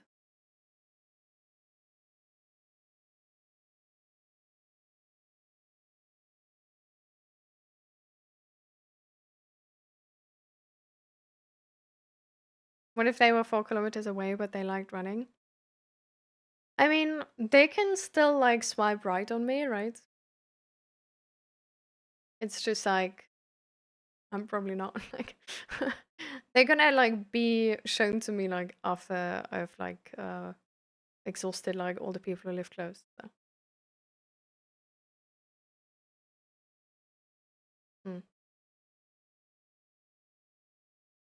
I can't remember Red Spice anymore. I just remember it had bad reviews about its usage for men. Hmm. Okay, I don't know about that. I just know that like I've already actually met two guys who also use Bumble to find friends. And for them, it's not been like negative or anything. So I don't know. Like I feel like maybe it's a dating thing. I don't know. Like I just know there's also like a bunch of like weird people who like just sort of like change their information about themselves to then be matched with people who don't even like look for them. So sometimes, for example, because you can like put on for example like if you have like a gender you look for or something. So I was looking for like female friends because I have a lot of like male friends, but I want to have female friends as well. Um, so I was looking for like female friends, and then there were some people who were like not trans or something, like no, but they were just like men looking to date and being like in the friend circle and having like put their gender to woman. And then it's like you're gonna be rejected by like 99% of the people because nobody is looking for this. Like everybody has set their settings to not look for you. And then it's like you don't find the people who would actually look for you. You're just like they're just trying to find people who are not looking for them. So it's like a weird situation. So I don't know, like those people I can imagine giving it bad reviews because it's like you didn't understand the system and you don't use it properly.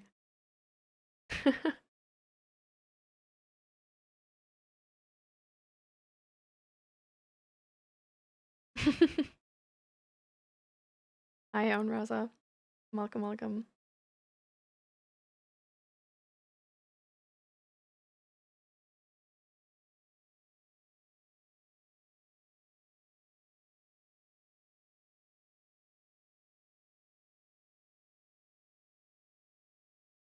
Could be region-based problem. Maybe too. Like, I don't know.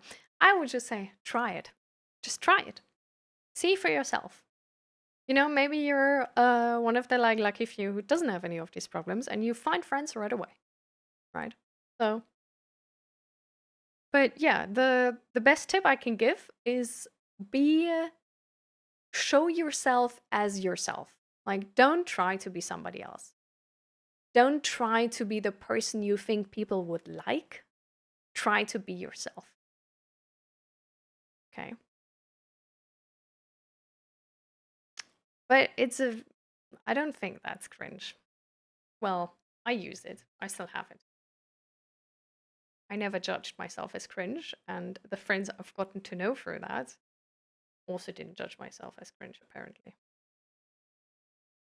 It's like it's also like it's a completely different mode. Like there's a dating mode, there's a like a friends mode. There's a business mode now. Move your career forward.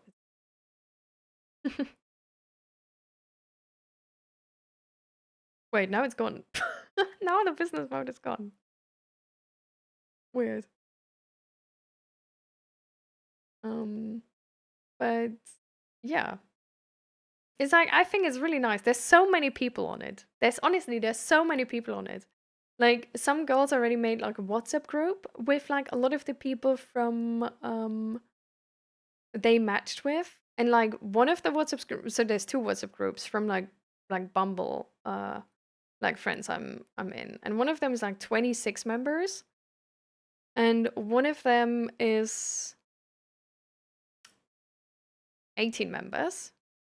And then there's one specifically for bouldering because I've once met a girl which is bouldering and she made with all the people she's going bouldering with, she met through Bumble. She made a group. And I don't find the group anymore. I wasn't bouldering in a while. Wait. Oh yeah.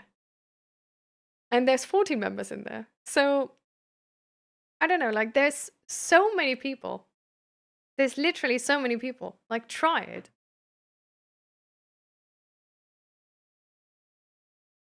Like if you want to make friends, you need to put yourself out there. Like it's not gonna like friends are not gonna like, come in a newsletter. Like you gotta put yourself out there for it. I'm sorry. like Like, I hate to break that to you. Like, I know it's scary. I completely understand. It's like I'm not saying it's like easy or like it's like, it like won't go wrong or something. But in the end, it might all be worth the effort. Like the four people you meet in the beginning where it's like not worth it might be absolutely worth the effort to like then find the next person who turns into your best friend for life, right? So you just need to try and try again and try again and try it again. And trust yourself that you're going to come back from any negative feedback.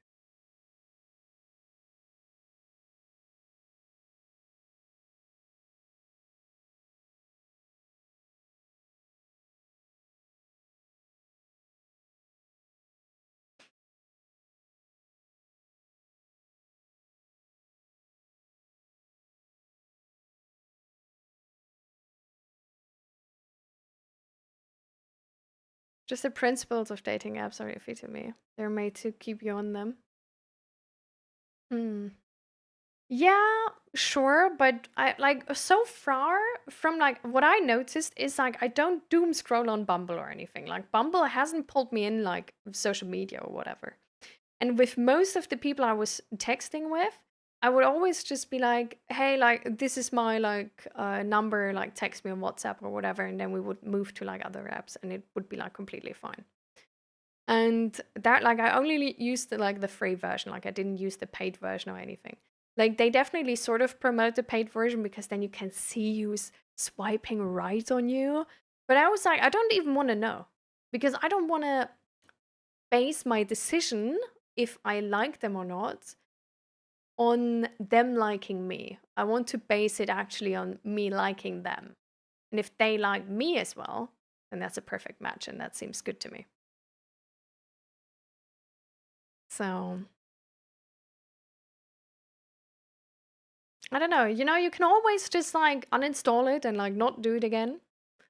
Um I think it's worth a shot. Like there's a lot of other ways as well. Like you don't need to use like the like Bumble or whatever, right?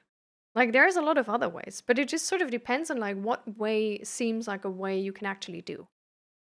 Because of course you can join like some club and like get to know the people there. Of course you could go to like a common cafe and like get to know the people there. Of course you could go to a bar and talk to the people there. Of course you could start talking to all of your neighbors or like set up some like community meeting or whatever. But honestly, I am too busy for this. Like I'm just like I had all of these goals. Like I joined the club and then I I left the club again. I was like going to the cafe and like made that plan of like I'm just gonna go there the entire time, and then I didn't. I like had this idea of like I'm gonna like at the Albertine, like at the local supermarket, I'm gonna set up a flyer of like, hey, like D&D evening at my place. Who wants to join? And then like get to know everybody who's like a D&D nerd in my like local vicinity. And I have not done it till today, you know? So Bumble was the easiest thing I could do to find friends. It's like you're online, you put your like profile up once, and then you just swipe right on a couple people. You're gonna get like some info if somebody else is swiping right on you. Then you just talk for a bit. And when I felt like, like, oh, this is sort of like a vibe, like then I just met up once in person, saw if there's a vibe or not. And usually that's already it. Like I just like meet once and I just see what my gut is telling me. Yeah.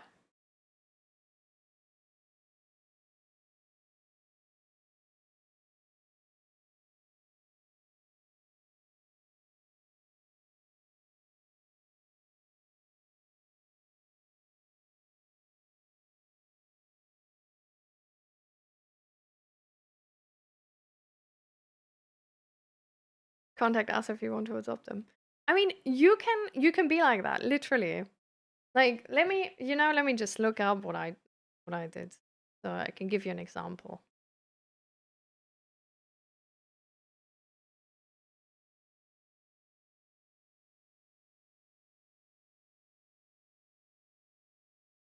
So looking for a best friend close to my new place in I'm not gonna say that. Who doesn't mind coming by once or more a week, since I don't like going outside alone. Would love you to match my curiosity. I love psychology, cooking, any creative hobby ever, gaming, deep talk, D&D, and hugs. I like body doubling. And then, um, like, there's some of these like prompts you can answer. So I'm using BFF4, find new friends since I moved here from Germany a couple years ago, and it's really tough to find friends if you suck at Dutch like me. And then ideal BFF date, good food with deep talk and laughing so much it hurts. And then I quote too much from studies, especially mental health studies. It's crazy what we technically know, but isn't common knowledge. Yeah. So I don't know. You just, put yourself out there.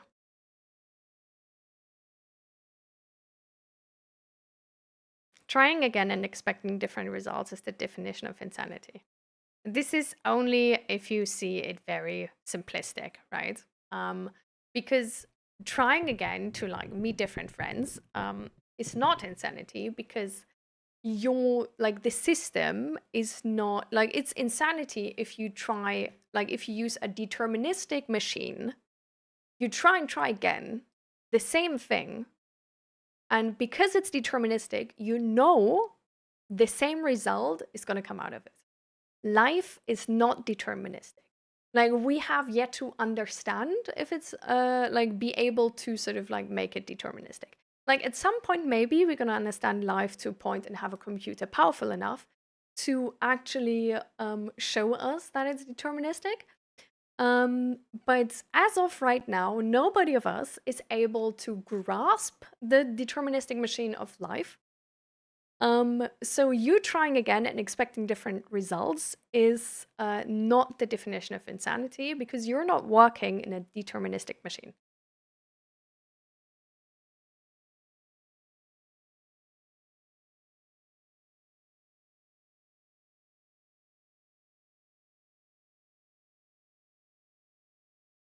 A great match, but won't break the silence and give short answers and text dry are so irritating. And it's always the beautiful intelligent people who get way too much attention. Not talking in content of apps, just in general life.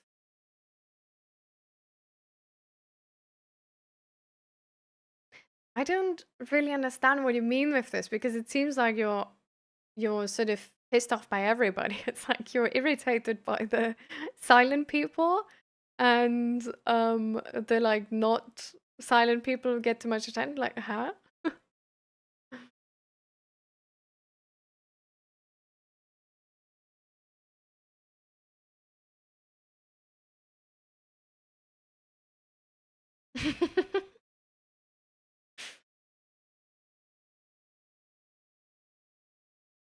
What if no one swipes right on you? There's gonna be people swiping right on you. But if nobody swipes right on you at all, you probably should take a look at your profile and see why. Like, there's like a lot you're gonna learn, right? Like if you're a person right now who's so asocial and unlovable that nobody's swiping right on you and nobody loves you, and you like, this is not only like a self-image or like a mismatch of information, but we're just gonna say like, you ask everybody on the entire planet and everybody's gonna reject you. I think it's still good to know, because I feel like you might have to change, you know? Like, if your goals are finding social connection, you might have to work on yourself to become a person people want to find social connection with, right? Like, it's like we can't force people to have social connection to us, and that that's for a reason, right? And I think we would like to know. So I feel like feedback, even negative feedback, is not always like, doesn't need to be like negative, right? Because it can also help you to just change in the future for the better.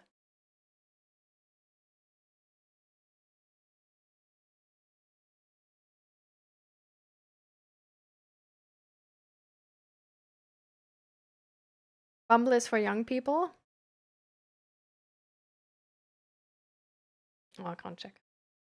I mean, for sure, younger people, because we're the people using phones, right? Um, but there's definitely also like 40-year-olds on Bumble for sure.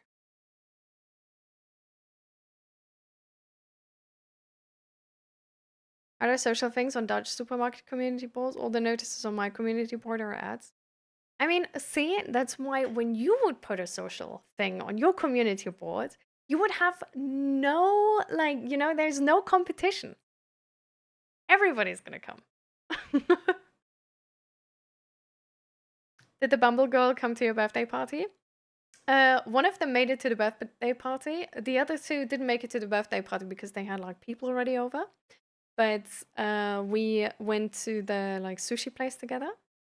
And then but now the girl who made it to my birthday party is actually on vacation, so sort of like we're on hold for a bit. And then the other two I met on Bumble. I met her on Bumble, and then like her boyfriend is now sort of involved in the friendship as well. And sort of like Zach is just leeching off of me finding us Bumble friends. Like, oh, you can be glad. um, but yeah, essentially like those two we met like a couple of months ago actually already over Bumble, and they also came. Yeah. They picked up one of my friends from Germany from like the train station because their train was had difficulties like expected. Yeah.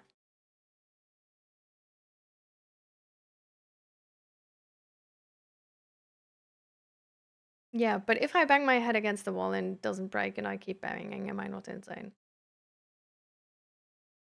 What is the purpose of this question though? Like, what is the edge case? Yeah. Like, is the purpose of the question like, but there are insane people? Like, yes, there's insane people on this planet. Like, do you want to be one of them?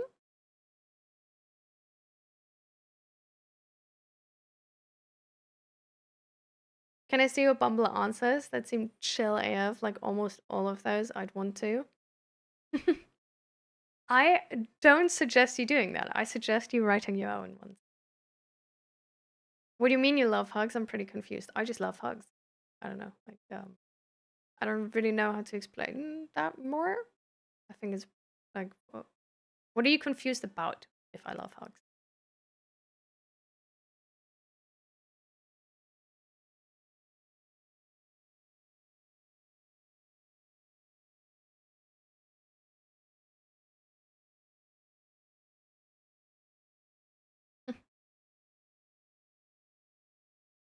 Hi, some kind of JD. Welcome, welcome. How you doing?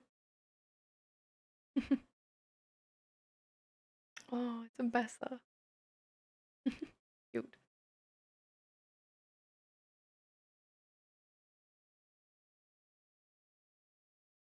Zach is the most genius person. Just have someone else find friends for you. Well, on the other hand, I am sort of being paid since he's going to work and I don't.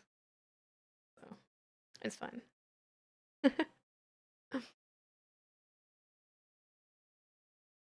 And also, actually, at the beginning, he sort of carried the friendship finding process because we found like all the friends through his workplace. So.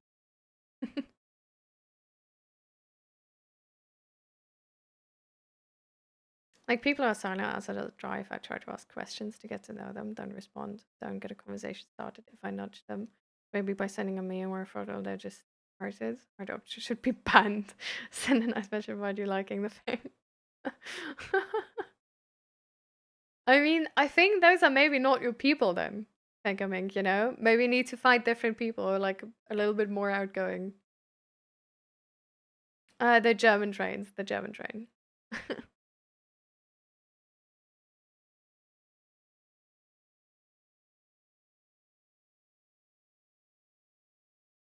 No, I'm just trying to prove a point that trying things over again when the result doesn't change is not good. Well, you don't really prove a point, right? Because it only doesn't change if you are not in a like it does change. Like it only doesn't change if you're in a deterministic machine. We are not able to say that life right now is a deterministic is deterministic. What that means is that we don't know if it's going to be the same result or not.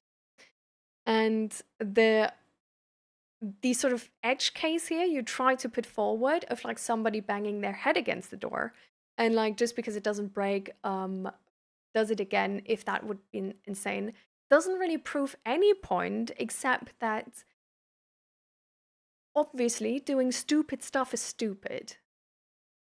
You know? Like, it's not like try to jump off a cliff and see if it works out, you know? Like, it's in life when we try to find friends, for example, we should try over and over again because we don't know that everybody's going to reject you. Like, we don't know that there's going to be no friends for us or something. Like, we don't know if there's not a partner we're going to find that way, and we can't know because it's not deterministic. Like the same with, for example, like doing like a business or like if you have like any goal you really, really want to achieve, like trying again is good because it means you're resilient.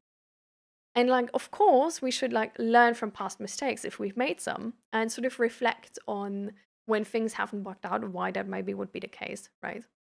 Um, but using the example of like banging your head against the wall, and like seeing if it breaks or not, to like if it would make sense to try and find friends again, even though finding a friend's the worst thing which could happen is they're going to reject you, and the best thing which could happen is they're going to be your best friend forever, is not really a good example for being like the worst thing which is gonna happen is you fucking die if you bang your head against the wall. And the best thing is gonna happen is nothing. Like to our knowledge, nothing. So why would you do it? Like why would you risk it? Like there's no like there's no return for it. So it doesn't really prove any point because banging your head against the wall once is stupid and doing it multiple times is just multiple stupid. You know what I mean? Versus finding a friend once is a good thing and like that's like something like we all do, right? Finding a friend like after the 10th time is still good. Like it's still worth the risk and we don't know the same thing is gonna be the result because it's not deterministic.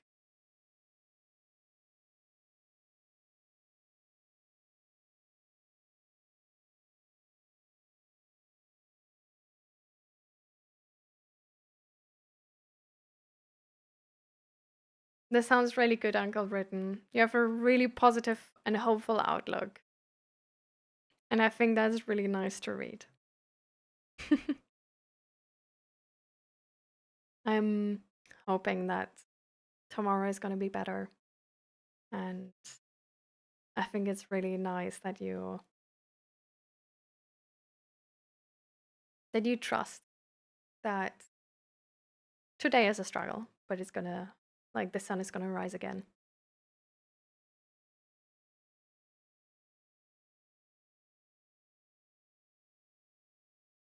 So how do I befriend them? You can't befriend everybody. Like, some people are like don't want to be your friends, or they're not a good match for you. And I think people who don't really respond to you are not a good match for you, maybe. Like, especially if you get like really irritated by that. Like, some people are really like they like people who don't respond a lot. Like, they don't respond a lot either, and then, like, that just fits. But if you don't like that, they're apparently not a good match for you. Hi, Xaira. Thank you, thank you. Also, happy first day for you. How are you doing?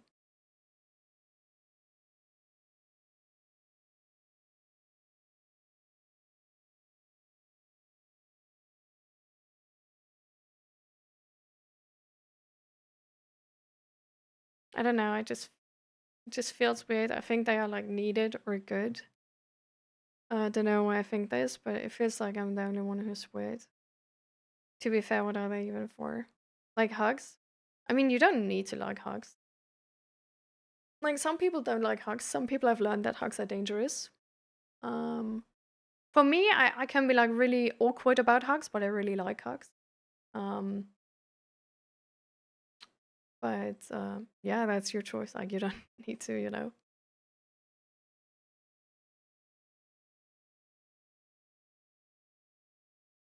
That's you say I have a meaning crate. I have no idea.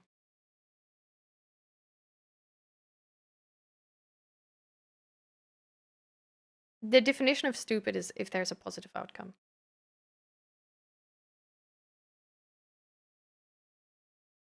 If it's not deterministic, isn't there a possibility I'll break the door? Yeah, and that's also bad. Like, do you want to break the door? Like, I don't want to break my doors. Like, I think, like, I don't know, like, maybe I like didn't understand. Like, do you say, like, did you mean like banging your head against the door to escape out of a prison or something? Or because, like, if I bang my head against this door, like, I could just, like, like, open it, just like normal people. So this is like sort of the difference in example, like, I thought you're making. Just like randomly bang your head against the wall without any purpose whatsoever. Or doing something which has a purpose and a reason to.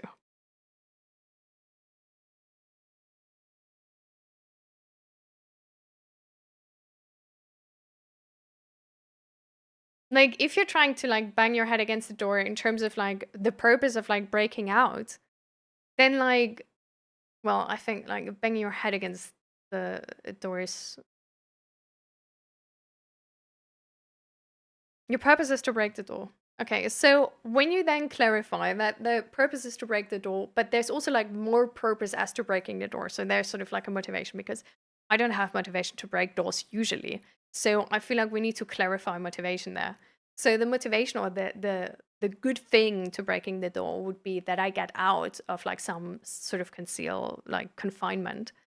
Um, well, I don't know if I'm take my head, but if it's just like we just say like we're like trying to bang our head against the wall because we can't use our feet or whatever else, then like I think, let's say my door looked at me in a weird way.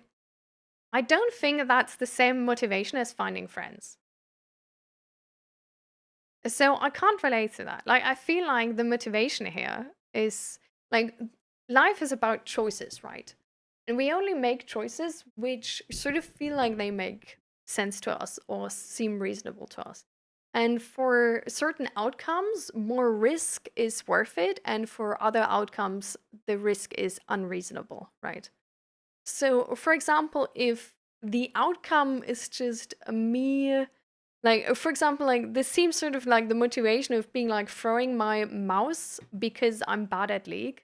And then the only purpose is that I get momentary relief, but long term I'm gonna actually suffer because like I have like broken my mouse and that's gonna cause me like financial loss. And then the risk is well, I guess that's the risk that long term like the mouse could like break, you know. And like for like taking the risk of my mouse breaking for getting the like small relief of throwing something doesn't seem reasonable to me, you know? Whereas putting myself out there to but motivation is motivation. I have a goal and a method to achieve it. If I repeat the method when it doesn't work, what's the point? Okay, if we like I feel like you know that the example lacks because it profits of the social connotation to it. And I'm going to explain this because finding friends has a social connotation of something very worthwhile, right? Banging your head against a wall without like wanting to break the wall or trying to break out or whatever has the social connotation of like this is useless and I don't see a point in this, right? Like nobody can relate to the motivation to actually do that and put that effort in, or like less people can relate to that. At least I can't.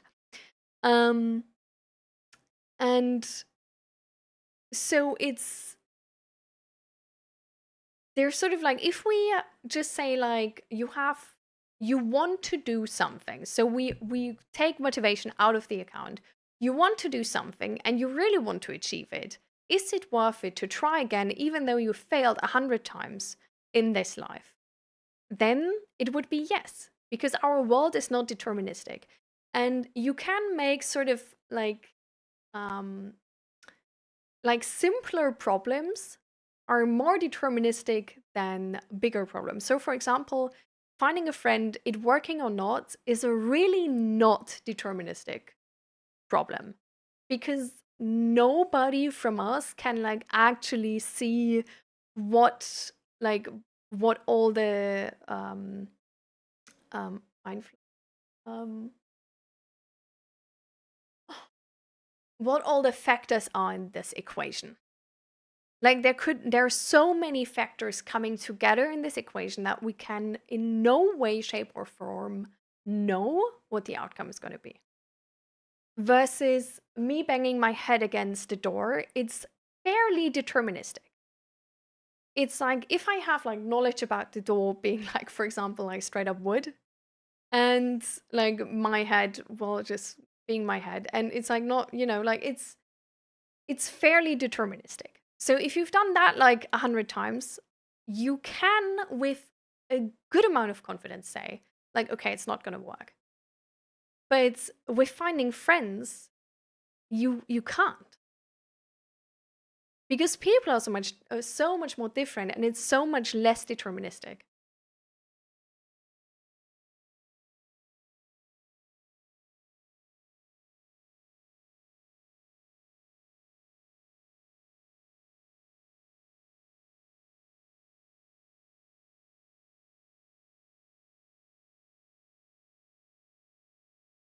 Thank you, GeForce, for the lurk.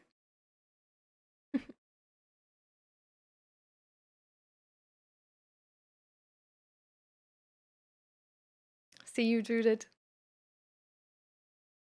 Thank you for being here. See you the next time again.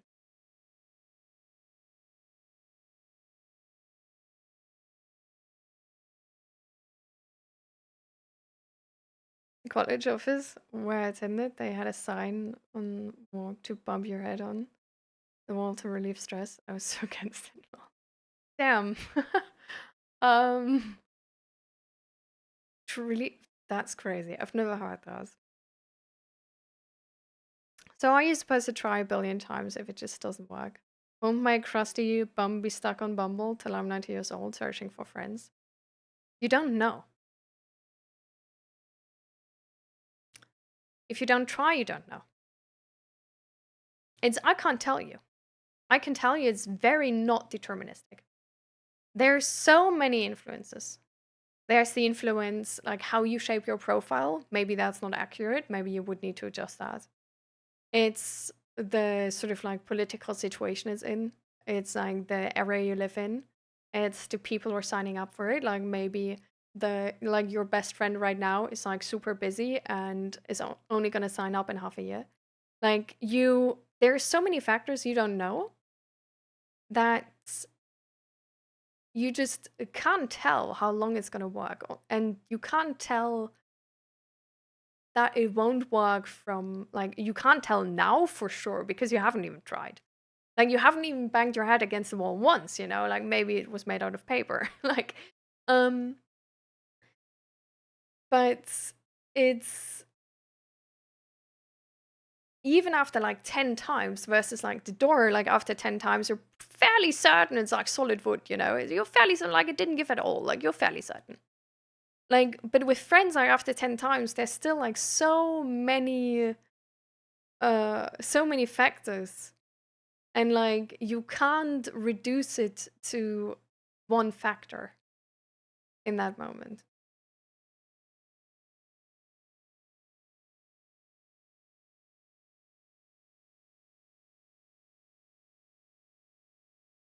But it's, I'm not gonna tell you to do it if you don't want to. Like if your fear is big enough that you don't think the risk is worth it,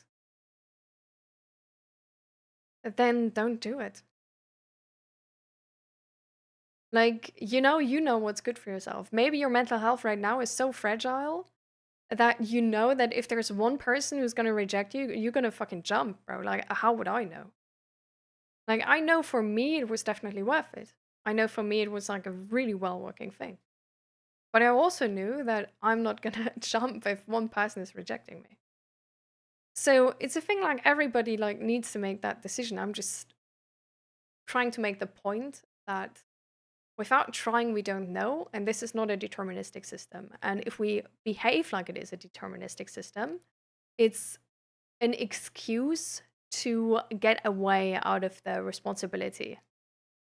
Like, if you make the decision, you don't want to try, that's fair. But don't be like, oh, but I want friends, but I also like never tried, but like no, it won't work anyway. Because then you're not like you haven't given anybody the chance to be your friend, but you're already putting everybody rejecting onto them. Like it's not based on knowledge.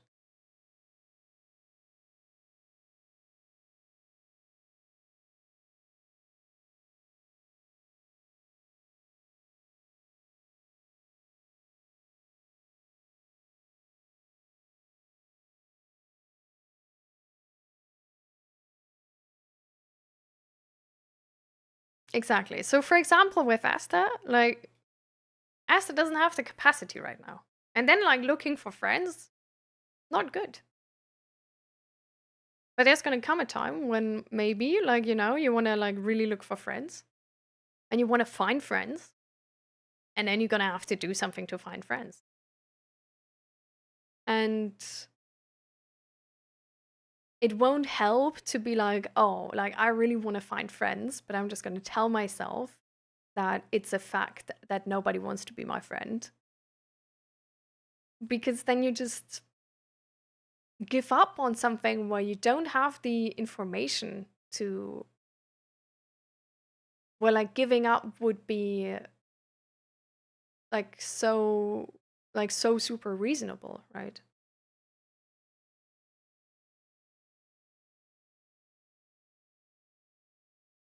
So when you bring up the argument that it would be insane to look for friends, even though you want friends, that's incorrect.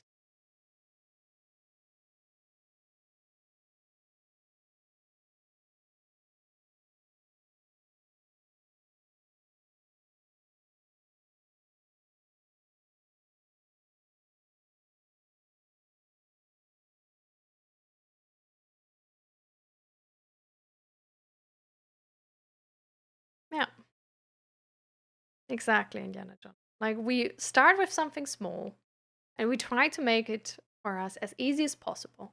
Like this is what we talked about with making goals, right? Like we're trying to make it as easy for us as possible.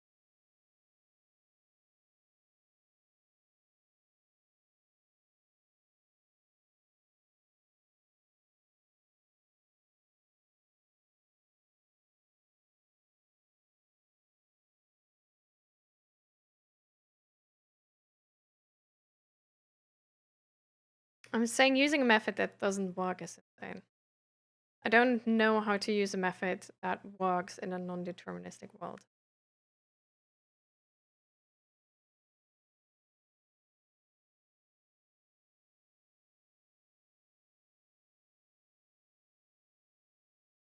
How do you mean that? I don't know how to use a method that works in a non-deterministic world.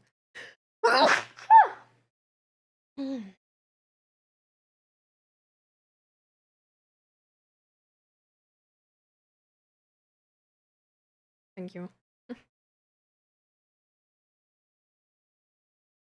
I mean, using a method that works is like pretty easy, no? Like, what? I don't, because it works. Like, you probably like never think about it. Like, how do you mean that?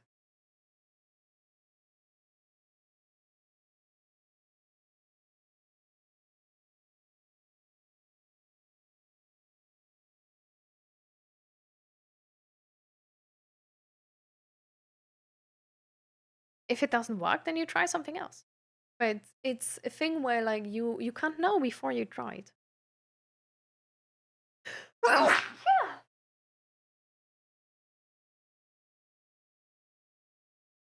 You know?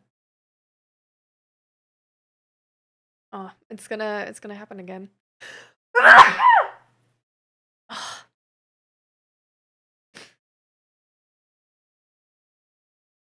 How do you know it doesn't work if it's non-deterministic? I mean, if you tried 100 times, like you don't know it doesn't work, but if you tried 100 times and you feel like, man, I have like 10 other options to find friends, you can try those other options first, you know, and then try again with Bumble afterwards. Like that's sort of like it's really nice actually that our world is non-deterministic because that makes us like gives us the possibility to always be hopeful because there's always something we can still do because there's always a way to still succeed, right? Because we can't know for sure. But there might just be options which work like with which have like a way higher success rate than others, right? So maybe Bumble has like a really high success rate for you, maybe not. You don't know. But you can't say like 100% or 0%. But it's just a thing where like, how do you know the rate? By trying. I'm sorry, buddy, by trying. Like, this is why we have to put ourselves out there. Like, life is about overcoming struggles, about being resilient, trying again. That doesn't working, changing, trying again. Like, it's about adaptability. So you need to try. You need to put yourself out there.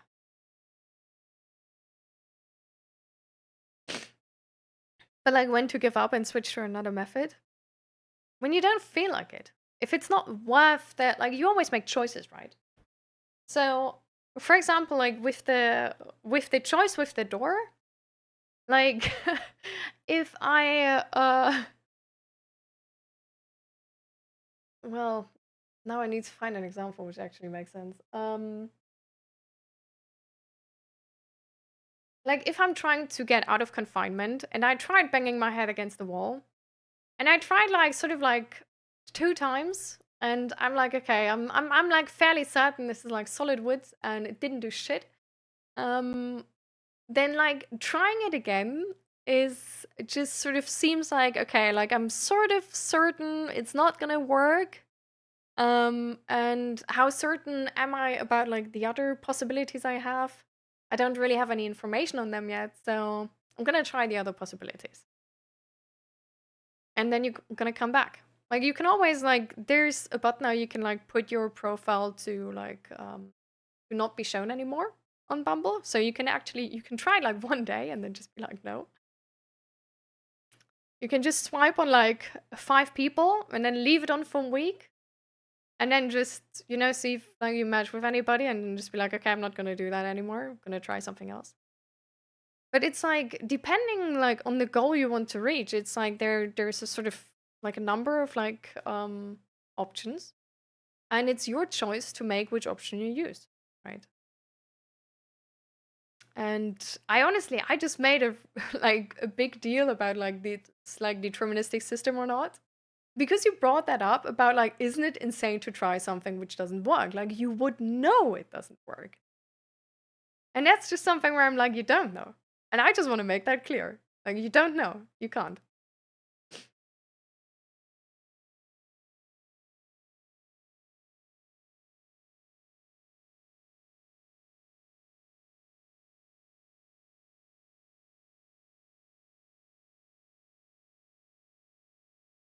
How do you I know the amount though?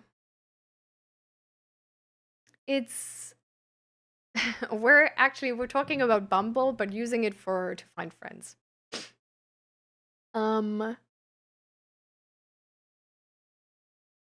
but it's really it depends on you. You don't know the amount, but you know your feelings, and you know when you feel like you don't want to do it,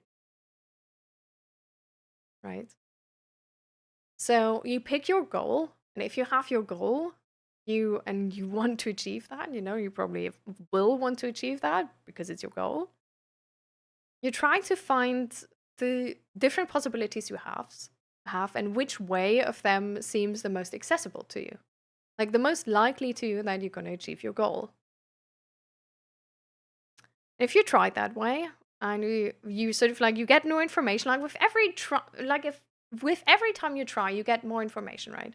Like the first time I banged my head against the door, I'm probably like okay, this is solid wood. Sounded like solid wood, felt like solid wood.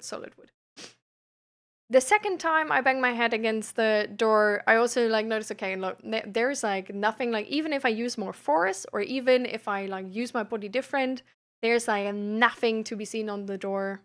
There's like also like the hinges, like they're like it didn't even shake. Seems very very solid. And like you always get more information. So like when you tried like using Bumble and you like talk to people and you just felt like okay, like the sort of like texting stage, I'm like super awkward. And like I don't know, I actually don't really know. Like I don't feel like this is like gonna work. Try other things. Try to sign up in a club, try to go to the cafe, try to meet people at work or at university, try to set up like a community meeting and hang out like in the supermarket, like a thing of like, hey, come to my D&D party at home. And if you like tried all of these things and you're like, sitting at home and texting doesn't seem too bad actually, then you try again.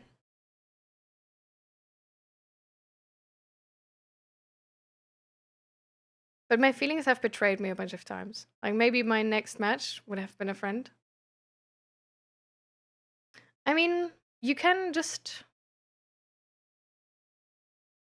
you can try, but at the same time, I feel like it's gonna like the knowledge is gonna come with the more information you have. And I don't know, maybe it's worth finding out how you think your feelings have betrayed you to see how you can gain that trust back. Because that actually seems sort of tough, no? Like to not be able to trust that and to look for these like outside things when the things guiding you should be your feelings.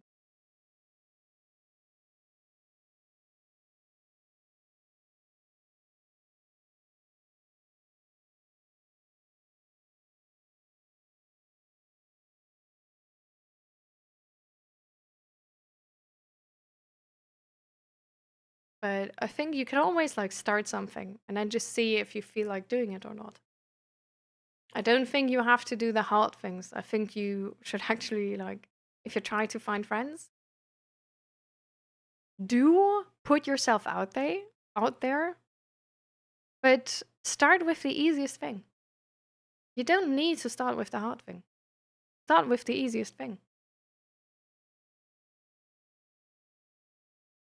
And if you tried Bumble and then it doesn't seem easy anymore because you felt rejected by somebody or something, then try the next easiest thing, you know?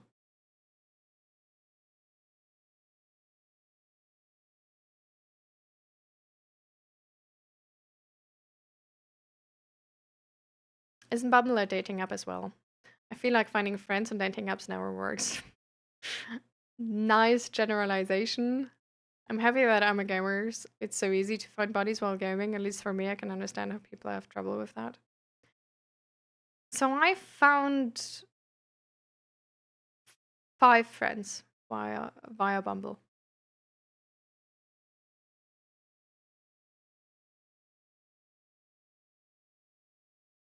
And a bunch of other people where I just felt like this actually like really nice talking to.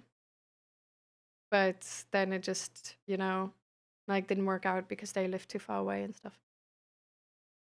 So for me, I can only report like very positive experiences with Bumble. I was everywhere shivering after the stream. Wow.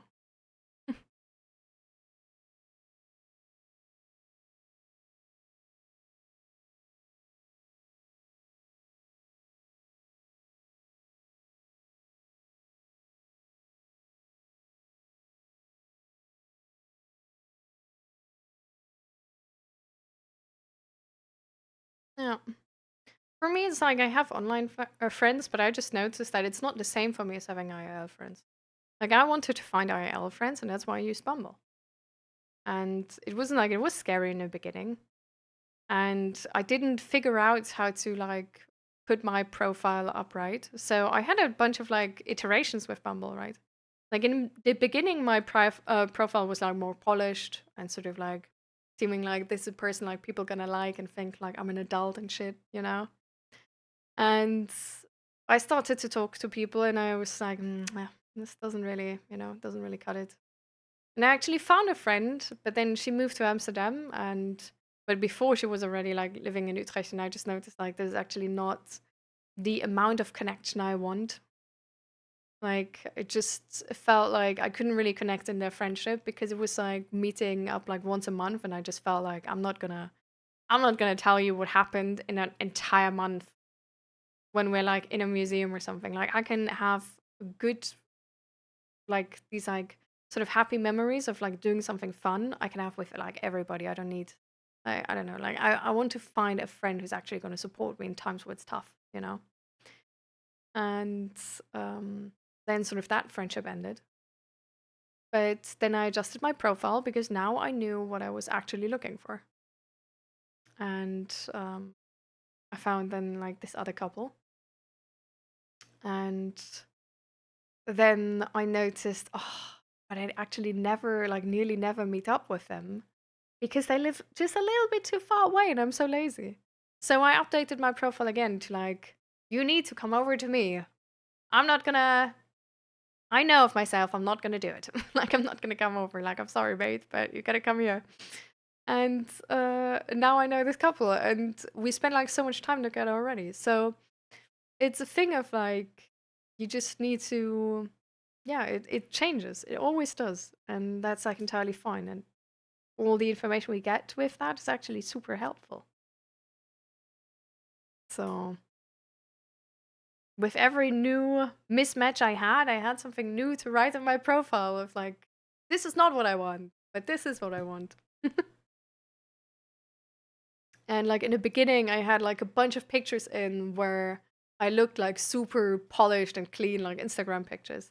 And now I have pictures in where I'm like one is like really clean, and then like one cosplay picture, and then one picture is just like me stuffing food in my face. You know, it's like the pictures are way more.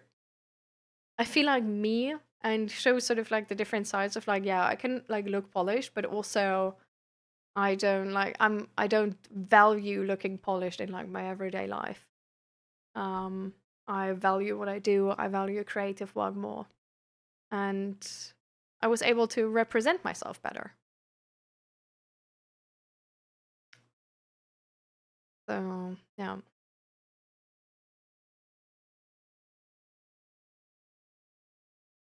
You're back from the interview. They offered you 2 positions. Damn. All right. I don't know if I take it or sleep about it. Take your time. But I'm glad you got like a positive feedback there, Dark Knight.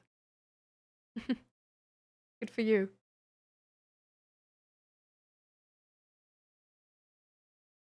See ya, Anitarium.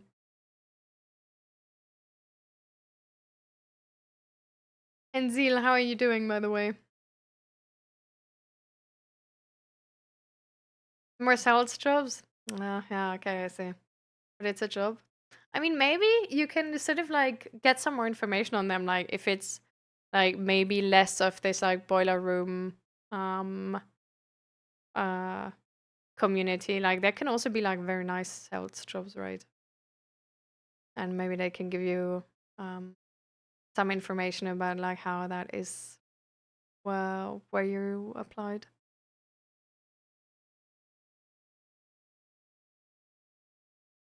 Mm.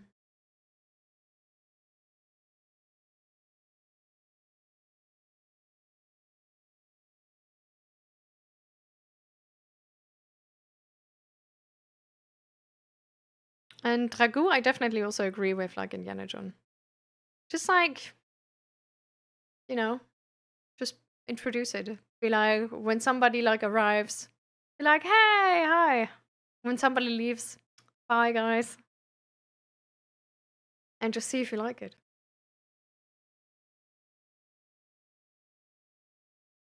Don't have to do it again if you don't. So,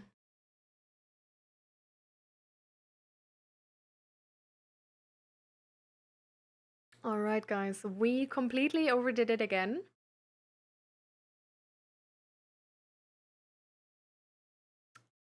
1740. Yep.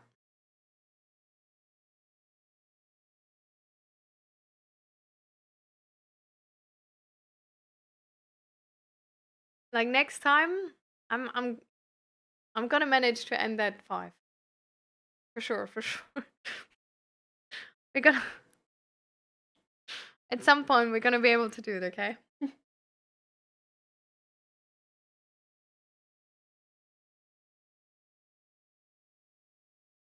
But there's a small problem. I don't think I have anyone I can try it with.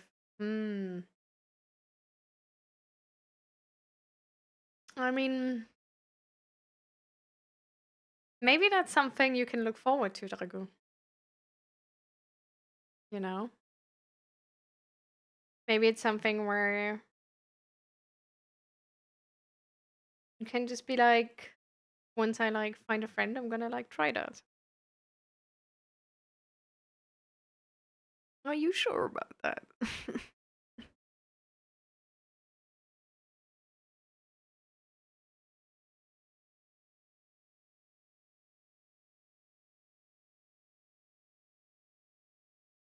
But I guess then you know what you have to work on first. Finding a friend to hug with.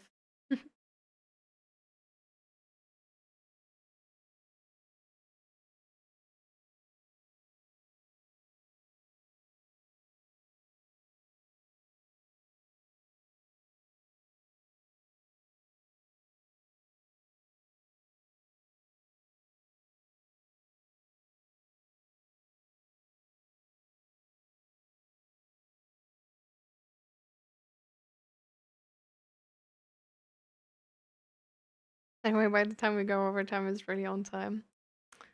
Damn, that might actually. I should no. I should stop it before. Like today, I actually like I found a moment where I felt like, okay, we're gonna stop soon at like shortly after 4. And then I was like, we're just gonna have one more talk and then I'm gonna go offline. And then one more talk was nearly 2 hours. Happens. As the voice of the streams now, I drink a lot of tea.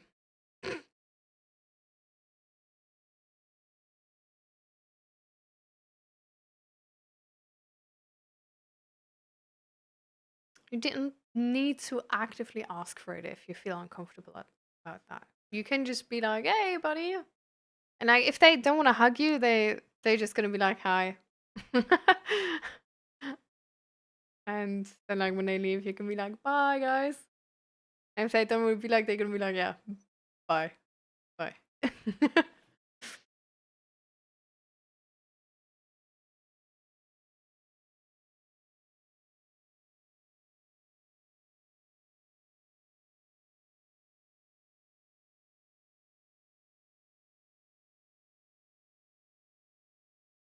I've seen many red flags, but I'm going to just focus on the positives and extract what I can from the opportunity. You mean with your job, right? You don't mean with the stream. Or like, do you mean with like you do mean with the job, right? Just making sure. Those from 1:30, yeah. It's gonna be like 38 stream. Title doors.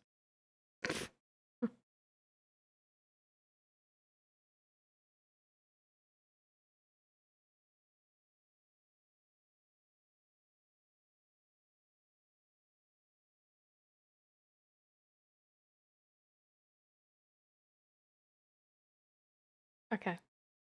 Good Dark Knight. I mean, sad though, but I'm happy that it's not with the stream.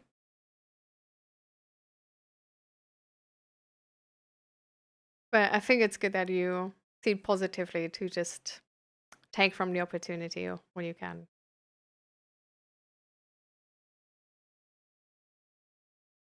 I'd feel embarrassed if that I got rejected like that.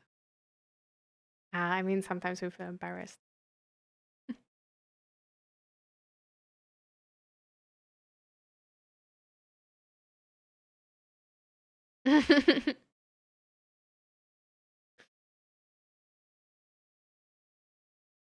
Yeah, just sign up for more contact sports to avoid having to ask for hugs, but get physical touch from your buddies.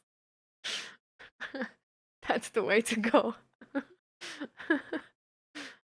Mm.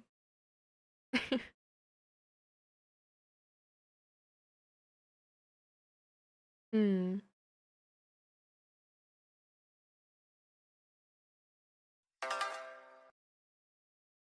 I mean, I think it's really great, Esther, that you have just a dog, where maybe you can build that, like, yeah, being touched is not always bad.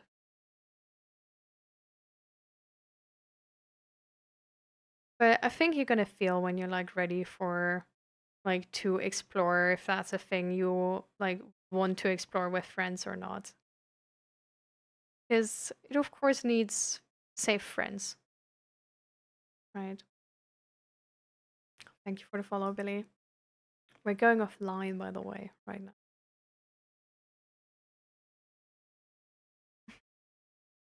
That's true, Indiana John. Yeah.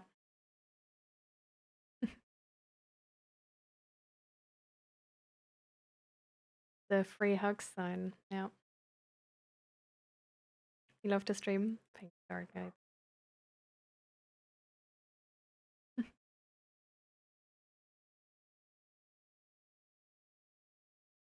I hate that about myself, but also it happens so fast that I can't control it.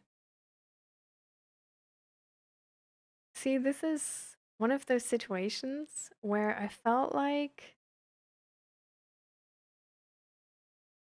talk about yourself with grace, Asta. Right?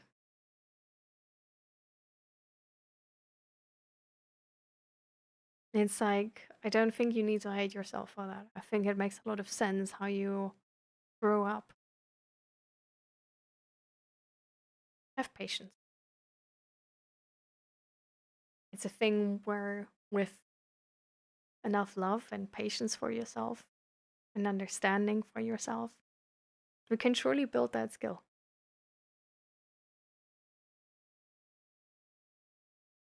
Is it a good thing if you can't avoid having friends in a workplace? I think having friends in a workplace is amazing. So I personally would say, like, I think it's good having friends in a workplace. But if you say, like, if you can't avoid it, seems like you don't like having friends in a workplace. And then it's maybe about setting proper boundaries. I finally take the courage and write an introduction for myself. I would love that, Drago. Maybe you can inspire some people to write a bit longer introductions.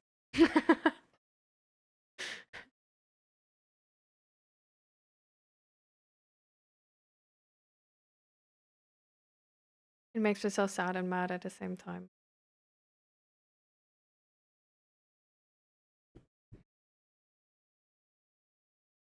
I think maybe that's again from the thing with before, right? Of like letting go of the life you wished you would have gotten. Making peace, you're gonna make a good life out of the life you have right now with all of this. And that it's gonna take time, but that's okay.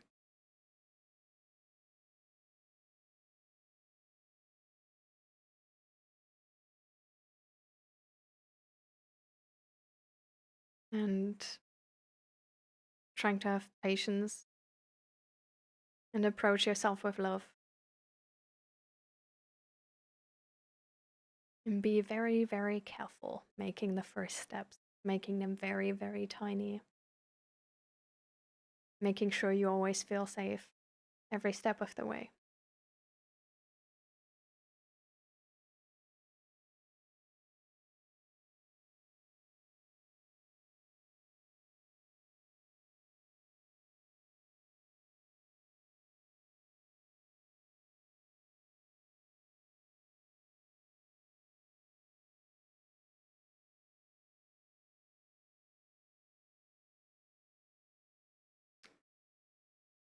Get it, we're social animals.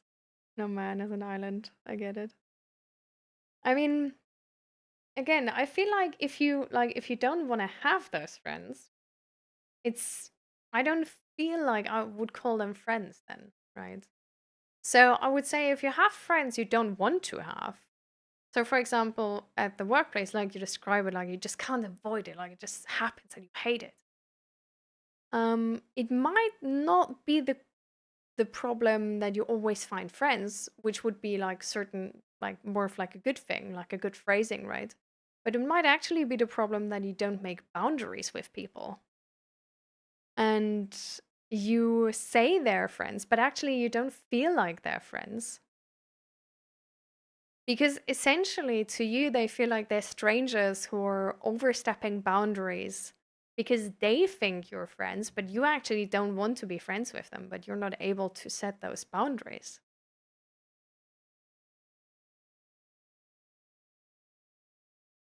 So maybe that's a thing you can like think about if that's applies to you.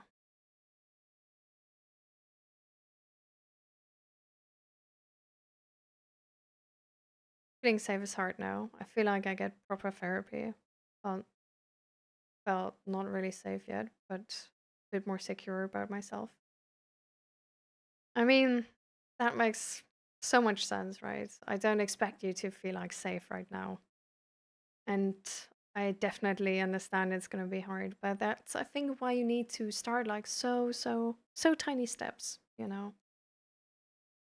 It's like when you, like, there's some dogs, for example, who don't want to be picked up or who don't want to be pet and are really, really anxious. And you don't really expect them to just feel safe in like a new safe home. And you don't expect them to like to be pet all of a sudden and understand they're not in the abusive household anymore, right? But you just make them feel safe with you being there. You make them feel safe with you being a step closer. You give them time to feel safe with you being even a step closer. You let them have time to feel safe with you sitting next to them.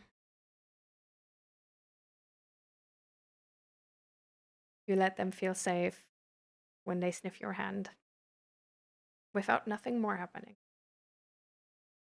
And this is how you sort of slowly, slowly, slowly are able to rebuild that trust. Yeah.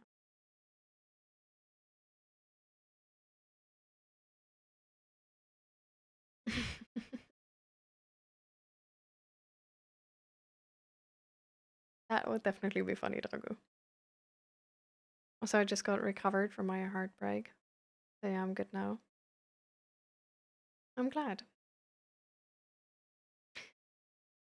Okay, guys, it's 5:53. I do need to stop the stream now. My voice is definitely feeling very exhausted already. Um, so let's do all stars, and then you all do stretching and belly breathing, okay? Um, and then next stream we're gonna stop earlier and then be able to do belly breathing and stretching together. So, what is your favorite moment of the stream today, guys?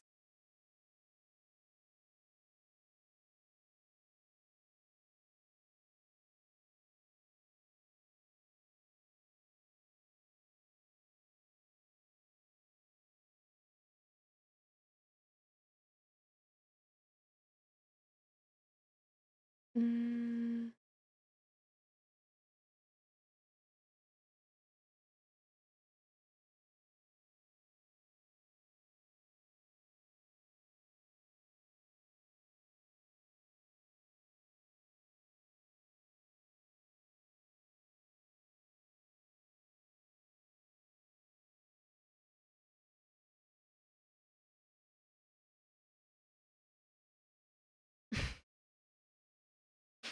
thank you, Esther. Mm,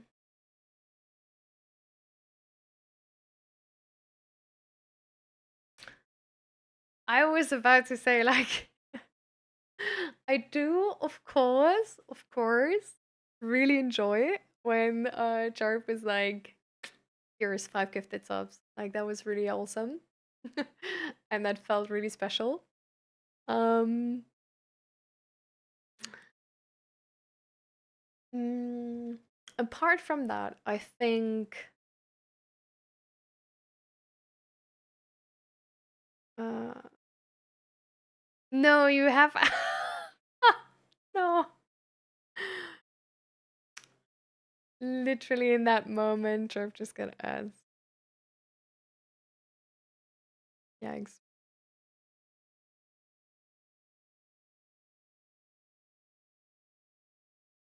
Going away for a while and hearing you let them sniff you and while realizing it's for dogs. Mm.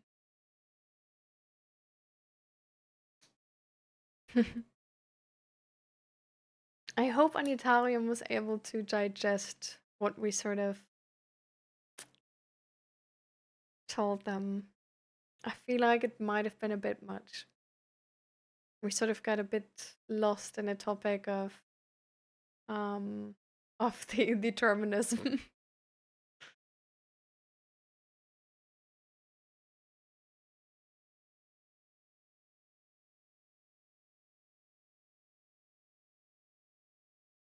Mm.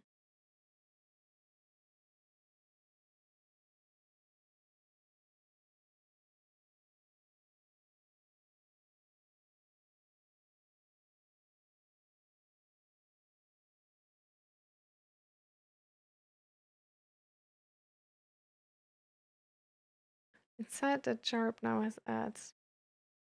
I also can't even say like when the ads will stop or anything because the thing is, it doesn't show for me that you guys have ads.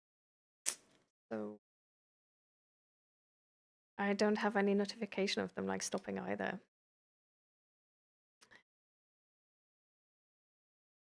I'm sort of waiting just right now until there is no ads again.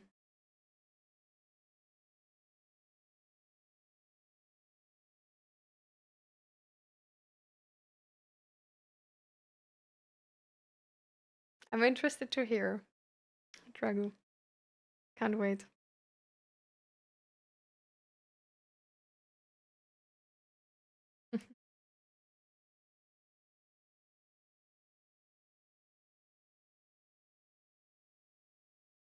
I'm a bit sad that Jerb thinks like I put the ads on, like purposefully, to have him like not be able to hear the answer.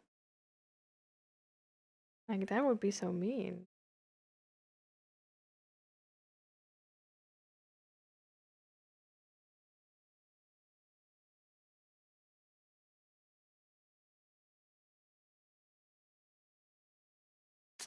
Yeah, we're just waiting for Jarb to not have ads again. So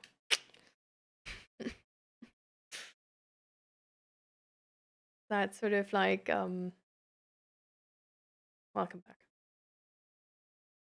Jarb, I just want to say, by the way, your assumption that I put ads on was wrong. And I feel a bit personally offended that you think I would put ads on after you asked a question sort of like purposefully to get you to subscribe. Like, that's not what's happening, okay? Like, it's. I didn't even see you guys have ads. So, it's like based on the country, it's different. No, you totally did it. I don't think that's funny. I feel like that would be so mean. No? Like, I think that would be such an dick move of like pushing people to subscribe, like especially you, for example. Like after you like gifted 5 subs today, to then like sort of single you out because apparently you have my like I don't know, it would have so many implications in sort of my world. Like I think that would be so mean all the time to me. It was just funny it happened. Yeah, well, don't say I'm mean.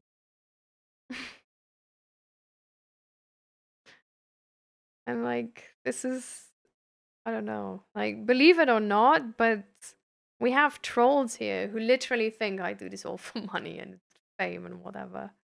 And then on the other hand, I have trolls who say I should go and find a job. So it's not easy out here in the Twitch community being up for any judgment of um any Twitch viewer. Yeah.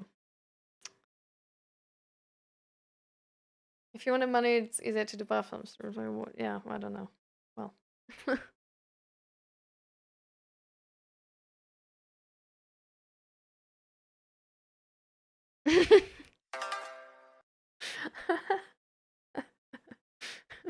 You just waited until Jarb like finished the ads so that I get the ad revenue, and now you give this up. Smart thinking right there, Indiana John. A true moderator. Supporting true and true.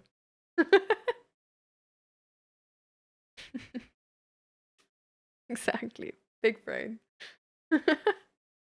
It's like this meme of like the different like brains. Do you know that? Where like, and then at the end, it's like this like you know everything. It's like the first thing is like uh yeah, what would the first thing be? Normally it's like 3 or 4 stages actually of the meme. So the last meme is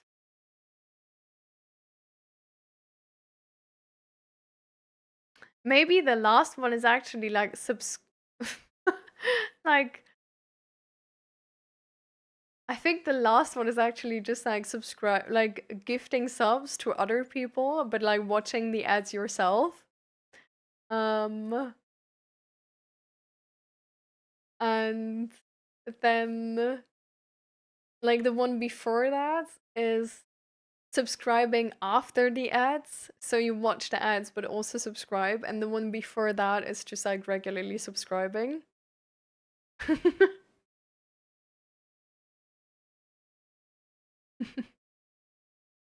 But thank you so much for the gift sub too, Jarb. So, um, so yeah, what I was actually answering before you had ads was that actually I had to like in the moment you said it, I had to think of you because I was like, well, my favorite moment was the 5 gift subs, obviously. um, because that just felt like really special and really nice. And then the sort of like in sort of in terms of talking, I guess my favorite moment was, I think honestly me sharing that I'm like insecure about the slow mode, and if it like was a good choice to put that in.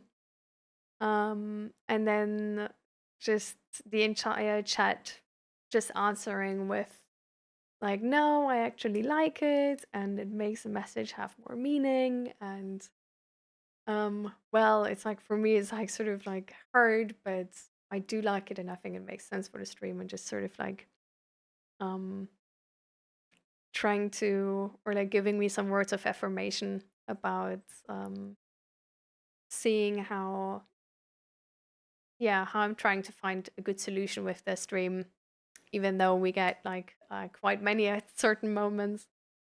And um that was just really like, that felt really reassuring that you guys just don't,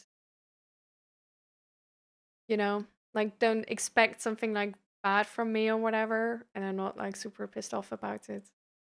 But um then you see me and you understand how I'm like trying to sort of find a good solution for all of us here to have the chat be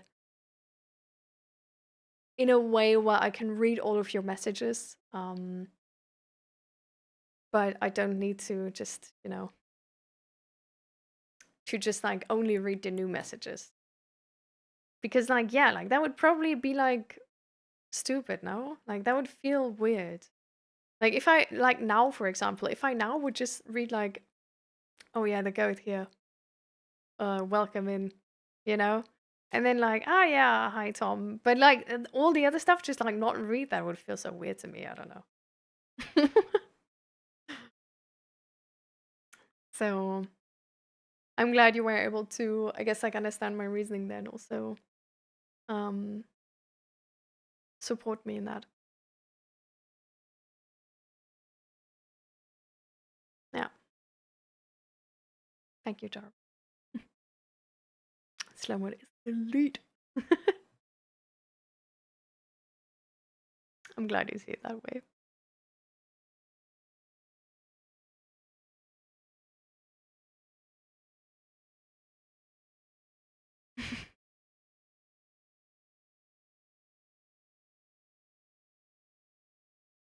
Thank you, Dragu. Thank you for the reminder. This is honestly, this always happens. Like whenever I want to go offline, there is like a new person coming in where I'm like, let me talk to them. And then it just gets like later and later and later. And at some point I just regret not having like gone offline, even though I like love talking to the people. But I'm just gonna have like throat pain and feel like super sick, and then I'm gonna be like, oh my god, I feel like dying. I should have gone offline sooner. So, do you like? Are you in for promise, Tom the twat?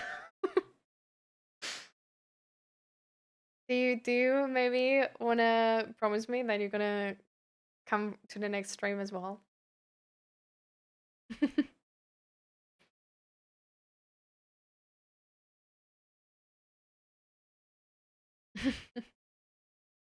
Which country are you from, Drogo? Just be like, join the Discord, and then we'll hop into the next one. I will be active there. I mean, hopefully. So let's try that then. So here's my Discord, everybody. You can't promise because you're usually pretty busy with university and stuff. You guys live what I mean. Tough. Tough to let go.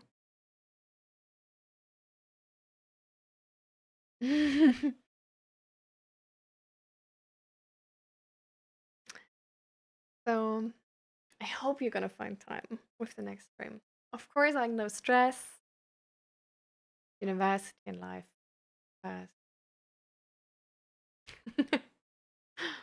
But I'll be a doubt that I'll be a thank you for the follow.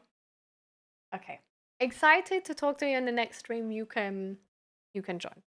Whatever that stream may be.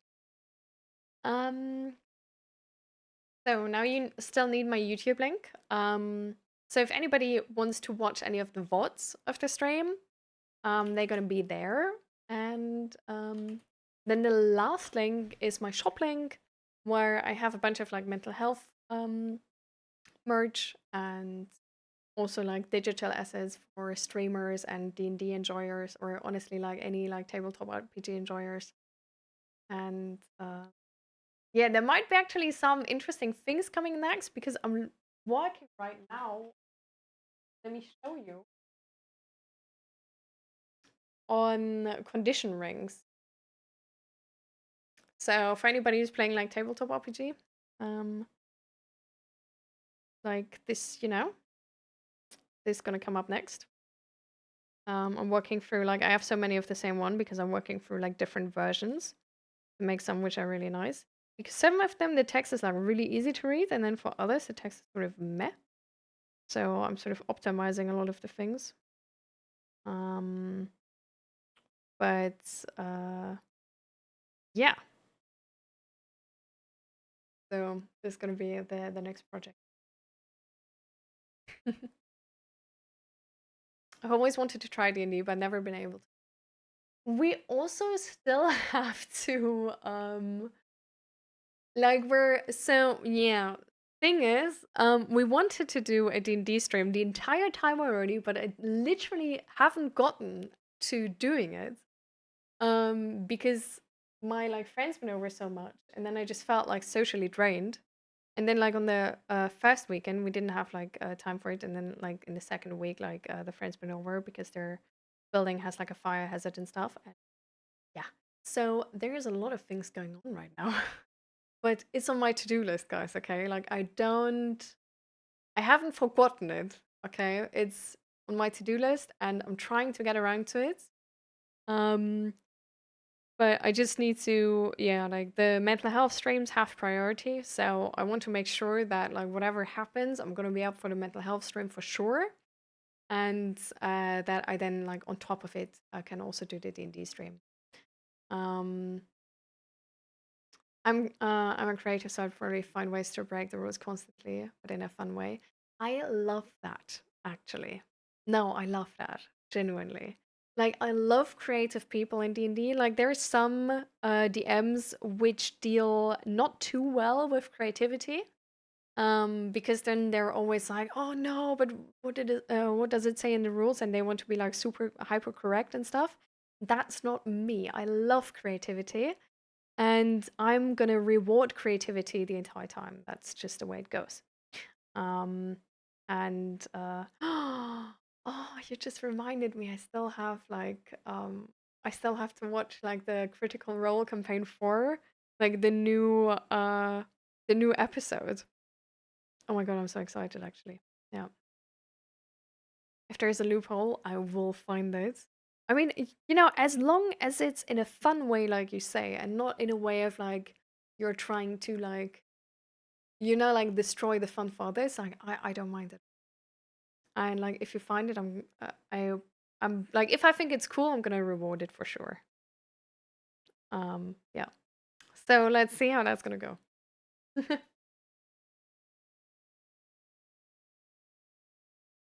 But yeah, I can't wait. I think it's gonna be a lot of fun. So,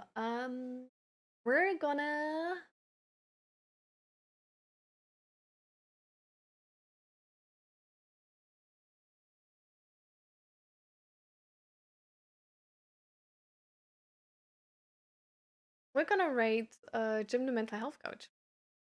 Like, if you like, are you up for more mental health stuff? Then this is gonna be it. If not, then well.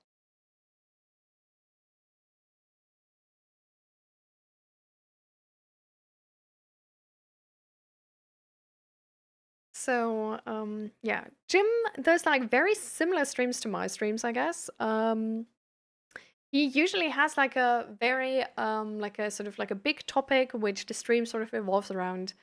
And then as far as I'm concerned, how it works is you can actually like you can add new topics by putting them in sort of like a Google form or something. So it's not like here where you just like you instantly bring up whatever, but you put it in a Google form and then yeah, if uh, you know if it then comes to the point where they have time for it, you can listen to I guess the answer or the opinions about this. So hope you're gonna enjoy his stream as well, and make sure you represent our community from the best way possible. Um, and then we're gonna see each other in the next stream on Monday. Can't wait for you guys. And remember, like, there's my Discord, there's my YouTube, and his shop. Thank you all so much for being here today. Thank you all for the subs. Like, we're at like 48 sub points, guys. Like we just like last stream we got to like the 40 and hit that goal, and today we nearly got to the 50 and hit the next goal. Like it's crazy. So thank you so much for the support. It wouldn't be the same without you guys. You're a big part of what makes this community great. And I hope you guys are aware of that fact. Because if you wouldn't be vulnerable and if you wouldn't sort of, like speak up about what moves your heart, it just wouldn't be the same. So thank you all for having been here today, and see you guys on Monday again. And Gabby, I'm so sorry, love. We're gonna see each other on Monday as well, I hope. So have a good one, everybody, and have fun with Jim. And reminder, maybe do some belly breathing right now. Check in with your body. What you need. Do you need to drink? Do you need to eat? Do you need to air out your apartment? Do you need to stretch or take a walk in nature?